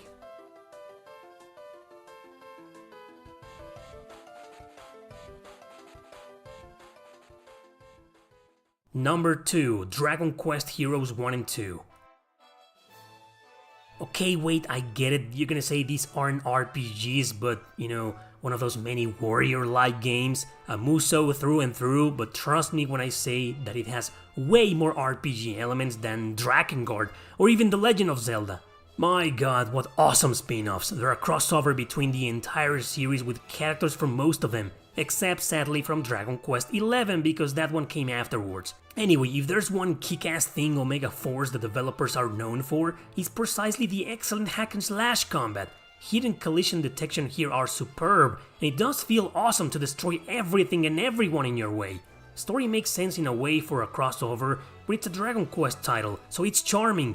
In both games, you'll have one base for the entire game. In the first one there's a ship where all the stores and customization areas will be at, in the second one a giant castle town. Of course, each one has a gazillion side quests that are optional to the main plot. These are two excellent games and honestly, very addictive to play.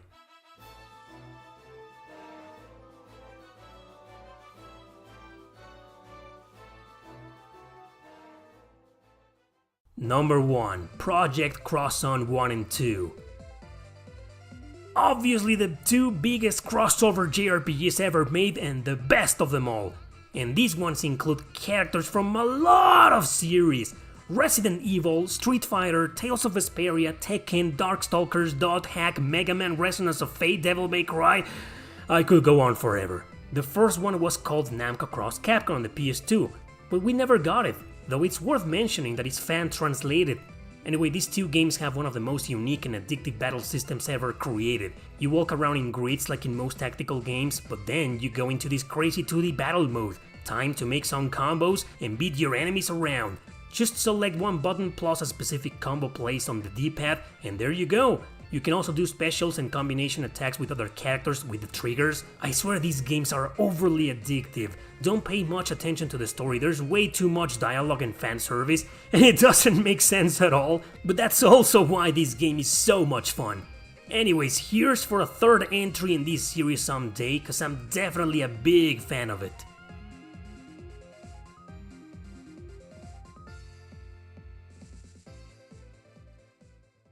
Alright guys, those were my picks for today's video. Let me remind you all that I'm a writer, I'm an author, I have several published books in English. Link to all of them in the description below. Thanks for watching, don't forget to subscribe and share this video with your friends.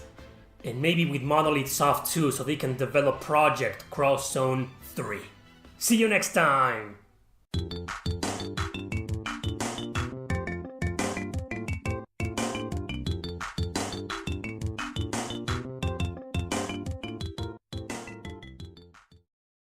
Hey guys, what's up? Today I want to show you 10 really bizarre JRPGs that I have no idea why they exist, but they do, and you probably didn't know that. And all of them were released outside of Japan. Most of them, no wait, all of them with a physical release. Oh yeah. Anyway, this is gonna be very weird and, well, bizarre, so let's begin.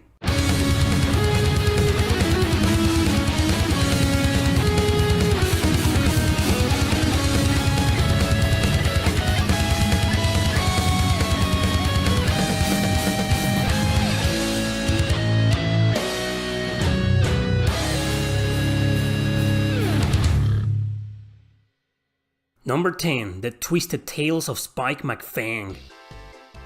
No one believes me this game is real, no one. I mean, I can't blame them considering it has one of the stupidest titles ever for an RPG. Yes, this is a Japanese role-playing game, even though it looks nothing like one. I always thought the cartoonish side of it was kind of interesting. You play as Spike McFang, obviously, a vampire on a quest to stop an invasion from an evil zombie general. It's an action RPG that plays in a top-down view perspective, mostly by, well, spinning around to damage your enemies. The North American release, ironically, was even harder than its Japanese counterpart for some reason. It's also one of the rarest and most expensive JRPGs on the system. Oh, and it's also a sequel to a TurboGrafx game that never came out of Japan. And there you go, all the very important information you need to know about this extremely irrelevant game. Number 9. Zettai Hero Project. The subtitle of this game is On Losing Ranger vs Dark Dead Evil Man. By that name, you should already know that this is a comedy. You are a complete nobody whom the all-losing ranger picks as his successor to fight evil because he dies in a car accident. Fortunately, while your total loser of a character trains in roguelike dungeons, Super Baby is keeping Dark Death Evil Man busy. The baby is also the legendary savior from the prophecies apparently. Now that you're the new superhero, you'll need the help of a ranger, an uncaring prideful jerk to train you. There's all sorts of wacky and outrageous characters involved here, but I think you get the idea of why it's here. I mean, the world of this game is called Bizarro Earth. Obviously I had to include it. The silliness of the plot also carries over to the gameplay with even more weird features, like making your character hungry quite often for no reason, or having a damn preenie as your wife! It's a roguelike RPG where if you die you lose everything and go back to level 1, but with increased abilities. Yep, one of those. This game was recently remastered on the Switch and Steam alongside Makai Kingdom. Give both of them a try if you're into hidden gems that are very grindy and very hard JRPGs.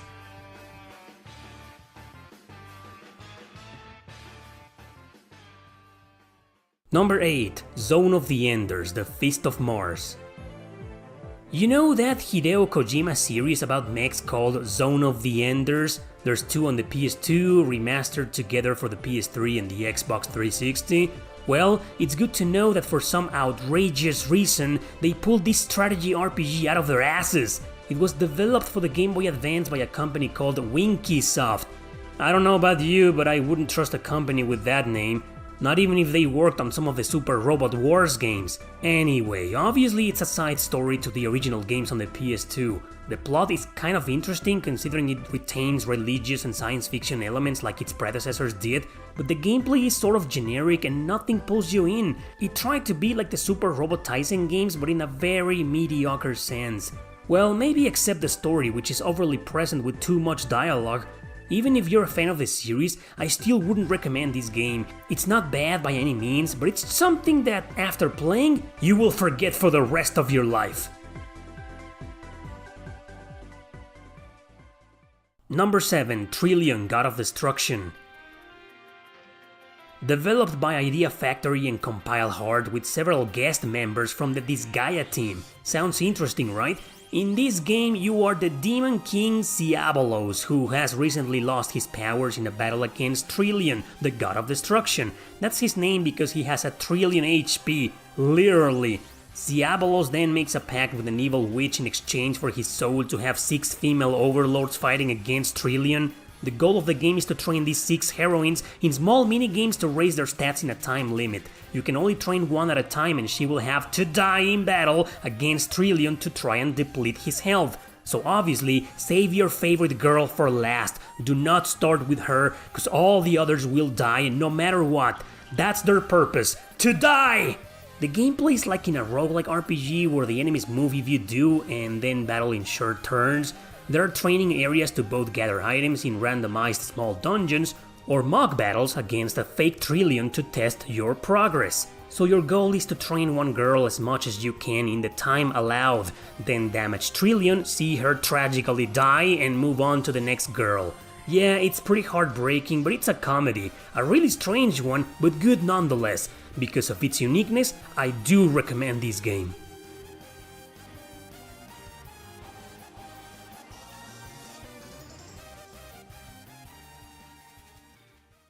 Number 6. Tornico, The Last Hope.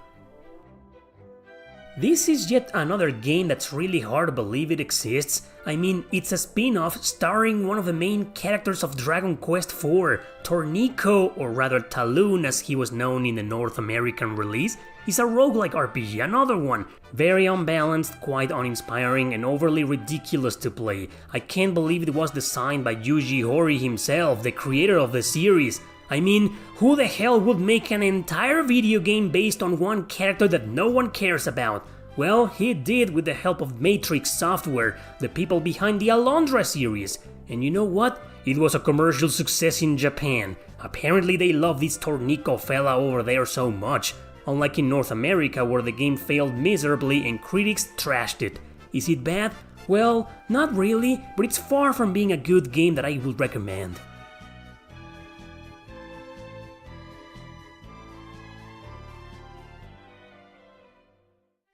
Number 5. Pokemon Conquest. Pokemon Conquest is a strategy RPG exclusive to the Nintendo DS and a crossover between the Pokemon series and Nobunaga's Ambition. I don't think you heard me well, so let me say that again. It's a crossover between Pokemon and Nobunaga's Ambition. What the hell is Nobunaga's Ambition? Well, it's a series of strategy games by Koei. They revolve around expanding your castle and army, invading other territories, and recruiting soldiers, just like in this game. I mean, out of all the possible ideas to make a crossover between Pokemon and something else, why in blazes would you choose Nobunaga's lame-ass Ambition? It's as if I made a crossover between Final Fantasy and Disney. Oh. Why does this game exist? Why was Tecmo Koei allowed to develop it? Why did Nintendo give its permission to use Pokemon in it? It's an extremely bizarre strategy RPG that even Pokemon fans will most definitely skip. Hidden gem? Believe it or not, yes it is. It wasn't my cup of tea, but I see nothing wrong with it. Ironically, I'm in the minority here. The game received positive reviews and apparently a lot of people liked it. It's not that I didn't, but I just couldn't believe Nintendo bastardized this weird-ass game with one of their IPs. Play it, I insist. It's actually a pretty good game, even if you're not a fan of Pokemon.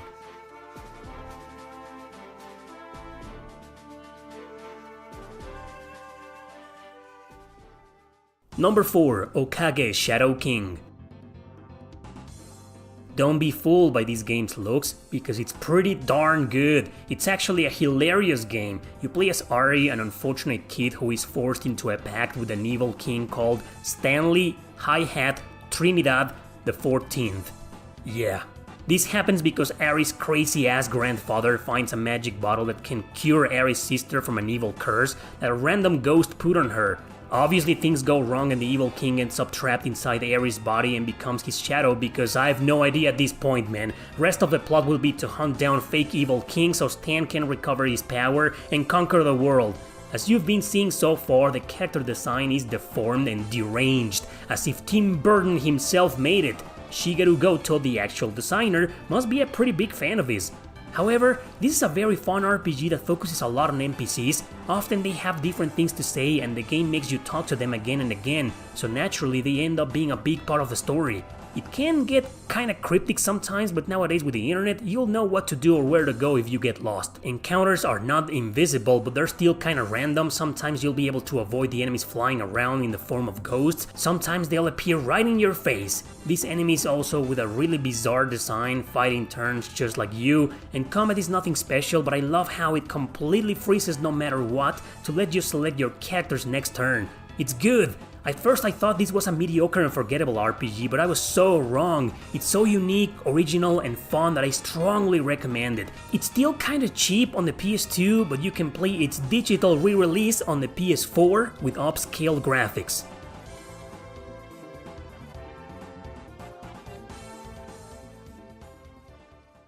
Number 3. The Wizard of Oz. Every time I've spoken about this game, it seems no one really understands its existence. I mean, a game based on the popular book is no surprise to anyone. It's the background of it that's somewhat controversial and hard to believe. So get this, it's a Japanese turn-based RPG, sort of like an anime version of it. But wait, it gets more interesting. It was developed by Media Vision, the creators of the Wild Arms series. That's right. You know, to be honest, this game is not bad. It's actually more fun to play than some of the other titles in this list, except for one thing. One freaking thing that can utterly destroy your entire experience. Everything is done with the stylus. Everything. See that green ball in the bottom screen? You need to constantly scratch it with the stylus so Dorothy can move her ass around in any direction. And yes, she's so hard to control. Play this on an emulator and you'll need to constantly click on it with your mouse to get her to move. Bad idea, Media Vision. This could have easily been a hidden gem, but no. You had to include this preposterous feature and ruin such a nice looking game.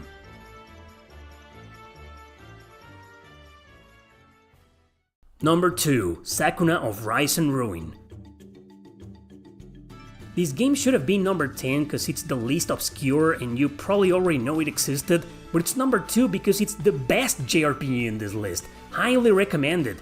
Story, however, is... well, Sakuna is a princess who is actually a harvest goddess, but she's pretty lazy, spoiled and mischievous. She really steals the whole game here. One day she's banished, just because some completely random human characters managed to enter the heavenly bridge that connects the lowly realm to the lofty realm. In other words, Earth and Heaven. So she fails to send them back home, but Sakuna's goddess, Lady Kamuhitsuki, because gods here have their own gods apparently, is tired of her. As punishment, she sends her to an island full of demons she'll have to defeat, while growing rice to send back to heaven. Yeah.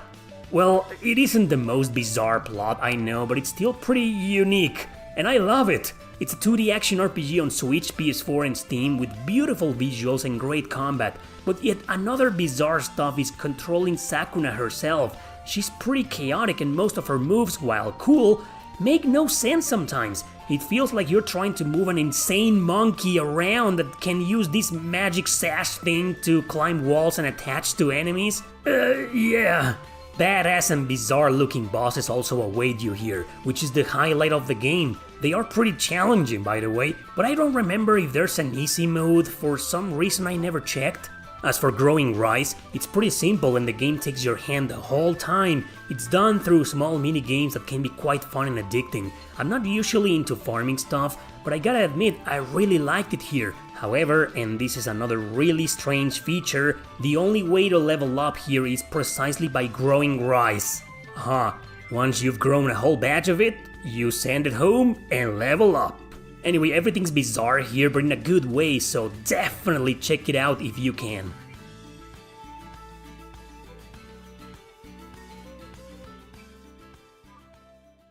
Number 1. Zangi Zero Last Beginning.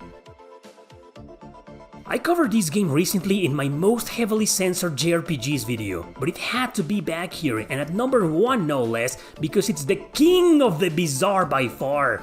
Characters don't know if they're dead or alive when they wake up in this abandoned island. They'll need to find out what's going on as they try to survive. Some weird kid and a sheep appear on a TV with no explanation on how it functions. They tell you what you're supposed to do with weird ass metaphors and funny puns. Time elapses quickly here, so characters will grow up and die very soon. They can be reborn though through an arcade machine to continue their endless cycle until you, the player, beats the game. You'll have to take care of their needs, including taking a piss, by restoring locations or finding items like food. Battles will be fought on real time, but similar to a roguelike where you move and the enemy moves too. Things like aberrant goats will be your enemies. A kid with a half-mechanical body will be your guide. She was censored in the North American release. Bedtime bonding events were left, but some with kid versions of the characters were removed. Should I go on? I haven't even covered half of its extremely bizarre shenanigans. This is the reason why this game needed to be back here so soon, and on number 1, far above the rest of the games in this list.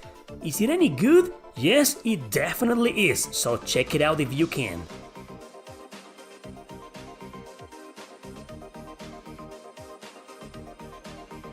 So that's my list. Now that you know these weird JRPGs exist, I hope I made your life much better. I mean, maybe I did, some of them are pretty much hidden gems. But anyway, thanks for watching, don't forget to subscribe and share this video with your friends. See you next time!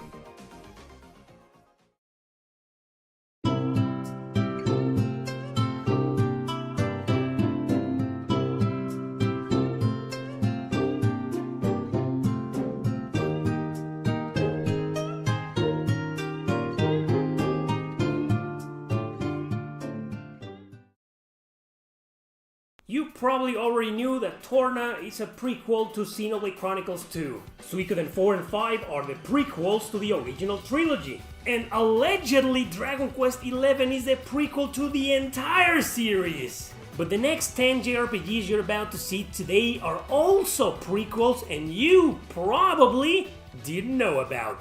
So let's go meet them all and let's begin!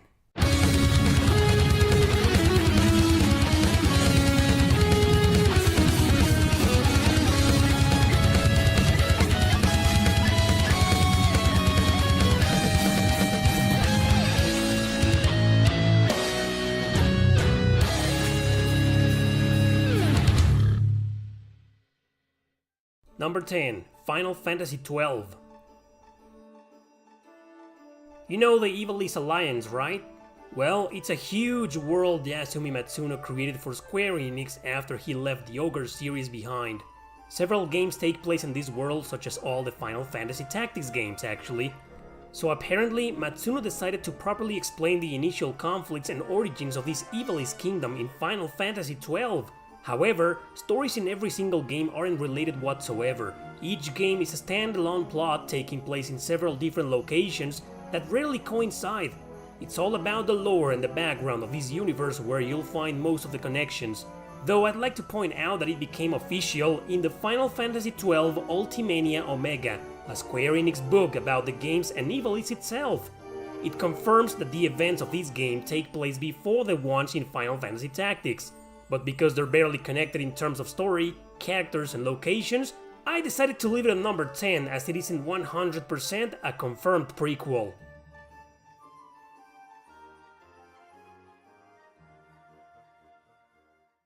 Number 9. Lufia 2 Rise of the Sinistrals. I get the feeling it's one prequel you probably already knew about, but if you didn't, well, here's your story. Neverland, the developers of both Lufia games, felt the background and historical events told in the first Lufia deserved their own game. Hence, Lufia 2, although being chronologically the first game, was born. It takes place exactly 99 years before the Fortress of Doom. It therefore explains the beginning of the never-ending conflict between humanity and a bunch of gods called the Sinistrals. Finally, the story behind the ancestors of the first main character in Lufia 1 is told here. Now, most JRPGs that take place 1,000 years before or after another tend to be somewhat vague, right? They seem to be barely connected at all. Not the case in Lufia 2 though. If you play the first one and didn't understand certain things, its prequel explains them all. Especially on how the Sinistrals came to the world and the conflict against them began. Plus, it's a much better game in all sense of the word, so I strongly suggest you check it out first.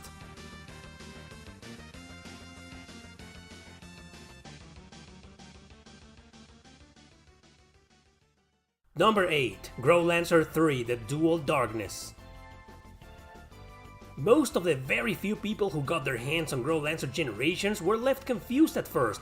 Growlancer 2 The Sense of Justice, also included there, is a direct sequel of the first game we never got. So several events taking place in there, including the return of Carmine, the main character, as part of the supporting cast, were confusing.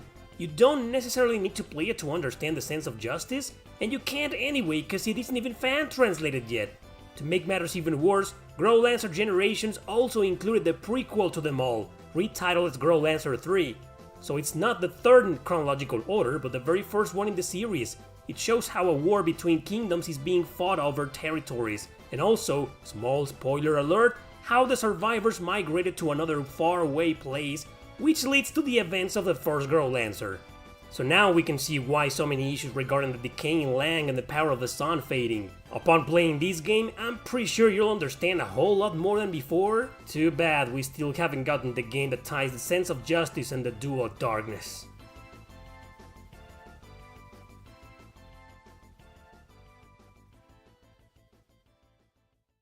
Number 7. Phantasy Star 4. I just talked about this game in a recent video, so let me just explain why the hell is it here.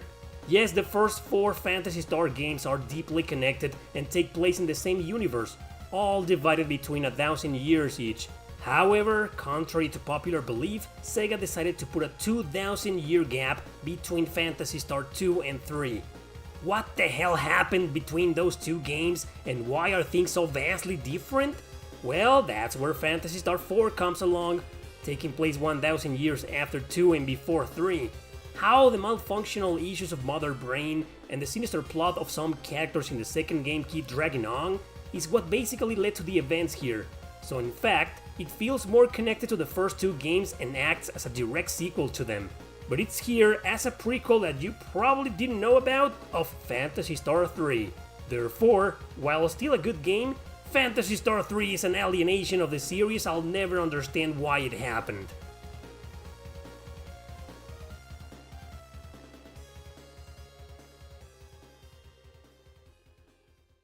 Number 6. Lunar Dragon Song. Ever hoped there will be a prequel to the 2 classic Lunar games out there? Developers Game Art said nah and moved on to other projects like Grandia for example. So a company called Japan Art Media and publisher Marvelous Interactive took over the project. So they disgracefully developed the absolute worst JRPG ever on the Nintendo DS, Lunar Dragon Song. Also known as Lunar Genesis, it takes place 1,000 years before the events on the Silver Star. A convoluted race of almighty wizards are planning to control the goddess Althena. So it's up to a delivery boy and his childhood friend to stop them from taking over the world. I didn't want to include this unspeakable and obscene atrocity here, but I had to. Because this isn't about great prequels, it's about JRPGs you didn't know were prequels. So now you know, Dragon Song is the prequel nobody in this planet ever wanted of the 2 beloved classics out there. And that's it, I'm done talking about this putrid sack of dog shit, so let's continue.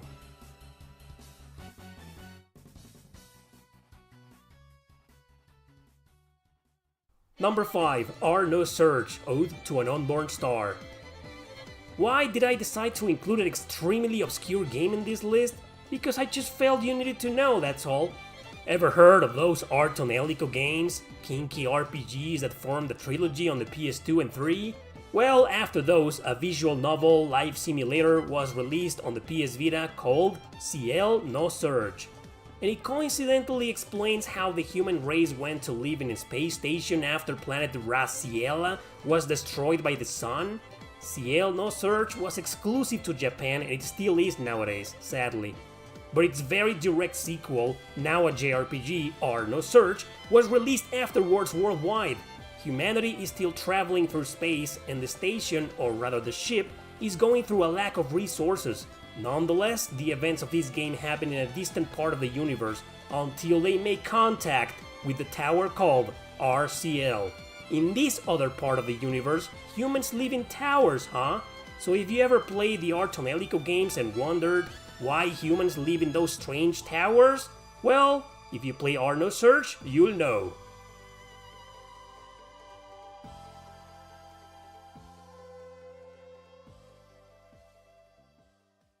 Number 4, Drakengard 3. Yep, it's hard to believe, but this insanely dark, twisted and humorous game is the prequel to the other 2 games.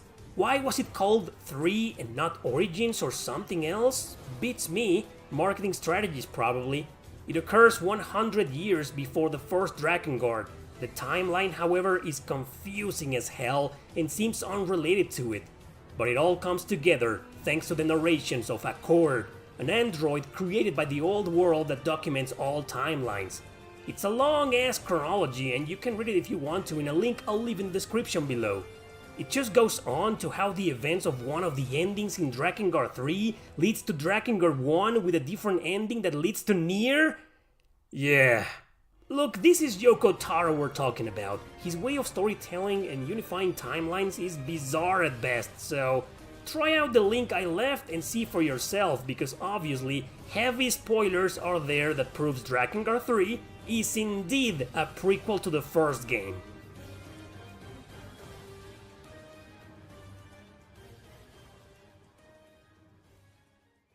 Number 3, Ys 8, Lacrimosa of Dana. What, you thought this was just the sequel to Ys 7 and prequel to the recently released Ys 9? Well, you thought wrong. The Ys chronology is another mess out there as the games are released through Adol's different adventures. Nowhere near as messy as the Drakengard timeline, thankfully. It's just that Falcom decided to randomly create prequels to sequels and sequels to prequels for no reason. So no, chronologically speaking, Ys 8 isn't one of the latest in the series. It's actually a prequel to both Ys 6 and 7. After the events of Ys 5, where Adol discovered the mysteries of the lost city Kefin, he and Doggy embarked on a new journey. The path between Kefin in the continent of Sandria to Erisha is intertwined by the Goethi Sea. That's where Ys 8 starts off, when the ship Lombardia is attacked, leaving Adol, Doggy, and several different characters stranded on a new island. After the events of Ys 8, Adult travels to other places not yet revealed on any game. All we know is that eventually, 2 years later after Lacrimosa of Dana, he's on another ship, falls off of it, and washes ashore the Canaan Islands. Interesting, huh? Anyway, I'll leave a link to the East timeline in the description.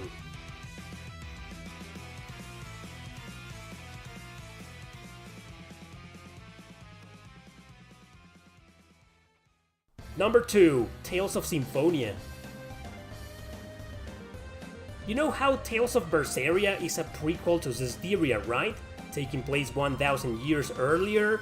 Well, guess what? The exact same thing happened with Tales of Symphonia and Tales of Fantasia. The latter takes place in the world of Asilia, and it explains during the plot all the lore and background surrounding the Ragnarok War. The people of Asilia in Fantasia have no memories of this, however, but that's a different plot. If you've played Symphonia 1 and 2, the term Asilia sounds familiar, doesn't it? If you haven't, I don't want to spoil anything for you. Let's just say you need to finish Symphonia 1 at least to understand how the world of Asilia came into existence. After that, and if you've played Fantasia, you'll immediately notice the connection. But that's all actually. Each game is a standalone title and you don't need to play one to understand the other. It just baffles me to think Lloyd existed way before Kless did. Just sounds messed up for some reason.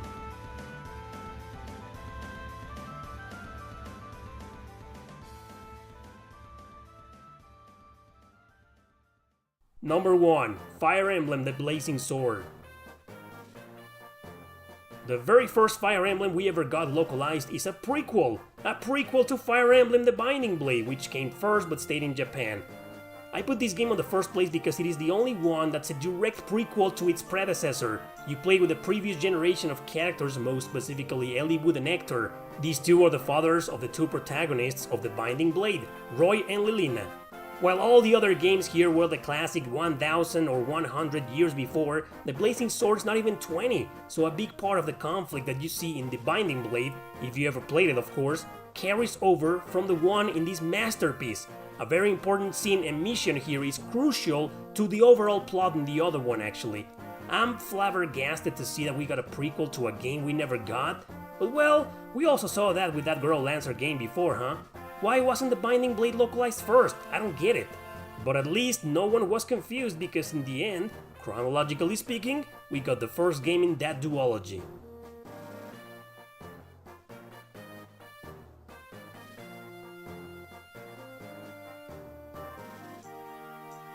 Did you also know that Star Ocean: The Last Hope is the prequel to the entire series?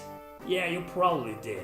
What about Valkyrie Profile 2? It acts as both a prequel and a sequel to the original. You probably already knew that too. Those are the only honorable mentions I have. Alright, if you have more of them, let me know in the comment section below. Thanks for watching, don't forget to subscribe and share this video with your friends. See you next time!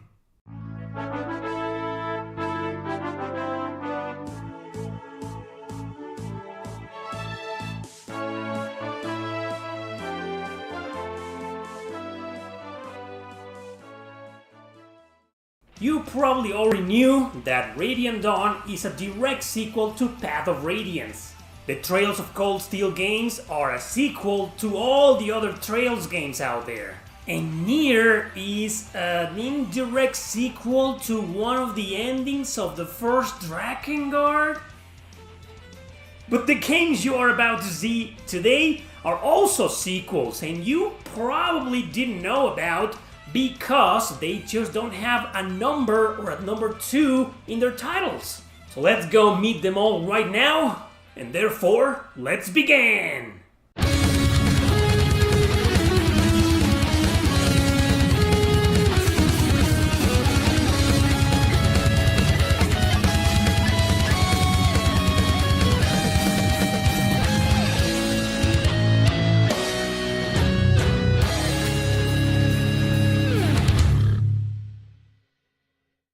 Number 10. Vagrant Story. Once again, we're delving into the Ivalice Alliance. All the FFT games and even Final Fantasy XII are connected, but only because they take place in the same world. Every story, including the one in Vagrant Story, is completely independent. However, there are a few things that tie this game to the others, being chronologically the sequel to them all. Apparently, Vagrant Story takes place hundreds of years after the events on every other Ivalice game. Its events occur in the Kingdom of Valendia, same name of a certain continent in Final Fantasy XII. The Kiltia religion's base was practically Liamonde, the town where Vagrant Story takes place in. Other details are there and you can find them on the internet. The controversy here is that Yasumi Matsuno, the creator of all these games, said he never intended for Vagrant Story to be part of Ivalice. Nevertheless, Squaresoft thought it would be a good idea as a marketing strategy to connect the game with the other Final Fantasy titles. Interesting, huh?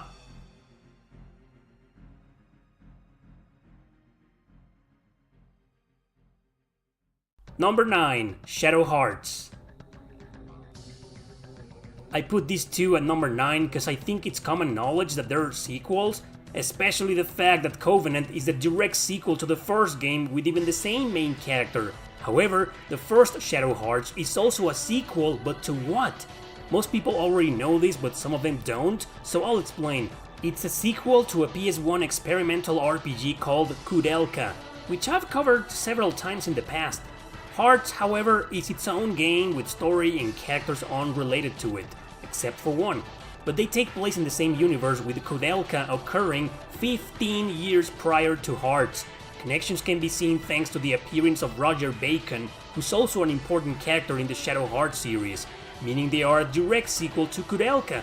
The story was written by Hiroki Kikuta, who also composed the music for Secret and Trials of Mana. He actually allowed a manga based on the game and even a novel, both of them tied to a sequel he had planned. But that never happened. Differences with the developers led to Hikuta leaving the company, which is why Shadow Hearts, while still a sequel, had different characters, story, and gameplay mechanics.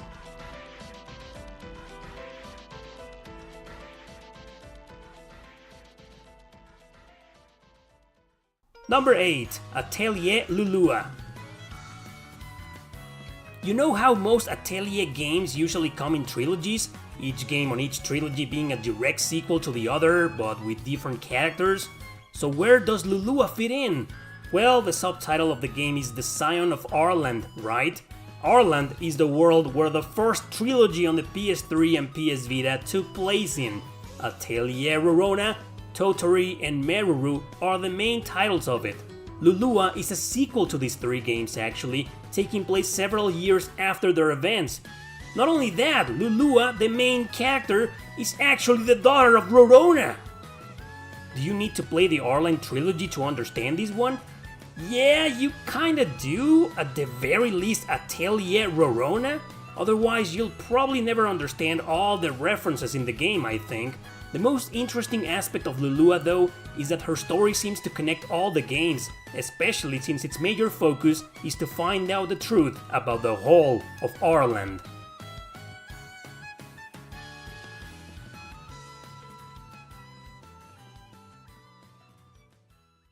Number 7. Blazing Souls. Very obscure tactical RPG from when Idea Factory developed games and Compile Hard didn't exist. It was released early on the PS2 and 360, but we only got the PSP port. Years later, it will see a port for mobile devices. It is a sequel to Spectral Souls, Resurrection of the Ethereal Empires, also on the PSP, which is also a sequel to a game we never got. There's little information on the internet regarding the first one, as Resurrection is actually Spectral Souls 2. All Generation of Chaos games and Spectral Force games are connected and take place in the same universe. Blazing Souls actually takes place after the events of these two games and the other series. Everything occurs almost 20 years after the events on the Ethereal Empires.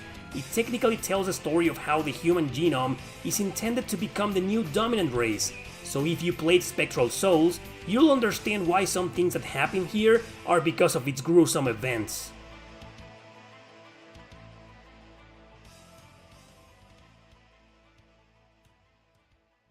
Number 6. Suikoden Tactics. It is a popular belief that Tactics is merely a spin-off of the Suikoden saga. It's being treated as such. That's true, but it's actually a direct sequel to Suikoden 4. That game is the prequel to the entire series, right? Tactics merely takes place 3 years after Suikoden 4. However, the first hours of the game also serve as a prequel, and you even encounter Laszlo and Snow when they're kids in the first mission. A couple of hours later, we leap into the future left by the horrible rune cannons and the sinister Kuluk Empire. No spoilers, don't worry, but you don't really need to play Suikoden 4 to understand this one, although it is advised to comprehend several references to it and the origin of the rune cannons. It's also explained here at the beginning how the pirate Brando took possession of the Rune of Punishment. I recommend playing both games anyway, despite their mixed reception out there. They're not as good as the other Suikoden games, but they're pretty darn good either way.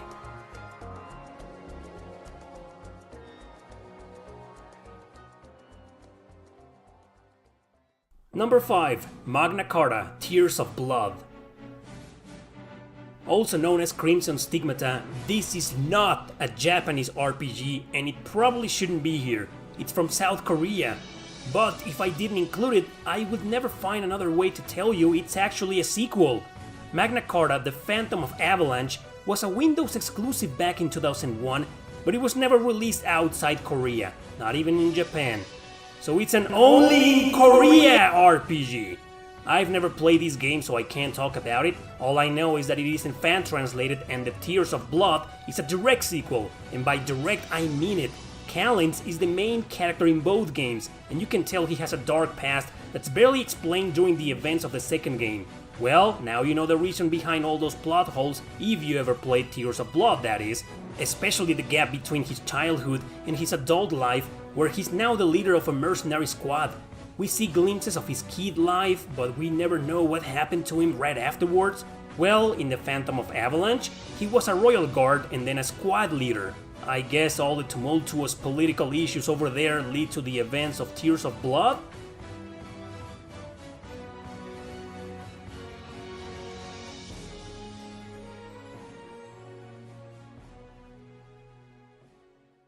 Number 4. Phantasy Star Portable.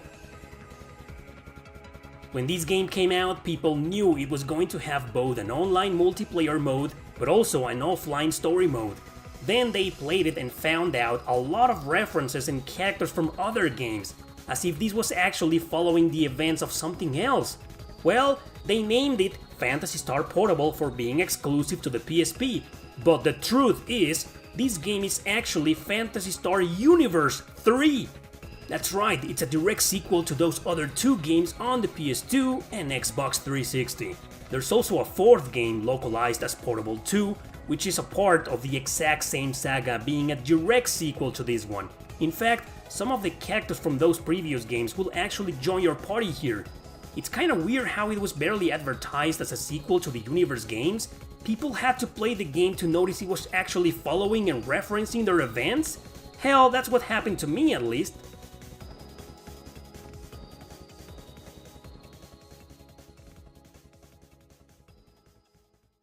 Number 3. Star Ocean: Integrity and Faithlessness. During the prequels video I mentioned, Star Ocean: The Last Hope was the first game in the Star Ocean chronology, so it predates the famous trilogy we all know, right? So where the hell does Integrity and Faithlessness fit in? Is it a sequel to The Last Hope and a prequel to First Departure? Nope! It actually takes place between Star Ocean: The Second Story and Star Ocean Till the End of Time. Yeah. Its calendar is space date 537, which is actually AD 2623. So it's 171 years after the events of the second story. Ever wondered why there was always a huge gap between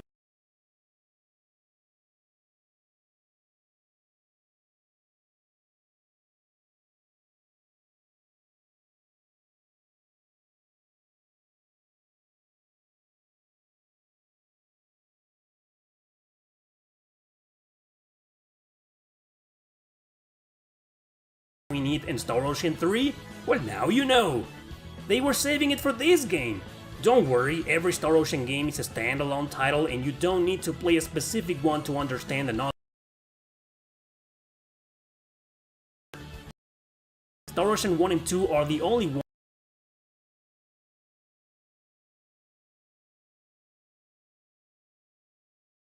deeply connected, but that's a story for another video.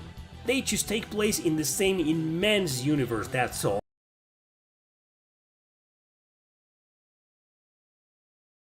And if you pay attention to Star Ocean Integrity and Faithlessness, you'll see some small references to all the other games in the series.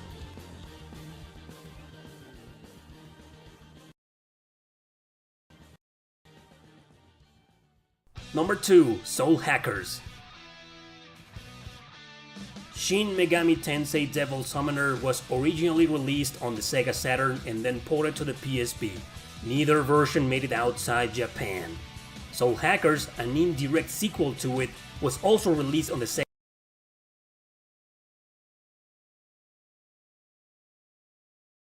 Saturn only in Japan. Its PS1 port remained there as well. 15 years after its original release, a remake on the 3DS was localized and we finally got to play it. 2 prequels to these 2 games were released on the PS2, which we also got, the Raiden Kusunoha games. Ha! Should have included those 2 in my prequels video, eh? The one thing that ties all of these games together is precisely the Kusunoha name. It's supposed to be a generational thing of a family of devil summoners, and there's always one dude who inherits the powers, like Raiden Kusunoha for example. And actually the main character in the original devil summoner is a dead guy inside the body of Kyoji Kusunoha, but I don't want to get into that. Soul Hackers is still a standalone title and you can play it without having to play the others. Just be aware that you'll find several references to the other games in the series, including the appearance of Raiden Kusunoha himself.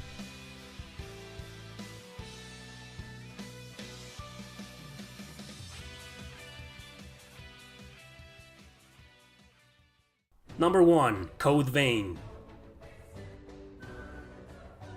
Let me tell you right from the start that Code Vein is not a confirmed sequel by its developers. All they did was add a huge plot twist during the true ending of the game, which directly connects it to the God Eater series. Don't worry, I won't spoil the game. The controversy this created among fans is surprisingly interesting, as debates never seem to end. Is it a sequel or a prequel or just a spin-off taking place in the same universe? The only fact here is that it does take place in the God Eater universe, thanks to that scene at the end. Code Vein is all about a post-apocalyptic place, mysteriously surrounded by an inescapable mist, ruined by the revenants. Why can't people go beyond the mist? Is the mist trapping them there to make them suffer, or to protect them from something? I got so excited like many fans out there when I saw the ending, and I'm a huge fan of this game, which is why I put it at number 1. But this is a spoiler-free video, and out of respect to everyone who hasn't played it, I can't discuss anything further. Play it, and you'll see why it's kind of a secret sequel to the God Eater series.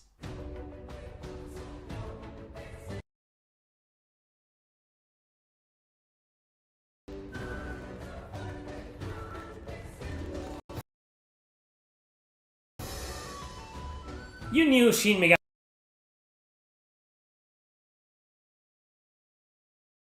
Tensei 4 Apocalypse is a sequel to Shin Megami Tensei 4, right? I mean, it's also 4.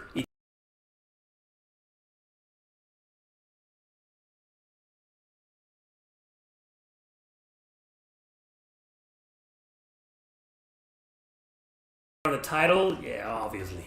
Fire Emblem Awakening is a sequel to Shadow Dragon. I mean, Lucina is dressed up as Marth. Yeah. And Sakura Wars, So Long My Love, is a sequel to another Sakura Wars game we never got. You knew that, right? No, you probably didn't know that. Anyway, that's all for today, people. Thanks for watching. Don't forget to subscribe and share this video with your friends. See you next time!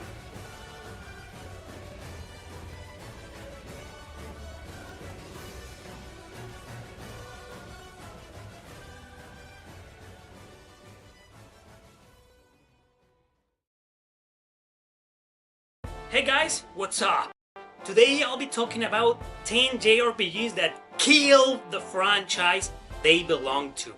That's right, and whether these games are good or bad, that's beside the point, because the fact remains that these RPGs completely, technically annihilated the series they belong to.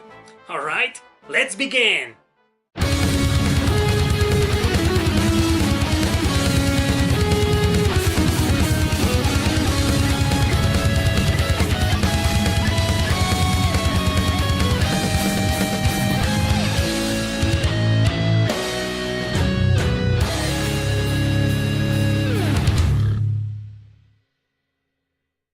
Number 10. Vandal Hearts, Flames of Judgment. I don't like talking about games I've never played, but I had to include this one at least as an excuse for me to talk about Vandal Hearts. I absolutely adore the first one on the PS1, as it is among my favorite PS1 RPGs ever, and I also enjoy the second one even with its awkward gameplay mechanics. In fact, that game had practically killed this underrated franchise back in the day due to its mixed reception and strong criticism. But it was Konami that decided to bury it, only to undig its own grave 11 years later to deliver Flames of Judgment. First of all, it looks really weird, nothing like its awesome predecessors. Second, it was digital only for the PS3 and the Xbox 360. And third, the one that nailed the coffin forever, absolutely no good marketing was done by Konami nor the new team that developed the game. Can't comment on it since I haven't played it, and to be completely honest, even though it does look interesting, it kinda doesn't feel like something I'd like to play.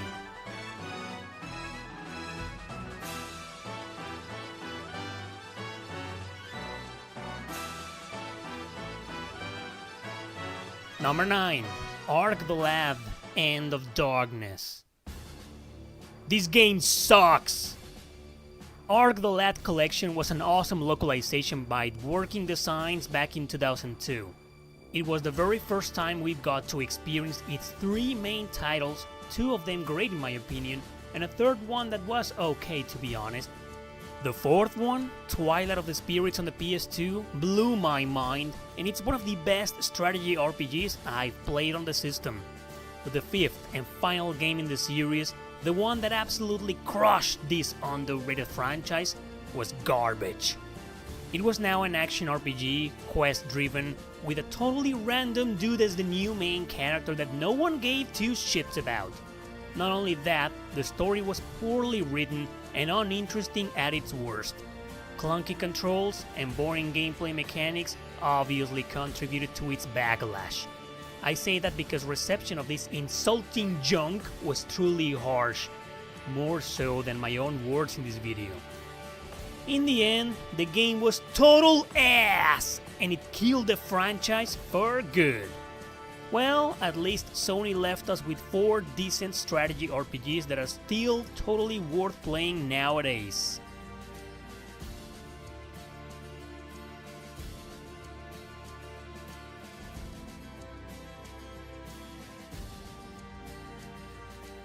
Number 8. Alundra 2. Another action RPG that caused mixed reviews was Alundra 2. That second game was enough to kill a very small and promising franchise. I enjoyed the first one and its nerve-wracking puzzles, as well as its dark story and sick characters. Alundra 2 felt as if it had been done by a completely different team, now being a blatant comedy. Well, in my opinion, this game was honestly not that bad. In fact, I liked it. I still prefer the original Alundra though, but this sequel, that by the way has absolutely nothing to do with the other in terms of story, was just fine. I can see however why it failed at reviews, considering its major differences in terms of everything. You can at least notice the gameplay mechanics are something else, now in 3D with clunky controls, mediocre animations and polygons that look just plain weird.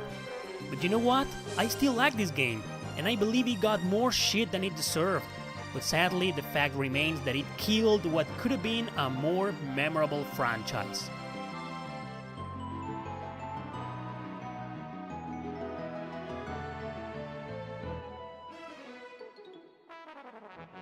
Number 7. White Knight Chronicles 2.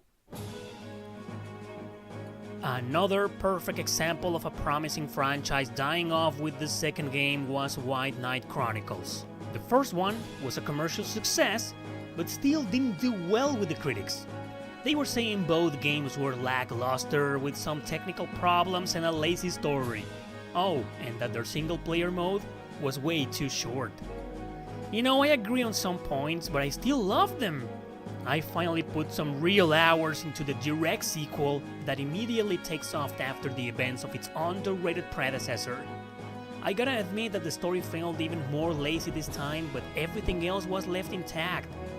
Perhaps that was its major problem, barely improving its gameplay mechanics or its real-time strategy combat.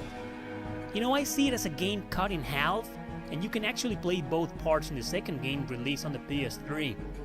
While I don't exactly disagree with the criticism this sequel received, I still think it wasn't reason enough to kill the franchise. Sadly though, reception was so lukewarm that Level 5 abandoned the series and gave up.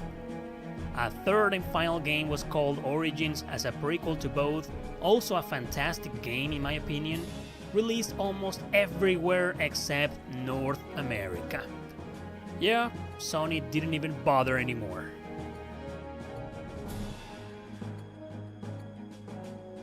Number 6. Lufia, Curse of the Sinistrals.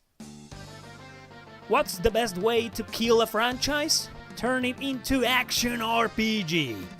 In truth, sometimes changing a battle system or a subgenre in a series can be fatal. With Lufia, that was exactly the case. It was an amazing franchise that started back in the Super Nintendo with 2 great classics. Some other games were then released for portable consoles, and that's where its struggles began. However, when it was decided that a remake of the second game in the series, the best one in my opinion, was in order, for some damn reason it was changed from turn-based to action. Honestly, it was kind of mediocre. It felt like a lame version of any Ys game, with some puzzles here and there. Story, character design, and the overall lore was also changed, apparently for the bad. I'm not sure this is a bad game, however, as I still enjoyed what little I played of it, but I certainly felt like I was playing an entirely different adventure and not a remake. Of course, there's a lot of background involved, and I actually covered most of it in my What the Hell Happened to Lufia video. They should have just ignored this failure and continue on with the series, but the mixed reception made developers and publishers abandon it forever. Ah, what a tragedy.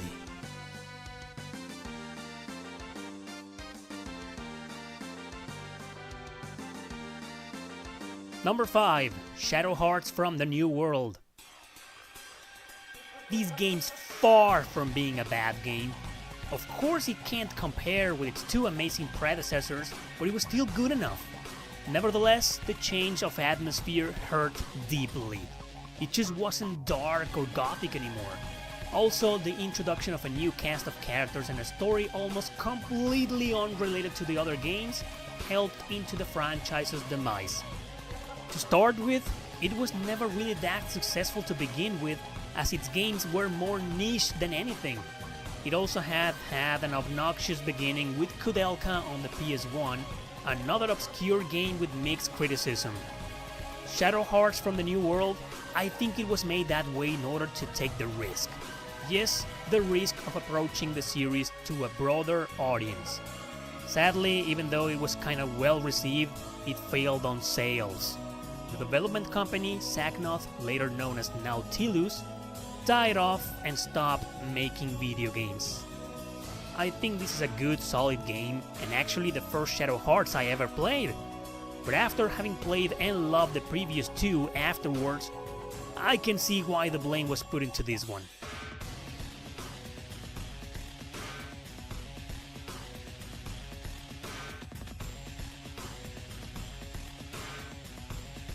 Number 4. Legaia 2 Dual Saga. Here's yet another title that died off on the PS2. It is a sequel to the popular cult classic Legend of Legaia on the PS1, conceived and written by Hidenori Shibao. Rest in peace. Unfortunately, due to strong creative differences between Shibao, Sony, and the development team, back then he abandoned the company and never worked on the game's sequel. Legaia 2 didn't sell well and it was poorly received with mixed criticism. The major backlash came from gamers, even though some of them hadn't even played the original on the PS1 before. That only goes to say how divided the reception was. Even Sony of America didn't even want to bother localizing it. The game still focused on its tactical art system on a turn-based combat, this time delving deeper into a more complex mode. Gameplay-wise, it still retained some elements of its predecessor, but it felt totally different at the same time. Story and characters were kind of forgettable, but they were okay, to be honest. I didn't care that much on that end. I didn't like this game, mainly because of some annoying battles, but I don't consider this as bad. It was just disappointing, I guess, and not only for me. Well, that's the reason why Sony decided to bury the franchise for good.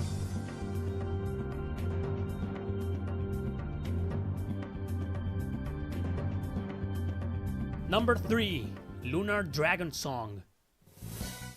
I've trashed this game way too many times before, more than I can count already, so I'll be quick about it.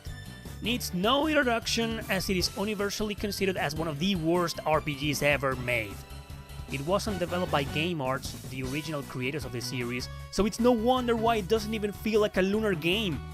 Everything looks really generic, including the story and the characters, which are nowhere near as charming as the ones and its predecessors. Even the battle system feels clumsy and laggy and bad. This obnoxious and putrefied freak killed the experience for almost everybody who played it. I give it 2 chances, man. 2. First time I loathed the game, and a few years later, I thought I had been rough on it, so I went back and gave it another shot. My feelings were exactly the same on both times. Losing health while running? I cannot abide for that idiocy, as it is one of the stupidest decisions ever in a video game. Yeah, Dragon Song killed this charming, beautiful, and classic franchise from the 90s.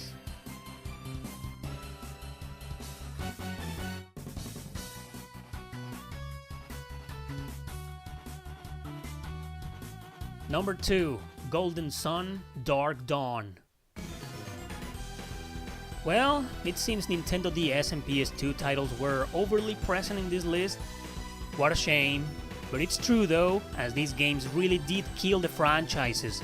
No one has ever seen or heard of a new Golden Sun title ever since the release of Dark Dawn. Is it bad? Hell no! Well, not at least in my opinion. Granted, I'm not a Golden Sun enthusiast, but I did enjoy this game as much as the others. You now play as the sons of the main characters Isaac and Garrett in a story that has charisma and decently written plots overall.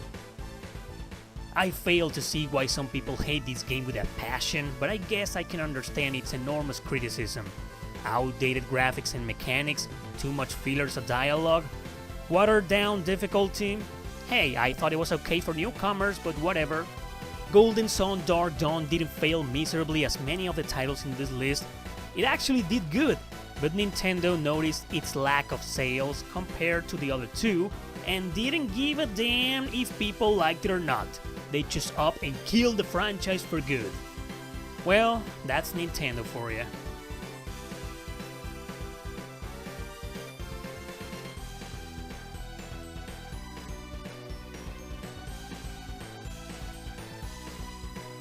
Number 1. Breath of Fire 6. So here is the king of disappointments, a game that I have no clue why I didn't include in my most disappointing JRPGs video. Perhaps because it's much more than that for the people who played it. Apparently, it was such an insult to the series that the hatred was left pretty clear to Capcom, enough not only to shut down the servers, but also shut down the franchise for good! The company didn't listen to the fans. Fans wanted a new, decent, true Breath of Fire game, and not a weird-ass experiment or a mobile phone junkyard.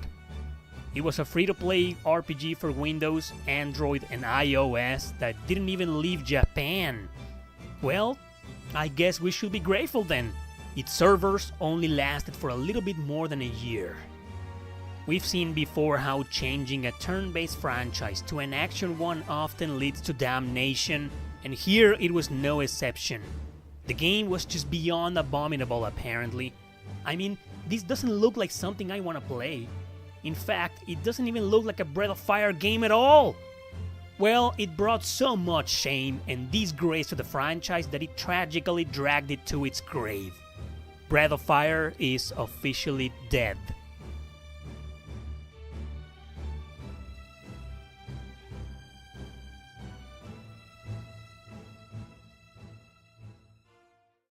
You know, all this mobile bullshit that's been going on for years now, I'm very worried because these tend, as we saw in Breath of Fire 6, to destroy the series. I mean, what's gonna happen to Valkyrie Profile with Valkyrie Anatomia? I mean, it got localized about a year ago. Thankfully, I should say. I don't care for mobile phones. I want a true comeback for Valkyrie Profile. The same with Star Ocean.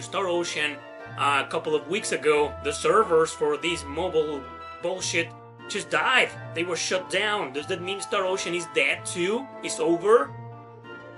What's gonna happen? What about Wild Arms? Jesus.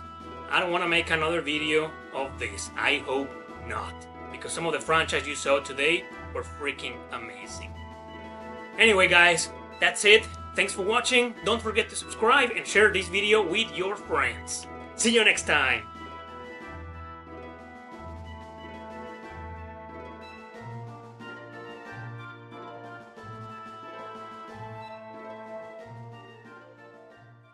Hey guys, what's up? Today I want to show you what I think are the 10 most hated JRPGs of all time.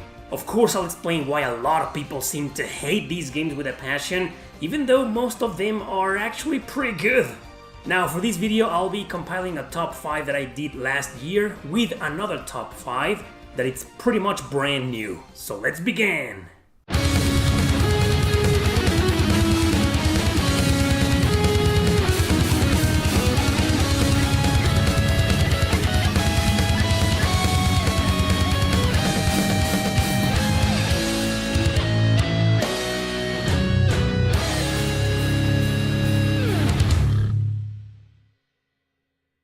First on the list is Final Fantasy VIII.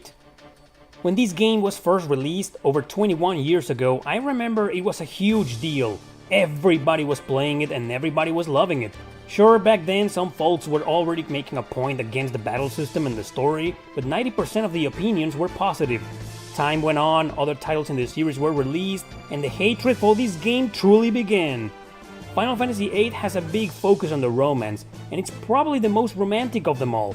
This was handled in such a cheesy fashion that even I was complaining a little bit about it back then. Plus, half of the cast just wasn't that interesting in my opinion. I really enjoy this game and its story, perhaps because I'm a romantic myself. I guess most of its haters just couldn't cope with that. Now, the battle system was convoluted and messy. Abusing the summons led some gamers to believe they didn't have to bother with anything else, only to find out at the end that, yep, big mistake. Plus, the leveling up system was notoriously irrelevant. What was the point of grinding when the enemy was leveling up with you? Overall, Final Fantasy VIII is a great JRPG in my opinion, but I can clearly see why some people just love to hate it. Next on the list, Star Ocean 4, also known as Star Ocean The Last Hope. Most of the hatred towards this excellent action RPG comes from two things. Whenever somebody strikes a conversation about it, there's always someone who immediately brings up the voice acting. I've always believed both the English and Japanese cast was top-notch here, but when it comes to characters like Limmel, we all agree it was painfully annoying. However, I think it wasn't game-breaking, as I still enjoy the entire adventure without hassle. Apparently, people just love to bitch about anything nowadays, and that alone was enough to make them quit playing it. I guess most of them didn't realize they can change the voice acting to Japanese at any given time. Now, while I've seen some complaints about the battle mechanics, it is mostly agreed that it's still great, possibly among the best in the series. Navigation, graphics, and gameplay were nice. The story and the main character progression, however, pissed off a lot of people. I've seen countless arguments against the cheesy and overly cliché aspects of it, but honestly, none of them convinced me. You know why? Because this story is just like almost every other JRPG in existence. Anyway, Star Ocean 4, I strongly disagree with the hatred towards it, but at least I understand it.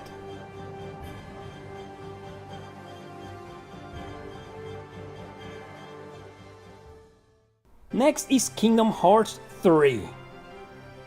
Never been a fan myself of the entire series, even though I actually enjoyed the second main title. Most of the hatred towards Kingdom Hearts 3 comes from the past, the background itself, how the many spin-offs, ports, re-releases and remasters led to a convoluted universe almost impossible to explain. Mr. Nomura handled the story very poorly with some entries, and apparently this third main one was no exception. It spawned a whole world of memes around it, with many reviewers and fellow YouTubers alike criticizing the lore. I gotta admit, I'm not interested in defending this game at all, but I can see why it would be very hard to make sense out of a crossover between so many stories and characters out there. Plus, I thought the gameplay was alright. Does this game really deserve the hate? I'm not sure because, like I said before, I've never been a fan of the series. However, I can easily see where most of its hatred is coming from. Here comes Tales of Cestiria. Oh man, this is a personal favorite for many Tales fans out there to absolutely despise. I've stood up in defense of this game many times before, but I gotta admit, it's hard not to yield. Not to say the haters are right, but they do have a point when it comes to a few things here. Leaving the Alicia controversy aside, a character advertised as the main heroine, only in the end that wasn't the case, I see nothing wrong with the story and characters. Sure, some of them are kind of unlikable and the overall plot is not that interesting, but come on, how many JRPGs are there being praised with far worse stories? The one thing, however, that I cannot protect this game from is the consensus against the battle mechanics. It is simply a big, fat, painful mess. It's technical alright, but somewhat clunky and hard to engage. I ended up playing the game on easy mode just so I wouldn't have to understand it properly. Also, I guess the small open world feature was irrelevant. No real reason was there for it to be in the game because it just didn't add anything substantial to the gameplay or the plot. Tales of Cestiria is a game I finished and enjoyed, but you know what? It's really hard to defend against its legitimate hatred.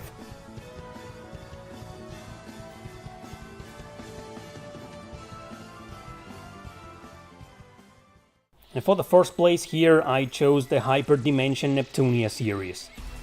It's impossible to pick a single game in this franchise, as it gets equal hate from all sides with every entry.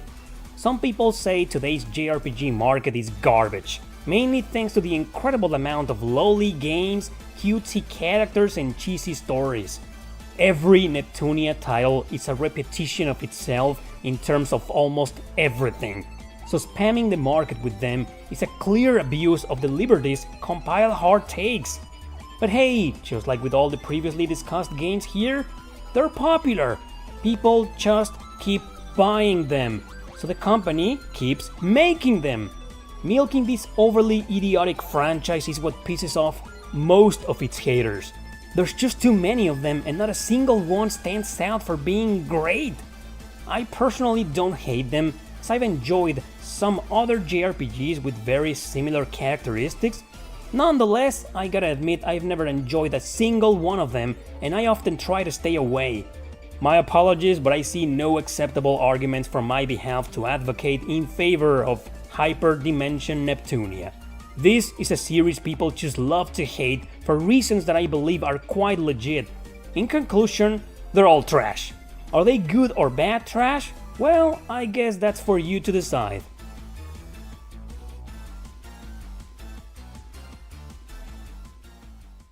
Number 5. Fire Emblem Fates.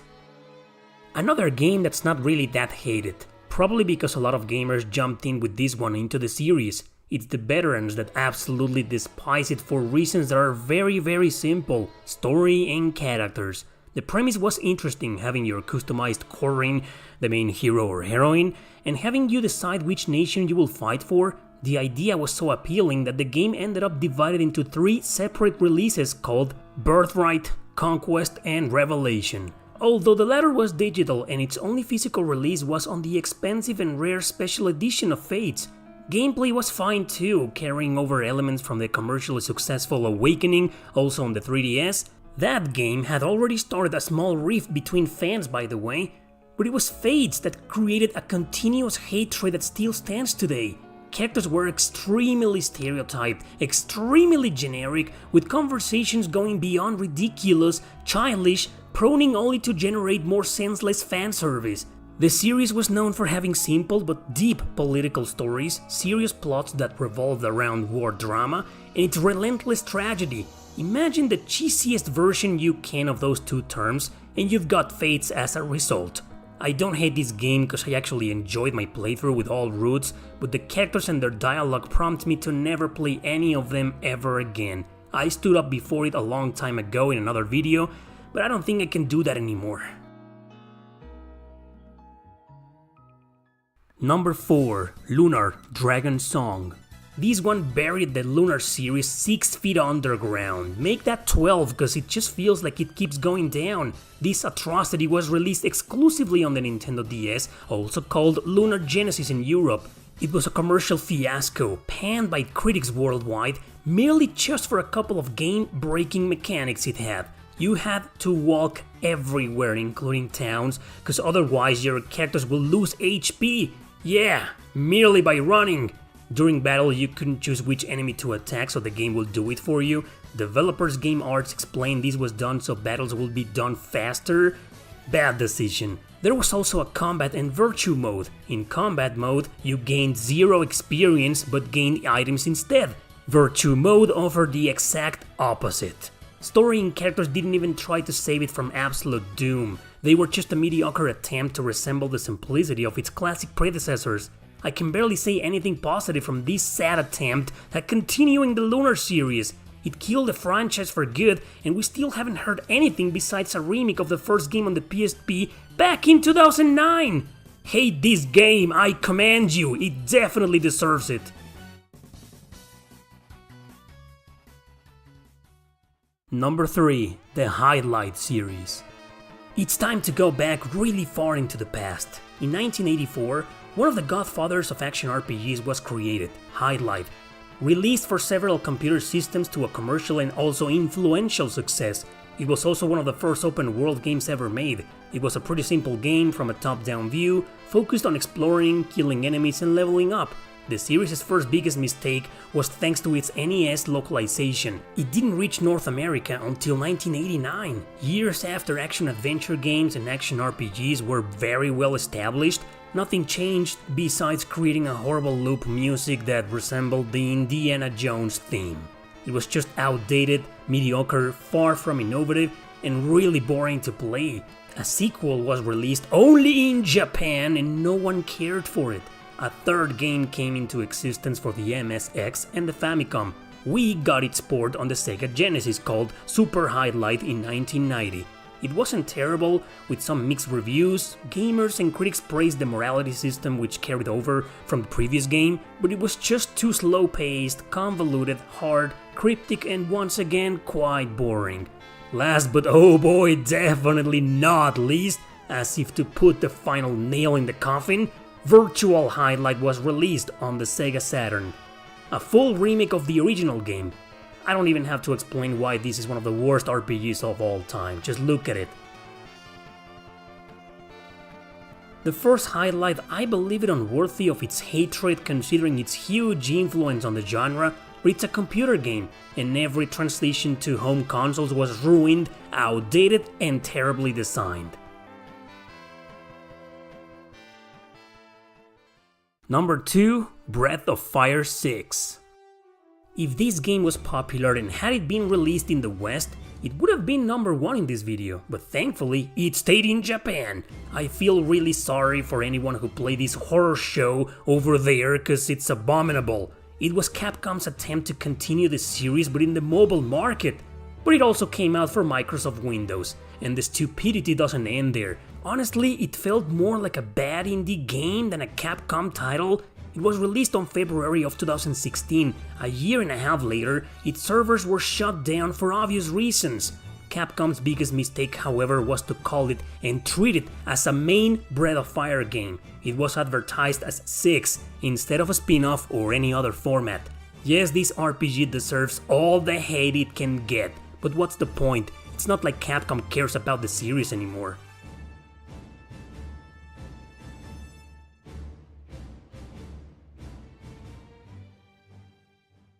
Number 1. The Final Fantasy XIII Trilogy.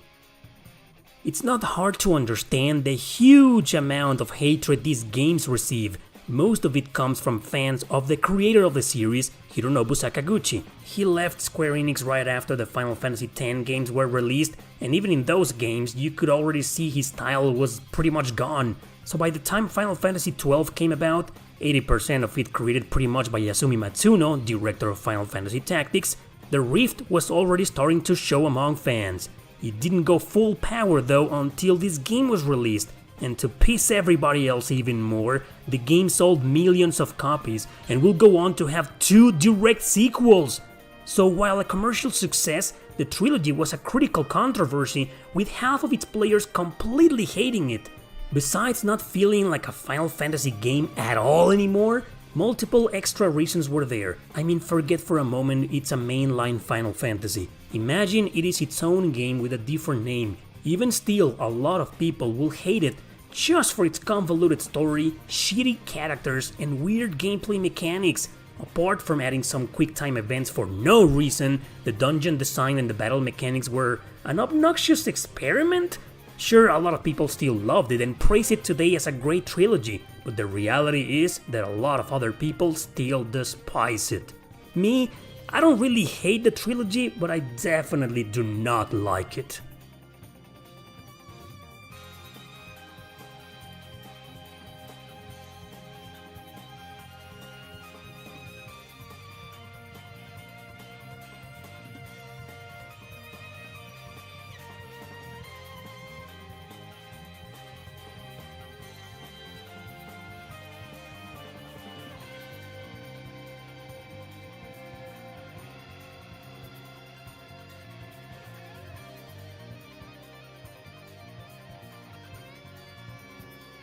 If you love or hate any of these RPGs or any other RPG out there, that's okay, but I think personally attacking somebody else for loving them or hating them, it's a bad idea.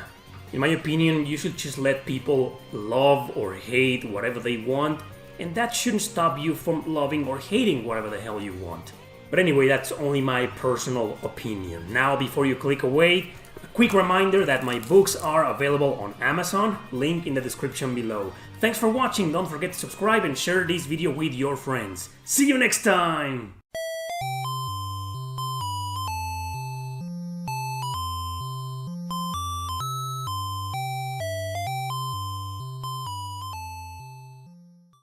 RPGs have left an enormous impact on the video game industry. Previously a niche genre, nowadays one of the most popular. Today I'd like to show you one of the 10 most influential titles that gave shape to what we nowadays know as JRPGs. So let's begin!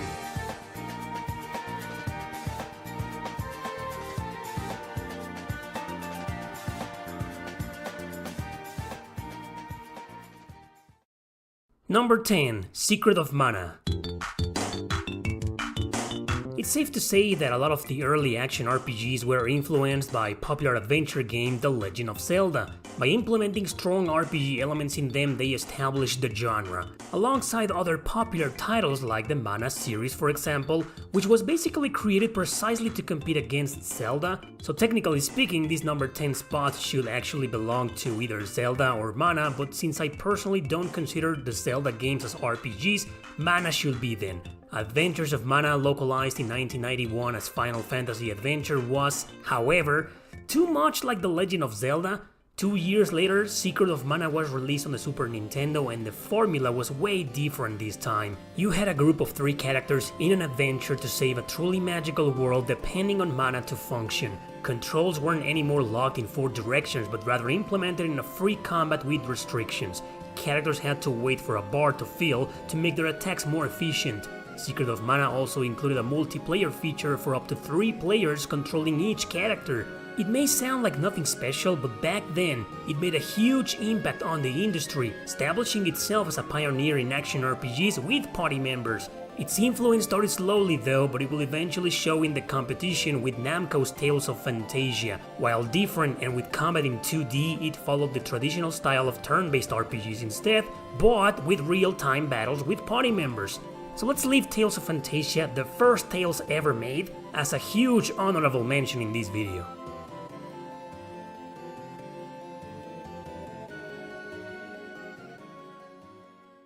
Number 9. Persona 3.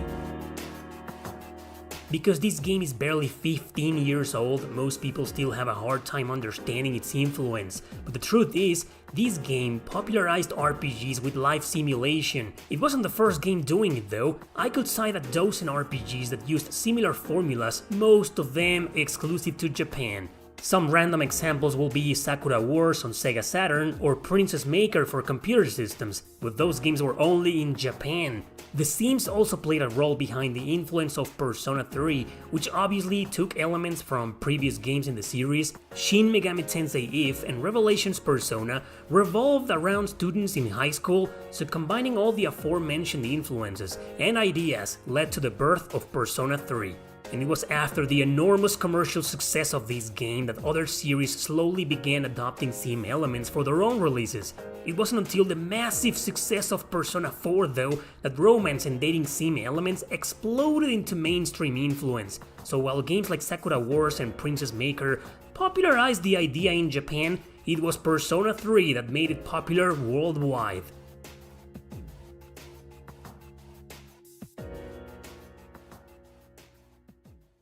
Number 8. Fire Emblem.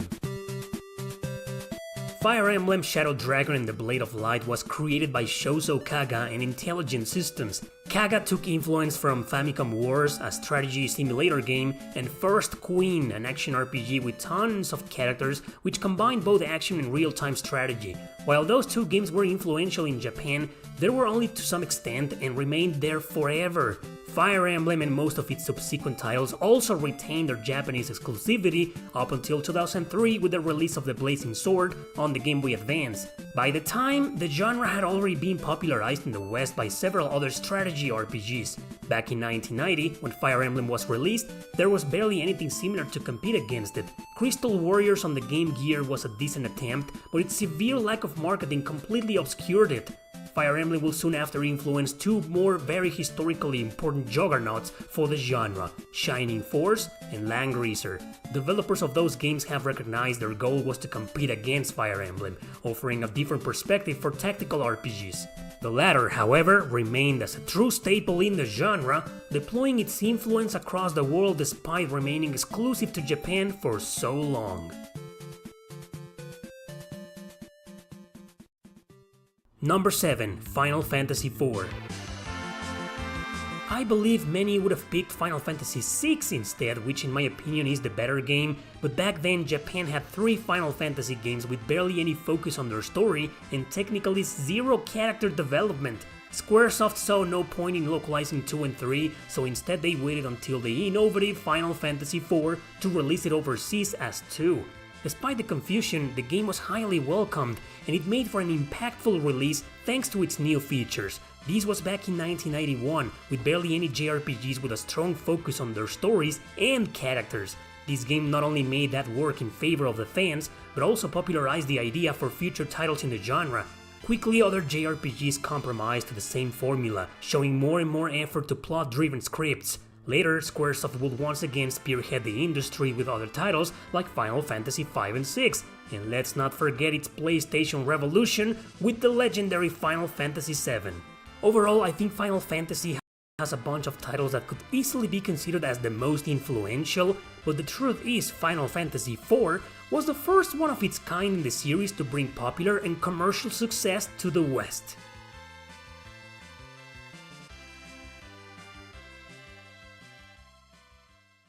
Number 6. Ys. Ys is what many historians consider as the godfather of action RPGs.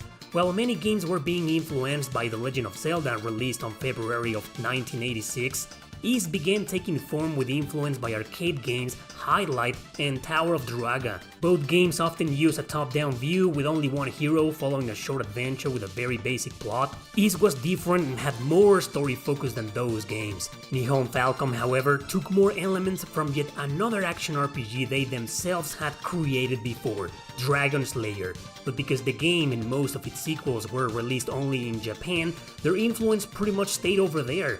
In fact, Ys was initially released for Japanese computer systems only, that is until its port to the Sega Master System in 1987.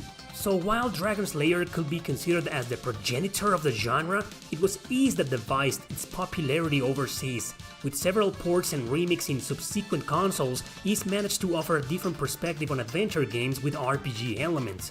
However, outside of Japan, it was unable to truly compete against giants like Zelda, Mana, eventually being also overshadowed by the Tales series. But no one can deny its impact on the market back in the 80s, perhaps influencing the genre from the shadows.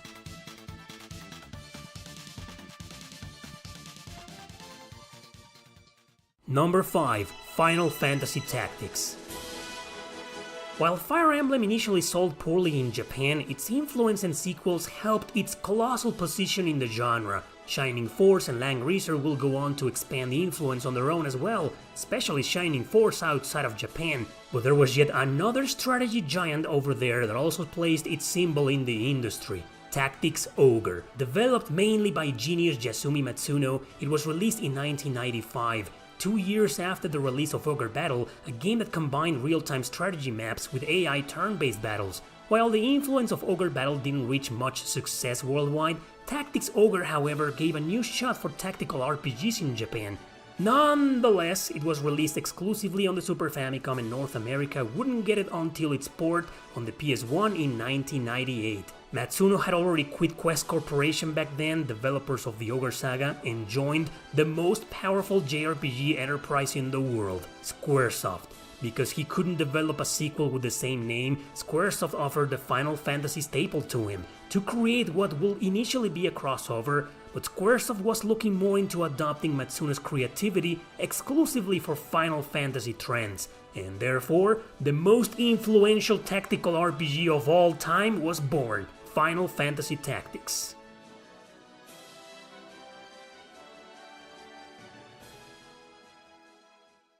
Number 4. Pokémon. Pokémon started back in 1996 as a media franchise that Nintendo wanted to establish. Its first video games for the Game Boy were developed by Game Freak, spearheaded by Satoshi Tajiri and Ken Sugimori. While there were already a bunch of video games released worldwide, especially in Japan of course, that focused on monster capturing and training, it was Pokémon that made their influence explode into colossal success. Early 80s games had similar ideas, but with gameplay that was vastly different. Perhaps the most notable example will be the Megami Tensei series, with their first game Digital Devil Story released on computer systems and the Famicom. Yet another honorable mention in this video. This particular series wouldn't leave Japan until Revelations Persona in 1996, but Persona was not exactly about capturing monsters or demons in this case. Pokémon had been released that very same year in Japan to a colossal success, but the first versions, Red and Blue, wouldn't reach North America until 1998. However, Megami Tensei games were dark, mature, traditional style RPGs and dungeon crawlers. Pokémon, however, was lighthearted, simple, basic, oriented for kids, and therefore much more easier to market. Revolving around the idea of capturing little creatures, training them to fight in duels or tournaments captivated millions of gamers across the world. It will go on to influence several RPGs, including media franchises like Digimon, merely established to compete in the same market.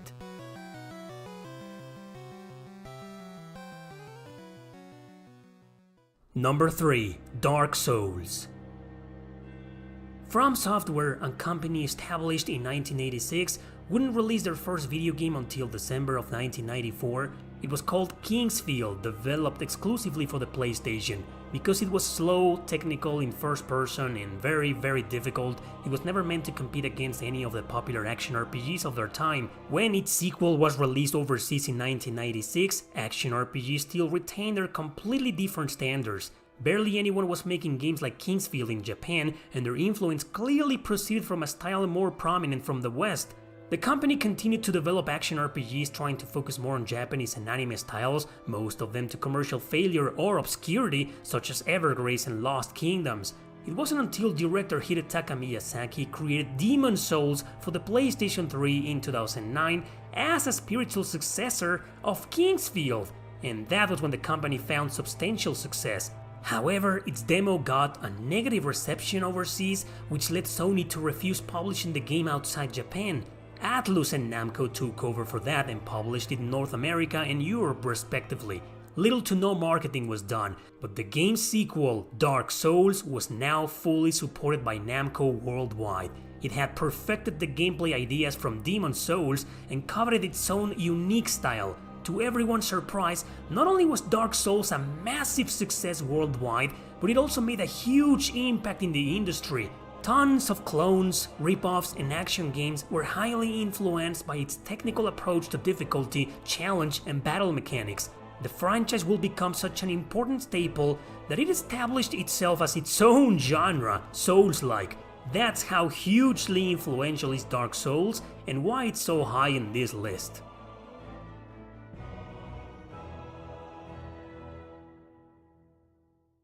Number 2. Chrono Trigger.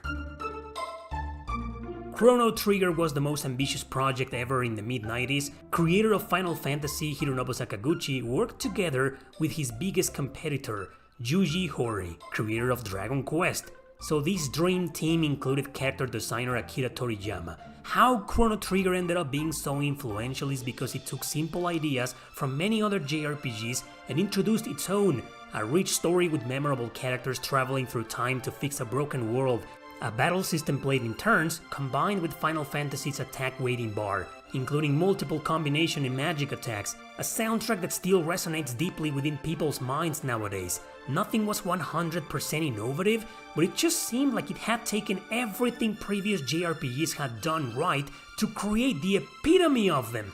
That's how influential it turned out to be and how powerful was its impact on the industry. Sufficient to say it's the biggest influence on most independent RPGs out there, with thousands of love letters written for it.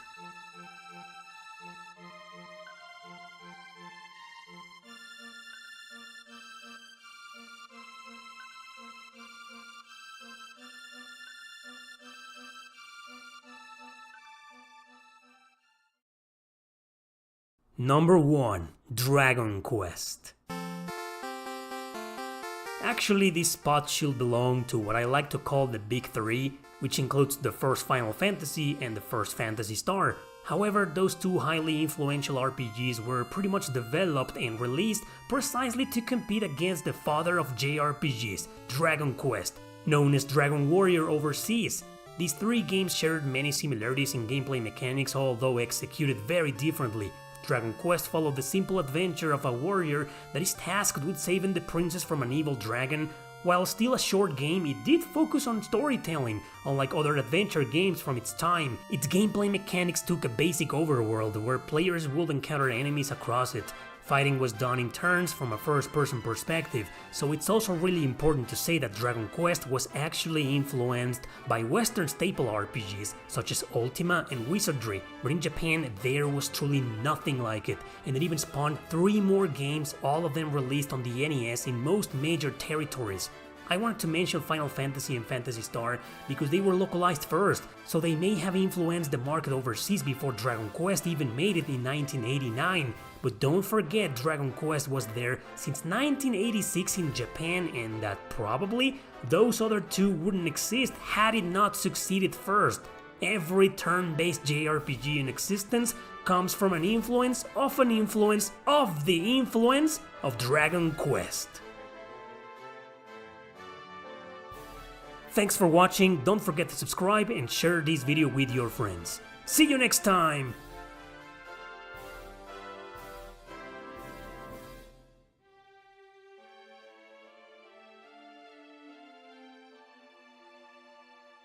Hey everybody! Today I want to show you 10 games that are considered as RPGs, but in reality, they might just not be. Some I'm pretty sure they aren't, but some others, I honestly can't decide. So let's begin. Number 10, Muramasa the Demon Blade. Muramasa has always been that one game half the world says it's not an RPG. Why would it be? It's mostly a 2D hack and slash with two main characters that you can beat in 5 hours each. Barely any interaction with NPCs, the towns you visit are bare bones and are even treated as action stages too. Equipment and skill systems are basically one and the same, relying on equipping swords and crafting them.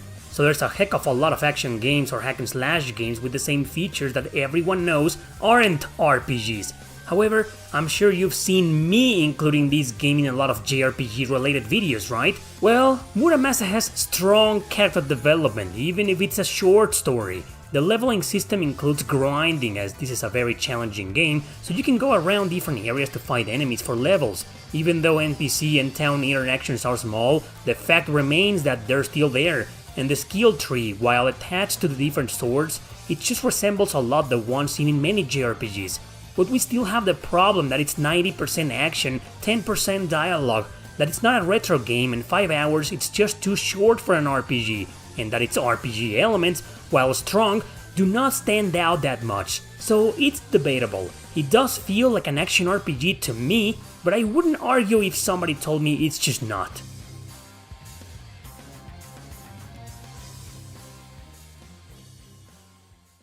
Number 9, Little Witch Nobeta. This game came out a few months ago and I've seen a lot of people treating it as an RPG. I'm not sure why. You play as Nobeta in search for a valuable treasure accompanied by a cat creature. She can fight with her staff, executing weak attacks, but the real fun is in the magic system. Acting a bit like a third-person shooter, you just aim and fire bullets of the 4 different magic you'll get throughout the game. So I do see the RPG elements, but Muramasa has way more of them and it feels like one. Nobeta just doesn't. Her adventure takes place in a giant castle with no towns to visit, close to zero NPC interaction, a leveling system that's just kinda there, bare bones character development, and finally a very short journey again. I mentioned you level up, so let's talk about that.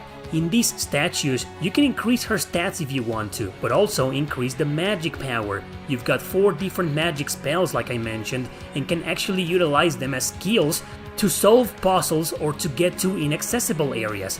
But that's just it! Plenty action-adventure games have these small elements that are just there to give variety to the gameplay. Little Witch Nobeta is a good game, but it's definitely not an RPG.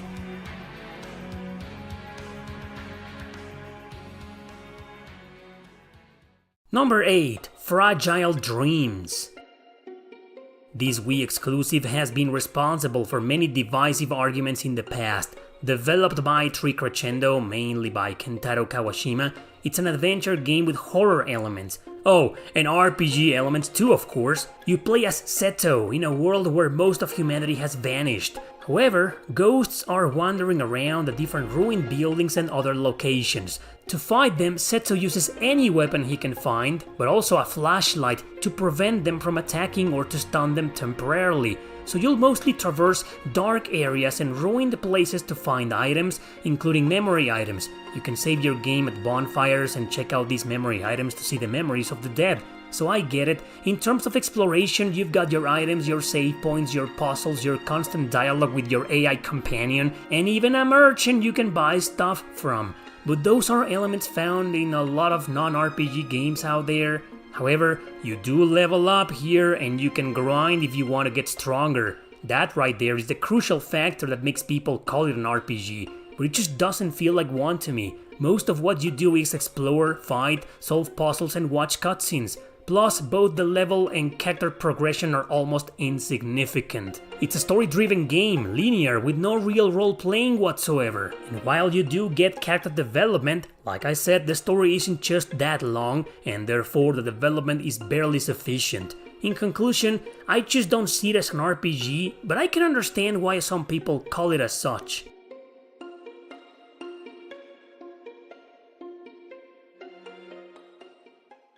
Number 7, Dokapon Kingdom. Okay, this game was originally released on PS2 and then on the Wii. Recently, a remaster on Switch happened and I played it again. There's a sequel on the DS, but it's kinda lame. This remaster is based on the Wii version, the best one. It's a pretty fun party game. It just plays out with RPG features a lot, but it's just that, a party game. You know, like Mario Party, you have a board and this roulette that acts as the dice, deciding how many steps you will move. You can play solo or compete against AI or against people online or in real life. But instead of minigames like in Mario Party, you get into a random battle if you land on an empty spot. Click the action button and the turn order will be decided between you and your opponent, be it a monster or another player. Both will act twice, and each action you select cancels the other one, kinda like in a triangle attack system. After 2 turns, if you defeated the monster, you'll win, gain money and experience. So you do level up here. If you didn't win, you'll lose a turn and will have to complete the battle on your next one. Eventually you move on to the next stage where shops will be available if you land on them, or monsters terrorizing small towns and you can liberate them, etc. So as you can see, it's clearly not an RPG. I've treated it as such, but only a few times before in certain videos, because it's trying to simulate one with some of its features like the turn-based combat and its leveling system. But where's the character development? Where's the story progression? Where's the real role-playing here? It's just a competition to play with other people and that's it. You know what? It reminds me of Battle Hunter on the PS1.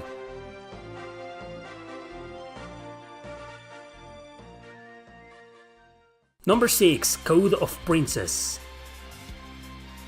Here's another one I've treated multiple times as an action RPG. That's cause it kinda is, but it's also arguably not. The same thing happened back then with Guardian Heroes on the Sega Saturn, then with its sequel for the Game Boy Advance. Both had RPG elements, but only the bare minimum. 2D beat-em-ups where you could level up and gain abilities. Code of Princess is actually no different than that. So why is it that me and other people treat it as an action RPG? You'll advance the story through small animated cutscenes and in-game dialogue, but you'll always start from this menu. Here, you can select which character you'll control during battle. Also, you equip your characters with different accessories that'll affect their stats. A shop can also be used, but that's just it. No skill tree, no customization, only a leveling system that happens naturally by just fighting. Then you'll start the next chapter, read some dialogue, watch some scenes maybe, and fight in stages. You can move up or down on different layers to attack your enemies. Obviously every character controls very differently, but you can beat the entire game with just one if you want to. You do have an HP and MP bar, which increase after you level up. So is it really an RPG? Actually, based on the facts and the technical aspects of it, it's just not. It's merely a beat 'em up with RPG elements you can finish in like 4 hours if you're good enough. Why do I personally then treat it as one? Simply because of how the story is told, how the game plays, and how you progress in both. Feels like one to me. But in no way would I ever win an argument or even attempt one to convince others it is. I just like to cover it every now and then because it's a really good game.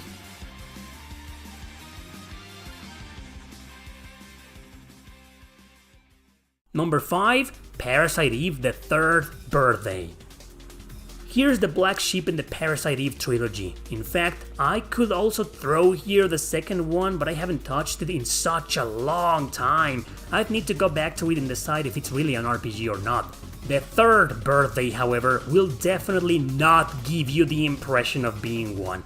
But it does have strong RPG elements. Check it out! You play as an amnesiac Aya who is sent to missions with other soldiers to fight the twisted, horrible and dangerous creatures, but unlike its predecessors, this is a third-person shooter. You just run around firing your guns, hiding to avoid damage and the like. Aya can somehow take over one of her NPC allies if they're dead, by merely teleporting herself inside their bodies. Yeah, there's a reason why this game's story and gameplay mechanics were heavily criticized. I mean, the ideas are good, but how in blazes can we call this Parasite Eve? But I digress. Aya levels up by fighting, so that's one RPG element there. Her health and energy levels increase by leveling up. Weapons can also level up depending on how much you use them. Aya's stats can also be customized, but only if you find items called over energy clips. These things grant a 3x3 grid that can boost her stats or abilities. It's surprising, I know, how many RPG elements are there for Aya's performance in battle, but apart from that, there's nothing that can truly make it stand out as an RPG. It just doesn't feel like one. It's mostly a third-person shooter with some elements, most of them found in a lot of regular video games nowadays. Story and character progression is strong though, but not enough to see a true development for Aya or anybody else really. There's not much to use to argue against someone calling it an RPG, but being one for distinguishing itself as one was notoriously not the intent of the developers.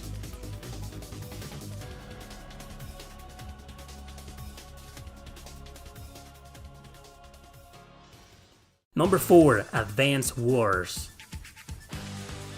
Once again, we're talking about a game that barely focuses on its story. It does have a decent amount of dialogue though, especially throughout its many tutorials, but it's not really an RPG. You see, in strategy RPGs, you control units that have stats, that have personal growth. They level up and their stats increase, so the outcome of every battle they participate in depends a lot on those very same stats, on those very same levels. In Advance Wars, there is no such thing. The units you control are generic infantry soldiers, tanks, airships and whatnot, not a single one with that personal growth. All they have is HP and their performance in battle depends on it, on the terrain, on their positioning and on the RNG, meaning the accuracy, which is also affected by stuff not related to their own stats whatsoever. Yes, you have commanders as the main characters, but they are just that, commanders. They don't participate in battle directly and there's nothing RPG-wise for them. Actually, dare I say, not even a good character development, but I can't really criticize that since I didn't get very far into it. I've only played this first game and barely touched the others, so I can't comment on the rest. Let me know if they have more RPG elements, because this first game is definitely not what I would personally call an RPG. It does kinda feel like one because of how the story and dialogue are carried out though, so I wouldn't argue that much against someone calling it an RPG. But it's just not. What? It's not!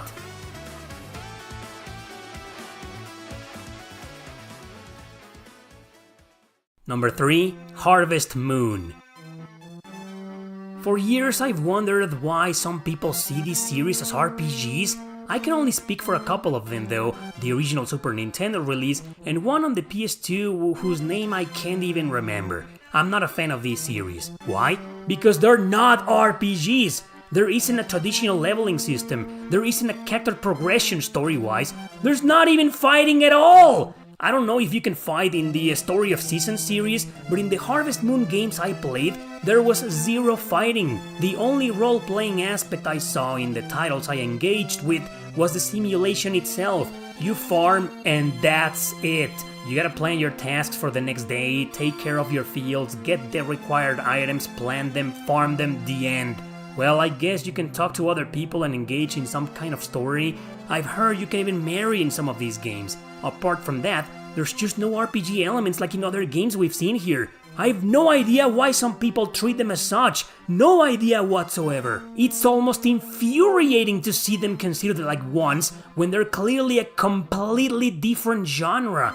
Next we'll see people saying SimCity is an RPG series for F's sake. Number 2, the Souls series. Alright, this is the most controversial one. I personally think of some of them as action RPGs like the Souls series, Bloodborne included, but games like Sekiro were a different story. However, I only played that game for like an hour and can't talk much about it. Why I consider the others as RPGs is merely because they not only feel like one, but also because the elements are very strong here. My only problem though is that they're all bare bones in terms of story.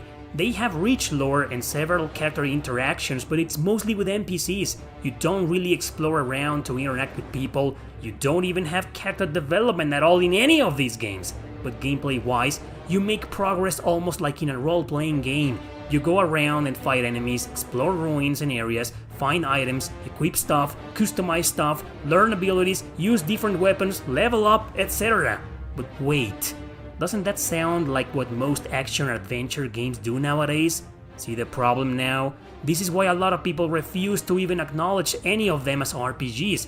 Forget about the J that stands for Japanese. Are these even role-playing games at all? Like I said, they do feel like ones to me. Not just because you depend mostly on those RPG elements a lot, unless you just get really good at them, but also because the gameplay progression adds more technical features than your average hack and slash.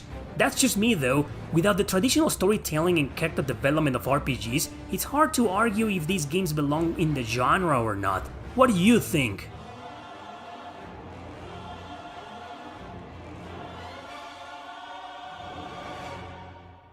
Number 1. Zelda 2: The Adventure of Link. Why Zelda 2 and not the entire Legend of Zelda series? Because honestly I haven't really played anything beyond Majora's Mask, haven't even played Breath of the Wild or Tears of the Kingdom, which are allegedly the ones with stronger RPG elements. The entire series has been an endless debate between gamers and even its developers to decide if they're action RPGs or not. I see the elements in the ones that I've played, and hell, they do have more storytelling than the Soul series at least. However, some of them are more lacking in these elements, like the very first one on the NES. I see how it influenced other games in the genre, but if you play it, it's just really hard to feel like you're playing an RPG. Personally, I feel the same way with others like A Link to the Past, for example. There's just games that focus 90% on their gameplay than anything else. The second one, however, is an entirely different story. That's why I picked it over the others. It's the one most people will argue it's an RPG, but that is mostly for two things. One, because you enter towns and talk to people, even though that is only done to get close to make progress. And second, because you grind. You do not, however, level up per se here. You got a heart system like in most Zelda games out there, but you can grind to increase the amount of hearts, which are basically your health. But there's just no other stats, no skill tree, no customization whatsoever, no real leveling system, no character development, no real NPC interaction. I mean, I see the elements, but it's 90% a regular side-scroller.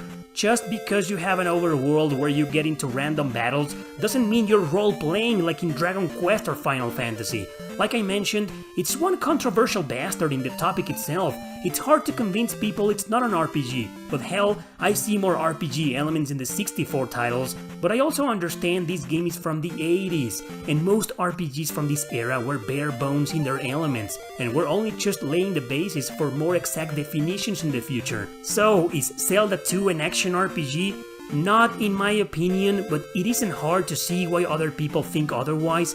Are the other Zelda games RPGs? I can only speak for the ones I put real hours into, and I'd say no. But feel free to share your thoughts in the comments, especially if you're a big Zelda fan, cause I'm honestly not.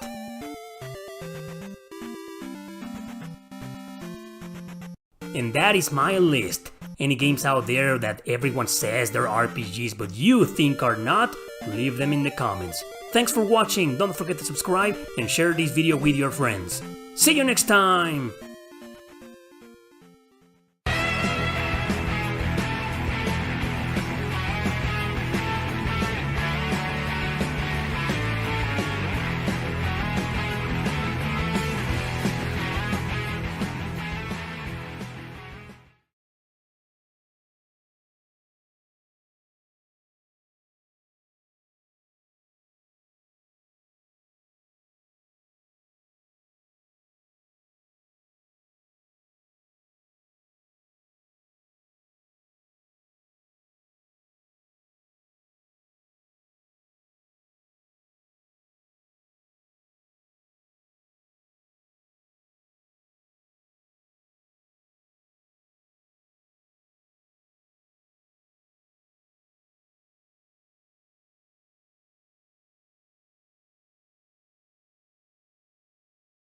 There are a lot of really hard JRPGs out there that I'll never finish, but because I'm not interested, but because I don't really like them, or because I just don't really care.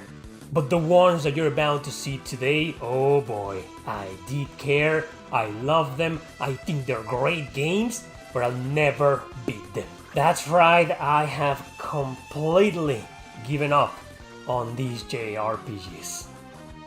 I'm gonna share my reasons for each one of them with you, and I'll also share some honorable mentions at the end. Let's begin!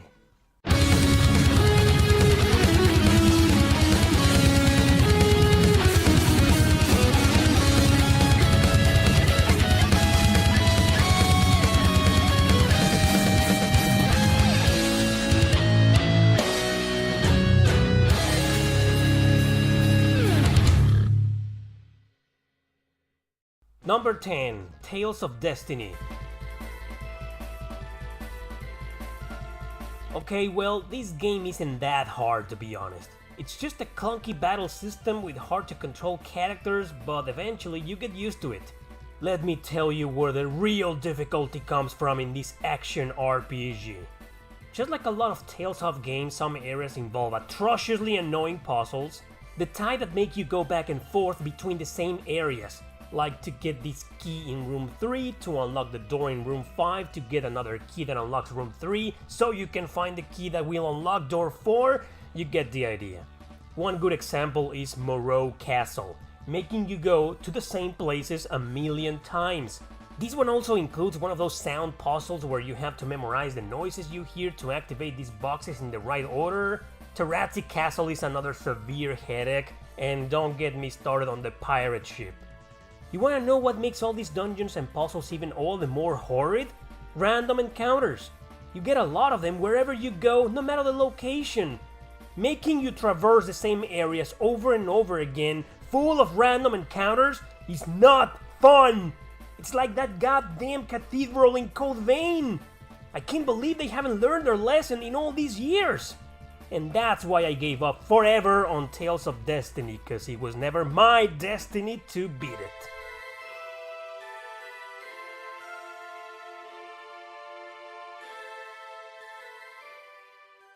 Number 9, Shining Force EXA. So this is an overlooked action RPG on the PS2. It's quite good actually, but it's a ginormous grindfest. You take control of two different characters, Soma who fights with melee weapons, and Cyril who fights with a book, but focuses on spells. I've mentioned before how I'm kinda bad when it comes to action games, but man, this one made me feel like I was the worst gamer on the planet. It plays like Diablo in an isometric view, occasionally fighting hordes of enemies. Problem is, there's no way to properly block their attacks, so you're vulnerable most of the time. Another huge problem is that the majority of the areas and/or dungeons can take up forever to traverse. They're just too damn long. But the one thing that killed my experience with this game is the defense missions.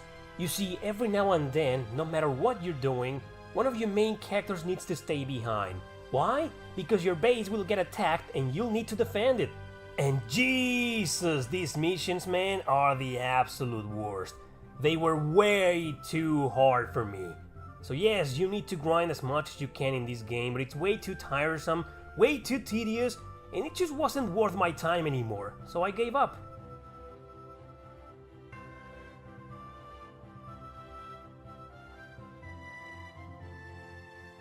Number 8, Record of Agarest War. Also known as Agarest Generations of War in Europe, it's a strategy RPG. I've covered this game quite a few times in this channel, always saying it's the best one in the Agarest series. I've also mentioned it's one of the longest RPGs ever created, as it spans 5 different generations of characters, each taking up between 15 and 20 hours to complete. And they take too long, because this game is also a damn grindfest! And it's one of those where any encounter can take up between 5 and 10 minutes! Do you gain at least 1 level per battle? No, you fucking don't! Which is why grinding in this game is a pain in the ass! It's a very hard game that mostly relies on creating combos between your characters.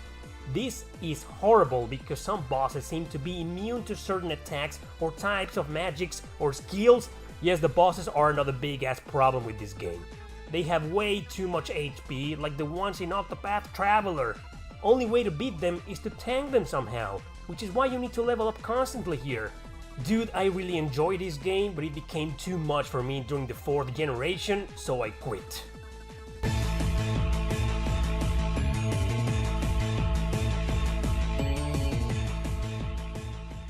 Number 7. Saga Frontier 2. So I hated the first game, right? My expectations with this one when I first played it were the lowest you can imagine. I'm glad they were because I found it surprisingly good. Now you focus on 2 characters and like many, I made the mistake of starting with Will. I found his route to be extremely cryptic, hard, often with zero clue of what to do or where to go. So I restarted the game now with Gustav. What a difference! It has some cool background this time, directions, sense of exploration, and fun. Yeah, until the battles made my life completely miserable. All Saga games are hard, alright, especially if you don't fully understand the battle mechanics, but even when you do, when you feel you finally grasp the basics, the game keeps throwing you into impossible situations. There's actually nothing really wrong with this game except its natural cryptic parts. Checking up a walkthrough helps a hell of a lot, but it's just, you really have to understand the equipment used, the skills and magics, and overall, the battle mechanics. So I confess I gave up with this game because I just found it too hard. Still great though, but I don't think I'll ever go back to it.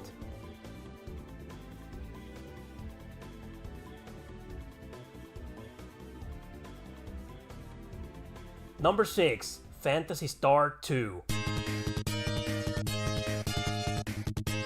Alright, I have a terrible sense of direction in real life. That obviously translates to video games.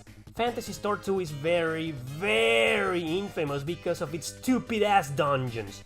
Yes, it's quite a hardcore challenge with lots of grinding, so that's one reason I got sick of it. But that is just the tip of the iceberg. You cannot, and let me stress that out, cannot beat this game without a guide. Because almost every single dungeon here is a frigging labyrinth in all sense of the word. So its problem is like a combination of the one in Tales of Destiny with Saga Frontier 2, because you also don't know where the hell you're supposed to go half of the time! On top of it all, this horrible navigation is criminally obstructed by the high encounter rate. It makes the game often unenjoyable and it feels like a chore. Story, characters, graphics, and music make you keep going since they're so good, but damn it, these dungeons are just no fun! So is it beatable? Of course it is! However, I don't feel like playing the game while constantly reading a guide most of the time. I also never beat the first Phantasy Star because I don't really like it, and the third game, while still good, got somewhat boring along the way and I lost interest. Nevertheless, they both share similar issues to this second son of a bitch.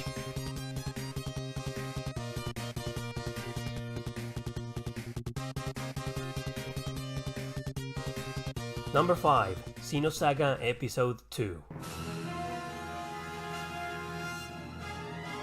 Lots of part 2s in this video. Well, this is the last one. I've always tried my best defending this game because most of the criticism just seems highly subjective to me. Complaints about the art, the colors, the graphics, the story focusing more on other characters. I loved all that. In fact, I loved absolutely everything in this game except for one thing. Of course, the reason why I reluctantly chose it for my video.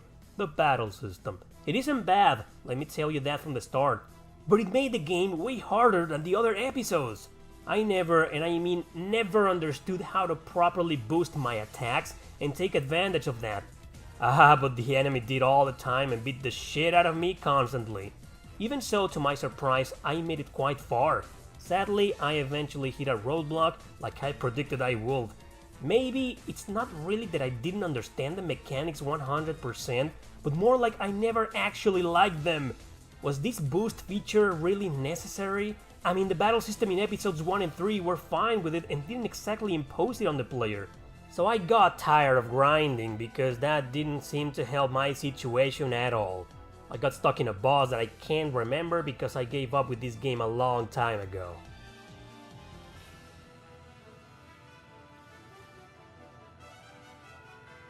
Number 4, Disgaea, Hour of Darkness.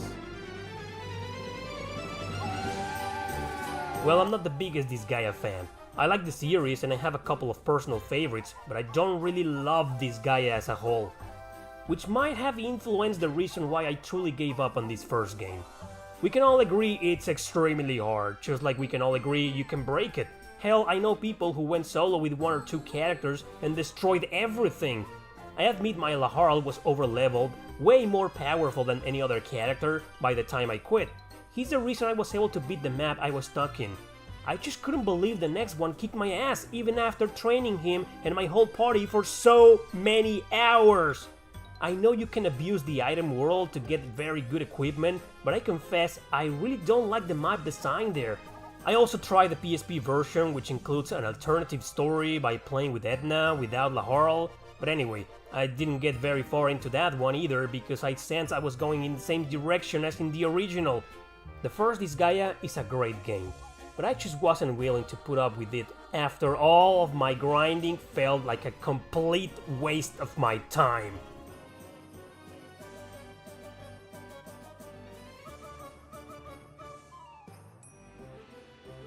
Number 3, Valkyrie Profile, Covenant of the Plume. I've bitched about this game way too many times in the past that I feel I've become some kind of meme with it. Strategy RPG with multiple routes, some harder than the others. Every single one of them, however, requires you to sacrifice one of your allies in order to move on to the next chapter. And this is a game that doesn't give you too many characters like in Fire Emblem, you know? So it's very hard to decide which one you'll give up in order to focus on the others and train them, all to sacrifice yet another one by the end of the next chapter. Make everything worse by ramping up the difficulty spikes like crazy.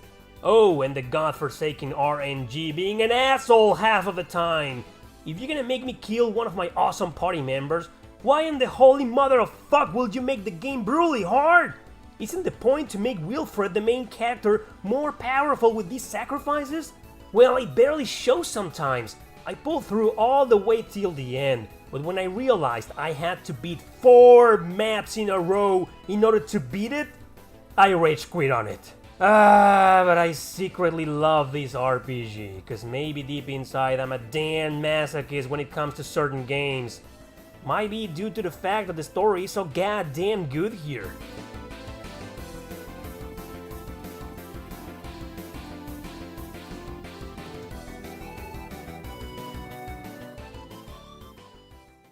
Number 2, The Seventh Saga. Well, what can I say about the biggest grindfest in the history of gaming? All because the people who localized it made the terrible mistake of over-increasing the difficulty. That's right, this is one of those very rare cases where the localization is harder than the original Japanese. Several characters to choose from, each different than the others, all in a quest to find the runes for their own purposes. Some will join you sometimes, some will fight you sometimes. There are quests, there's free exploration, no sense of direction every now and then. It's a game that takes some liberties with the gameplay, alright. Nevertheless, none of that poses a problem with the difficulty. The issue here is plain and simple.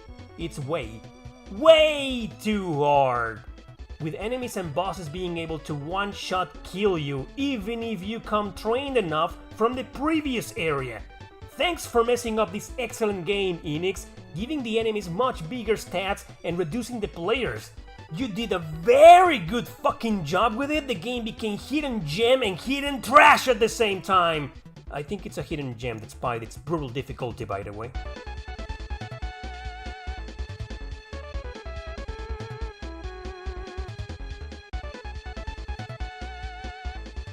Number 1, Popful Mail. Enix wasn't the only company that made a terrible localization mistake. In fact, I believe Enix may have made that on purpose, just like Working Designs probably did. Popful Mail is a remake of the original game for computer systems, now released on the underrated Sega CD. And it's the hardest side-scroller I've ever played in my life. It makes every Castlevania and Ninja Gaiden game look like a joke in comparison. It's so hard, so freaking hard that only the most skillful players can beat it. Some people will argue it's not a real RPG. Well, it's actually a cross-genre, mixing platforming, side-scrolling, Metroidvania, and, well, action RPG. Developed by Nihal Falcom. Yes, you heard that right. The girl is not the only playable character here, as you'll unlock 2 others as you make progress. But will you really make progress in this nightmare of a game? I highly doubt it. So it was originally brutal, and along came working designs to make it even worse. My love for this game was apparently not enough to help me withstand the deprivations those guys did with the difficulty. All because of the bosses, who often rely on patterns, who often change them, who often cheat, and who often kick your motherfucking sorry ass into oblivion. Get used to this screen as you'll be seeing it a gazillion times. I never made it past this giant golem cause he kills me with just a couple of hits. When I finally did, after some grinding, his head began jumping around. Look at this! I can't even land a single hit! Fuck this game, fuck it to pieces, fuck Falcom, fuck working designs and everybody who ever worked on it, fuck the bosses, fuck the enemies, fuck this stupid ass head jumping golem, fuck the controls, fuck this guy, and fuck me for fucking loving it! Pufful Mail also has a great soundtrack, man, you should check it out.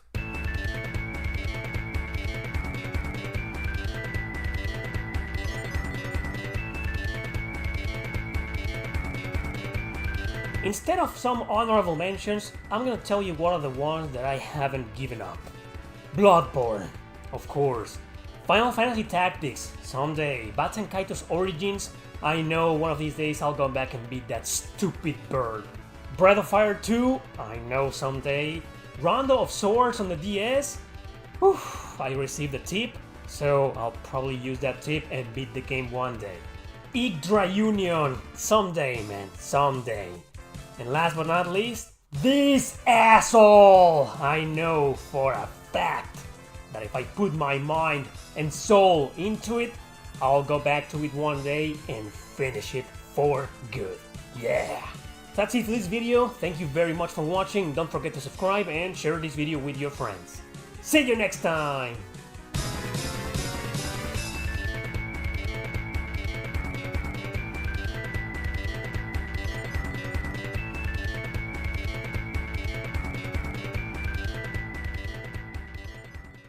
Hey guys, I'm back with 10 more hard JRPGs that I'll never beat. I have completely given up on the following JRPGs too, for several different reasons. Same deal as before, I did care about these games, I did play them, I did love them. They're great games, I just got to a point where I just couldn't take it anymore. And before we begin, if you think these games aren't hard, well, please kindly remember that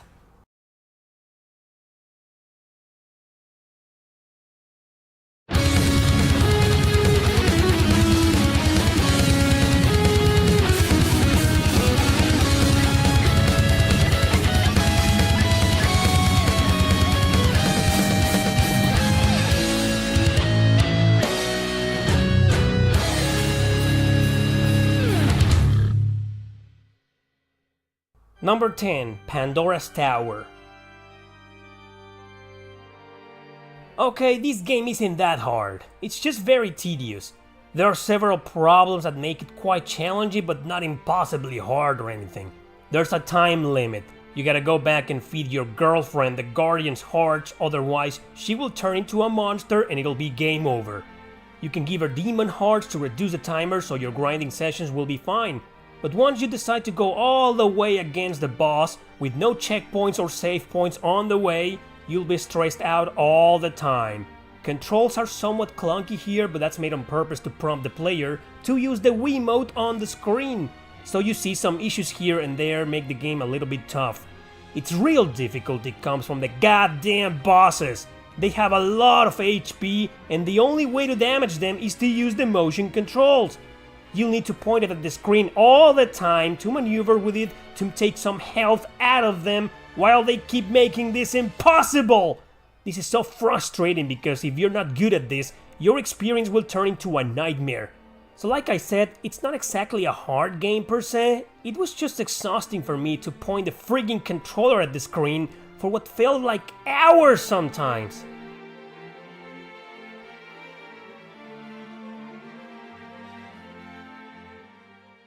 Number 9. Persona 1 Portable. I hate the original Persona on the PS1. Screw that piece of trash! But I gladly welcomed its enhanced port on the PSP. The flow of the game just felt better, including the battle system with an auto mode. They were clunky and tedious on the original version, but here, these battles became smoother and engaging. I really noticed the overall improvement from one version to another, and I said to myself, I'd finish this version for sure. Yeah, that didn't happen. Why? Because they didn't fix the stupid encounter rate! It's still high on this port! Why wouldn't you fix something as unnerving as that for your goddamn port? What was the whole point on releasing it again then? The navigation on the map is still ass, but that's okay. It never really bothered me that much. First-person navigation in the dungeons is still ass too, but okay, that's just the type of game it is. However, it's not when you often get lost in the middle of a shit pool of random encounters. I guess they wanted you to grind your butt off because some of the bosses are seriously hard, but still, it was no excuse. I don't hate this port, thankfully, but I'm never finishing it. It's too hard for all the wrong reasons!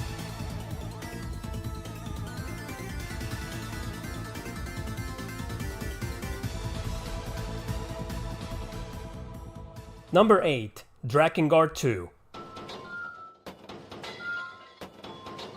I'll never finish the first Drakengard because no matter how great the story is, the controls are just trash. So I gave up on that game just because of that. It just wasn't enjoyable for me. Drakengard 2, however, plays much better on every sense of the word. Of course, it's still a Warriors-like, Musou style of gameplay, but since I actually like that, I love this. I also thought the fact that you get several characters to switch to at any given time helped the experience grow richer. Hell, the story kept me interested. Compared to the original, of course, it's nowhere near as great, but it's still cool. Anyway, there's only one simple reason why I'll never beat this sequel. It's just too hard for me. My biggest issue with it is the length of the missions. In fact, that's always the problem with these types of action RPGs. If they have checkpoints at all, they're often too far away from each other, which means if you die before them, you'll have wasted several minutes, half an hour, or almost an entire hour. That pisses me off, man! I get that you want to make your games challenging, but why force the player to fight mindlessly all over again? What's that you say? You get better that way? I'll get better on the next stage, thank you very much! Not by going back over and over again to restart the mission!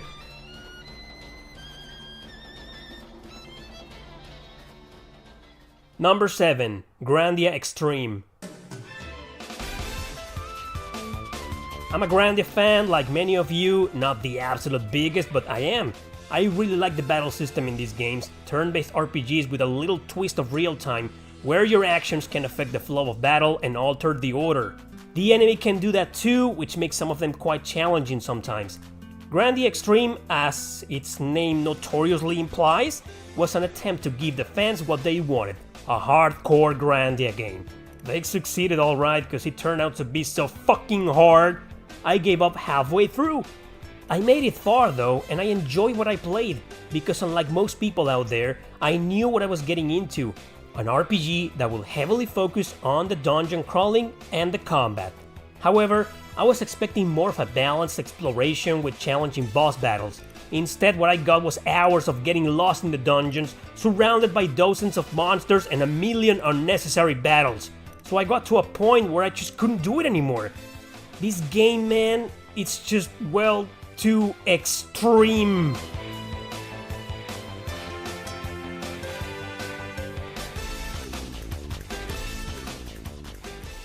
Number 6. Vandal Hearts 2. This is yet another easy example on how a game becomes hard just for one poorly designed mechanic, for all the wrong reasons. First game was also hard but excellent at the same time. Its sequel met its doom when they came up with this preposterous idea to make the battles more original. You see, in Vandal Hearts 2, you can't just naturally move on grids, approach your enemy and attack them. You can't just plan a normal strategy and bust your brains out trying to come up with one. No, this game will make you shoot your brains out trying to come up with one. All the blame goes to this imbecilic characteristic they decided to impose on the player. You move in one direction, the enemy moves at the same time in the opposite direction. What? Isn't this a grid-based tactical RPG? When did Vandal fucking Hearts become a roguelike RPG? How did they think this was a good idea? Alright, it isn't too bad because you get used to it. But even without permadeath, your characters will be constantly exposed, so you'll have to play on the defensive most of the time. Ah, but if the main character dies, it's mission fail, baby. Halfway through the game is where you'll start noticing these battle mechanics was just a bad idea. I love Vandal Hearts, and I still think this game is good, a hidden gem, but god damn it, man. God damn it.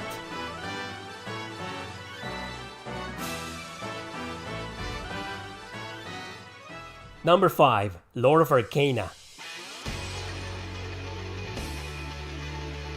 Okay, here's one game that literally pissed the shit out of me. It's a quest-driven RPG where you'll be mostly training on several different areas in order to reach the end and challenge the boss. Now, the battle system in this game is not your average hack and slash. You have to think what you're gonna do most of the time, even with the normal enemies. But those are okay. Once you get the gist of it, it's okay to grind as much as you can with no issues.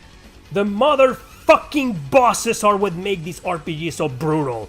They take forever to beat and often have annoying patterns you'll need to memorize. On top of it all, they keep changing them, so it's hard for you to come up with a strategy. I got my ass kicked 1,000 times, even after grinding a hell of a lot. This asshole, for example, was a total shitstorm because he kept rolling around while you had to avoid him constantly. Finding an opening to just do one little freaking amount of damage was almost impossible. And yes, these bosses have way too much HP, so each one of them will take forever to kill. Well, you have to be good at this game and very patient. I'm not, so I gave up. Fuck this game.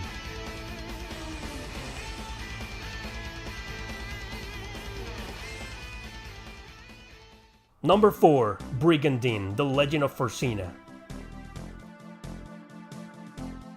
Brigandine is simply one of the most convoluted, hard to get into and difficult to understand games I've ever played. It never tells you how to properly play it. You know how I'm always bitching about RPGs having unnecessary tutorials? Brigandine is the exact opposite of that, as its biggest problem is having almost anything at all. This game was obviously influenced by Dark Wizard on the Sega CD, which was influenced by Master of Monsters on the Genesis. In those games you had at least a basic understanding of what you had to do. They were somewhat cryptic, but you pulled through somehow. In Brigandine, no matter which character I chose, I was left with a bunch of weird-ass mechanics about invading, defending, conquering, and micromanaging my monster army. Yes, I am aware I started with the wrong characters, maybe, but how was I supposed to know which one was the best option for a noob at this game? To make matters worse, the maps are utterly and boringly long most of the time. I love tactical RPGs, and this game really had some unique aspects to it that really caught my attention. But I got to a point where I was just falling asleep. Maybe because I'm not the biggest fan of managing or playing with monsters, but the maps, just look at this! Look at this goddamn mess! In the end, I felt that even properly understanding the game, how long and hard these maps can be will probably turn me off again.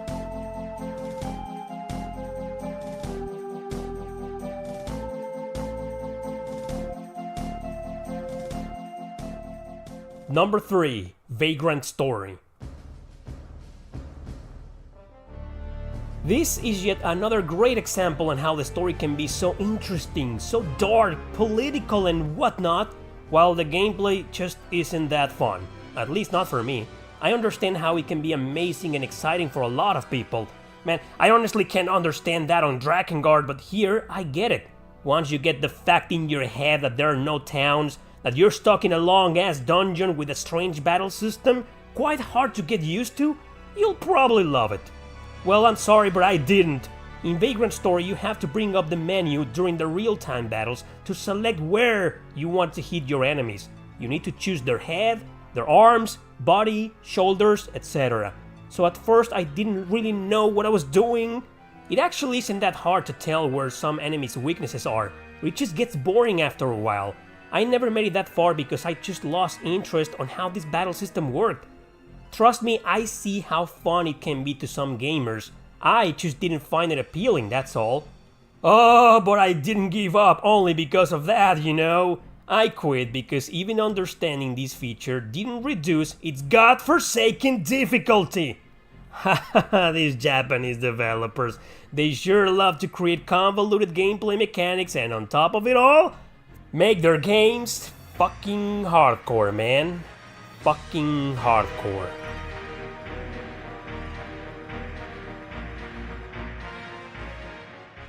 Number 2, Warsong.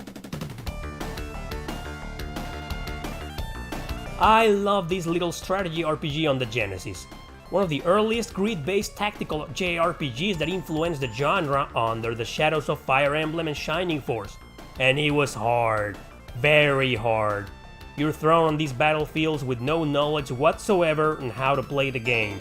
That's cool since its simplistic nature, unlike fucking Brigandine, will pose zero issues, because eventually you'll notice there's a triangle feature where certain mercenaries are stronger against others and so on.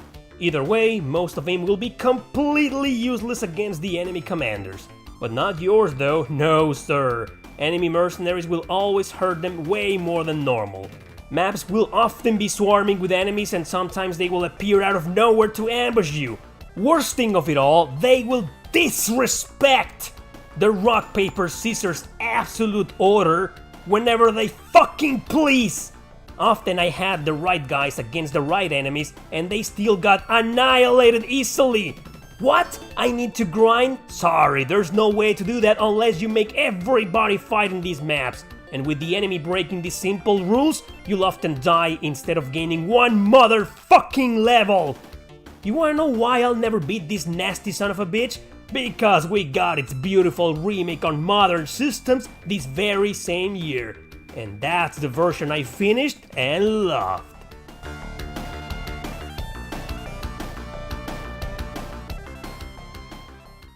Number 1, Crystalis. Oh man, an NES game! Half of this console's library is known for being brutally unforgiving. Crystalis is no exception, let me tell ya, but that shouldn't be a surprise. This game has something that charms me, probably revolving around some of its catchy 8-bit themes or its interesting mix of science fiction and fantasy. The gameplay flows naturally to a fun and fast-paced progression that makes me want to go back to it from time to time. It's a very good game, but I know for a fact I'll never beat this fucking asshole because of its relentless difficulty.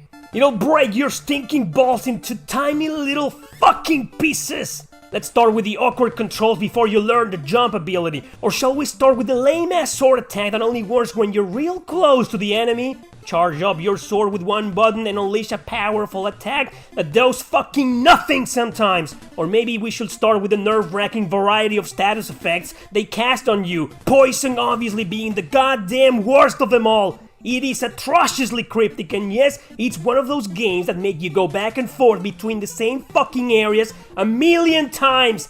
Can I say one last thing about how frustrating it is to reach a dead end with no idea on how the hell you got there in the first place? Fuck this game, man! Dark Souls my ass! Play fucking Crystalis one of these days, and then we'll talk! Yeah, I know, it isn't that hard. I know. Fuck!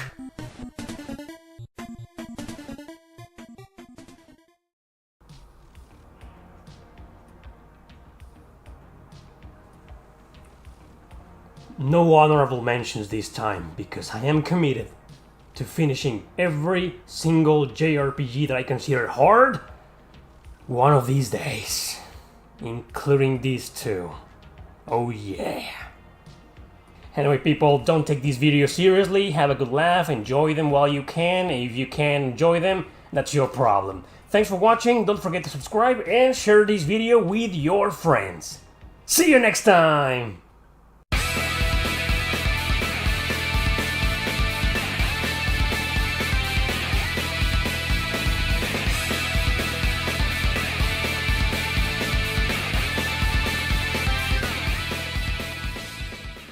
I think a lot of JRPGs can be broken one way or another, getting overpowered at some point and destroying everything in seconds. But most of them take forever or require a lot of tricks or even a guide to do so. So instead, today I thought of showing you 10 JRPGs that are easy to break with very simple methods. So let's begin! Number 10. Tales of Berseria. Berseria is the only Tales game I know how to break, all because the main character Velvet is kinda broken right from the start. She's stronger than anyone else and can be abused to destroy enemies quickly. She's also great for crowd control since her attacks span around everyone nearby. However, she can also get herself killed easily if she runs out of control, especially in her Therion mode. So all you gotta do is play with Velvet, or at least keep her in the active party all the time, but you have to know how to use her properly. And also, you're gonna have to grind. That's right, you can't just break a game like this without being somewhat over-leveled, and the best way to do that is to fight in these dangerous encounters as much as you can, and survive of course. To get one of those, you simply need to fight 2 or more enemies that are close enough to trigger them. A smart way to do this is to do your grinding on easy mode, fight as many encounters like this as you can, and then change back to any other difficulty. That'll save you a lot of time. And with Velvet already being the most chaotic but stronger member of the group, you can break the game easily.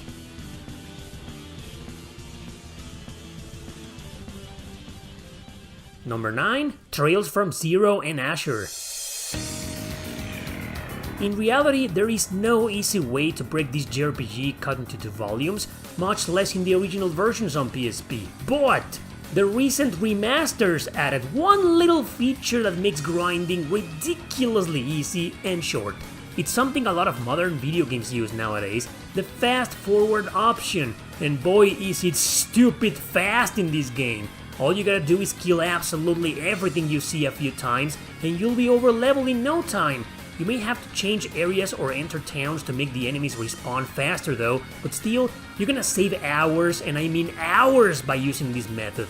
I mean, just look at the difference between regular mode and fast forward. It's incredibly fast. Please note that at the beginning of the game you can select the difficulty, but you won't be able to change it anymore. So using this fast forward method while playing on easy is dumb in my opinion, but feel free to use it if you want to break the game to a laughable level. Instead, I would advise playing on normal or hard. Even in those modes, by using this method, you'll be overpowered and reach before every single boss fight.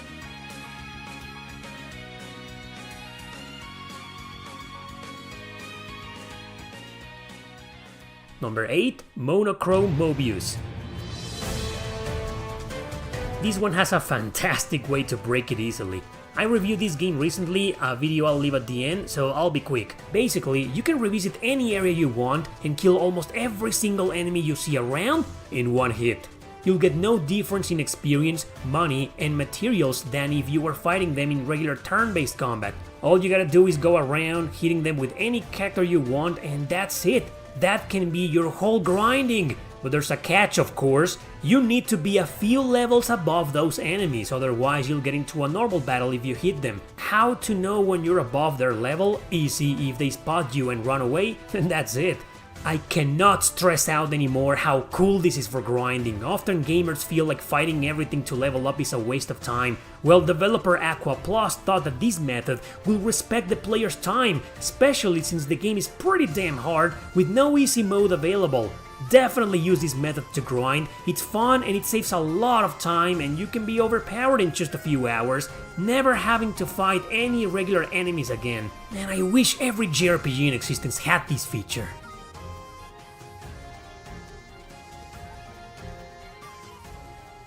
Number 7. Yakuza Like a Dragon. This is an RPG you won't be able to break easily until late in the game. There are two easy ways though. First, there's a pretty infamous difficulty spike which is quite nasty, but can be easily overcome by training in the arena, the same city where that spike is. Even the characters themselves tell you it's a good idea to train there. If you aren't over leveled already, it'll be somewhat challenging to make it all the way to the top floor, but you'll get tons of experience points, especially in the last floors, as a reward, including some of the best equipment in the game and a lot of money. Each floor has only one fight and that's it. You move on to the next one. There are 30 floors total, but every 5 of them you can find a way to teleport, so you won't have to go through all those floors again. So once you're powerful enough, you can just teleport to the last 5 and grind those fights over and over again. Yes, it'll take you a few hours to do so, but it's worth it. And the second way to grind is to find certain enemies that give you tons of experience points around town or in the sewers. If you fight a bunch of mysterious men and a vagabond is there, you'll get crazy amounts of EXP, including job EXP, so you can rank them faster. These vagabonds can be found in the second floor of the Kamurocho sewers.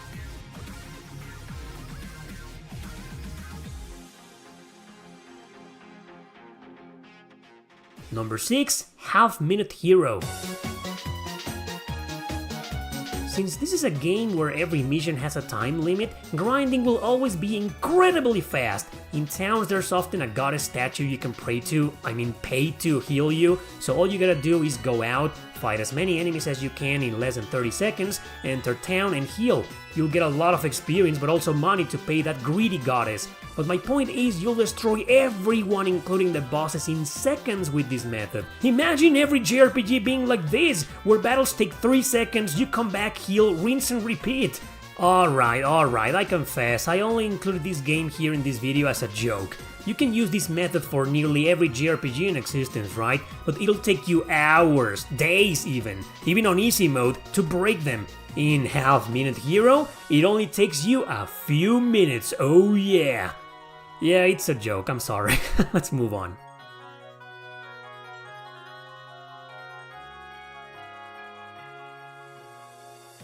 Number 5. Trails into Reverie. Unlike in Zero and Asher, here you can change the difficulty at any time. It's cool, but once again I'm encouraging players to try out normal or hard, since this game can be easily broken. The developers themselves added so many features for the battle system that it seems almost impossible to struggle with any battle. Some bosses will give you trouble, but if you break the game a bit, they definitely won't. You have your classic combat scene in the Cold Steel arc, where it got better with every entry. I'd say Reverie is the epitome of it. You got the crafts that do massive damage, S-crafts that do even more massive damage, linked attacks between two characters, all-out attacks which include the characters in support, several orbs with passive skills that basically equal a bunch of accessories equipped, some of them can even break magic users. Man, what else do you need? Okay, maybe some grinding. On normal mode you won't have to grind, especially if you just focus on killing these elite monsters or meet bosses in the Reverie corridor. Of course, hard mode means you'll have to grind a heck of a lot more. Use of the high speed mode is highly recommended to reduce time. My advice, stick to normal. Combat alone breaks it a bit if you grind those dangerous encounters. To recover the all-out attack points you need, you can break things like these found on every area, or you can just go back and heal. It's like Falcom told us, hey, here are a million new things in your favorite during battle, feel free to break the game. Yes, it's that easy.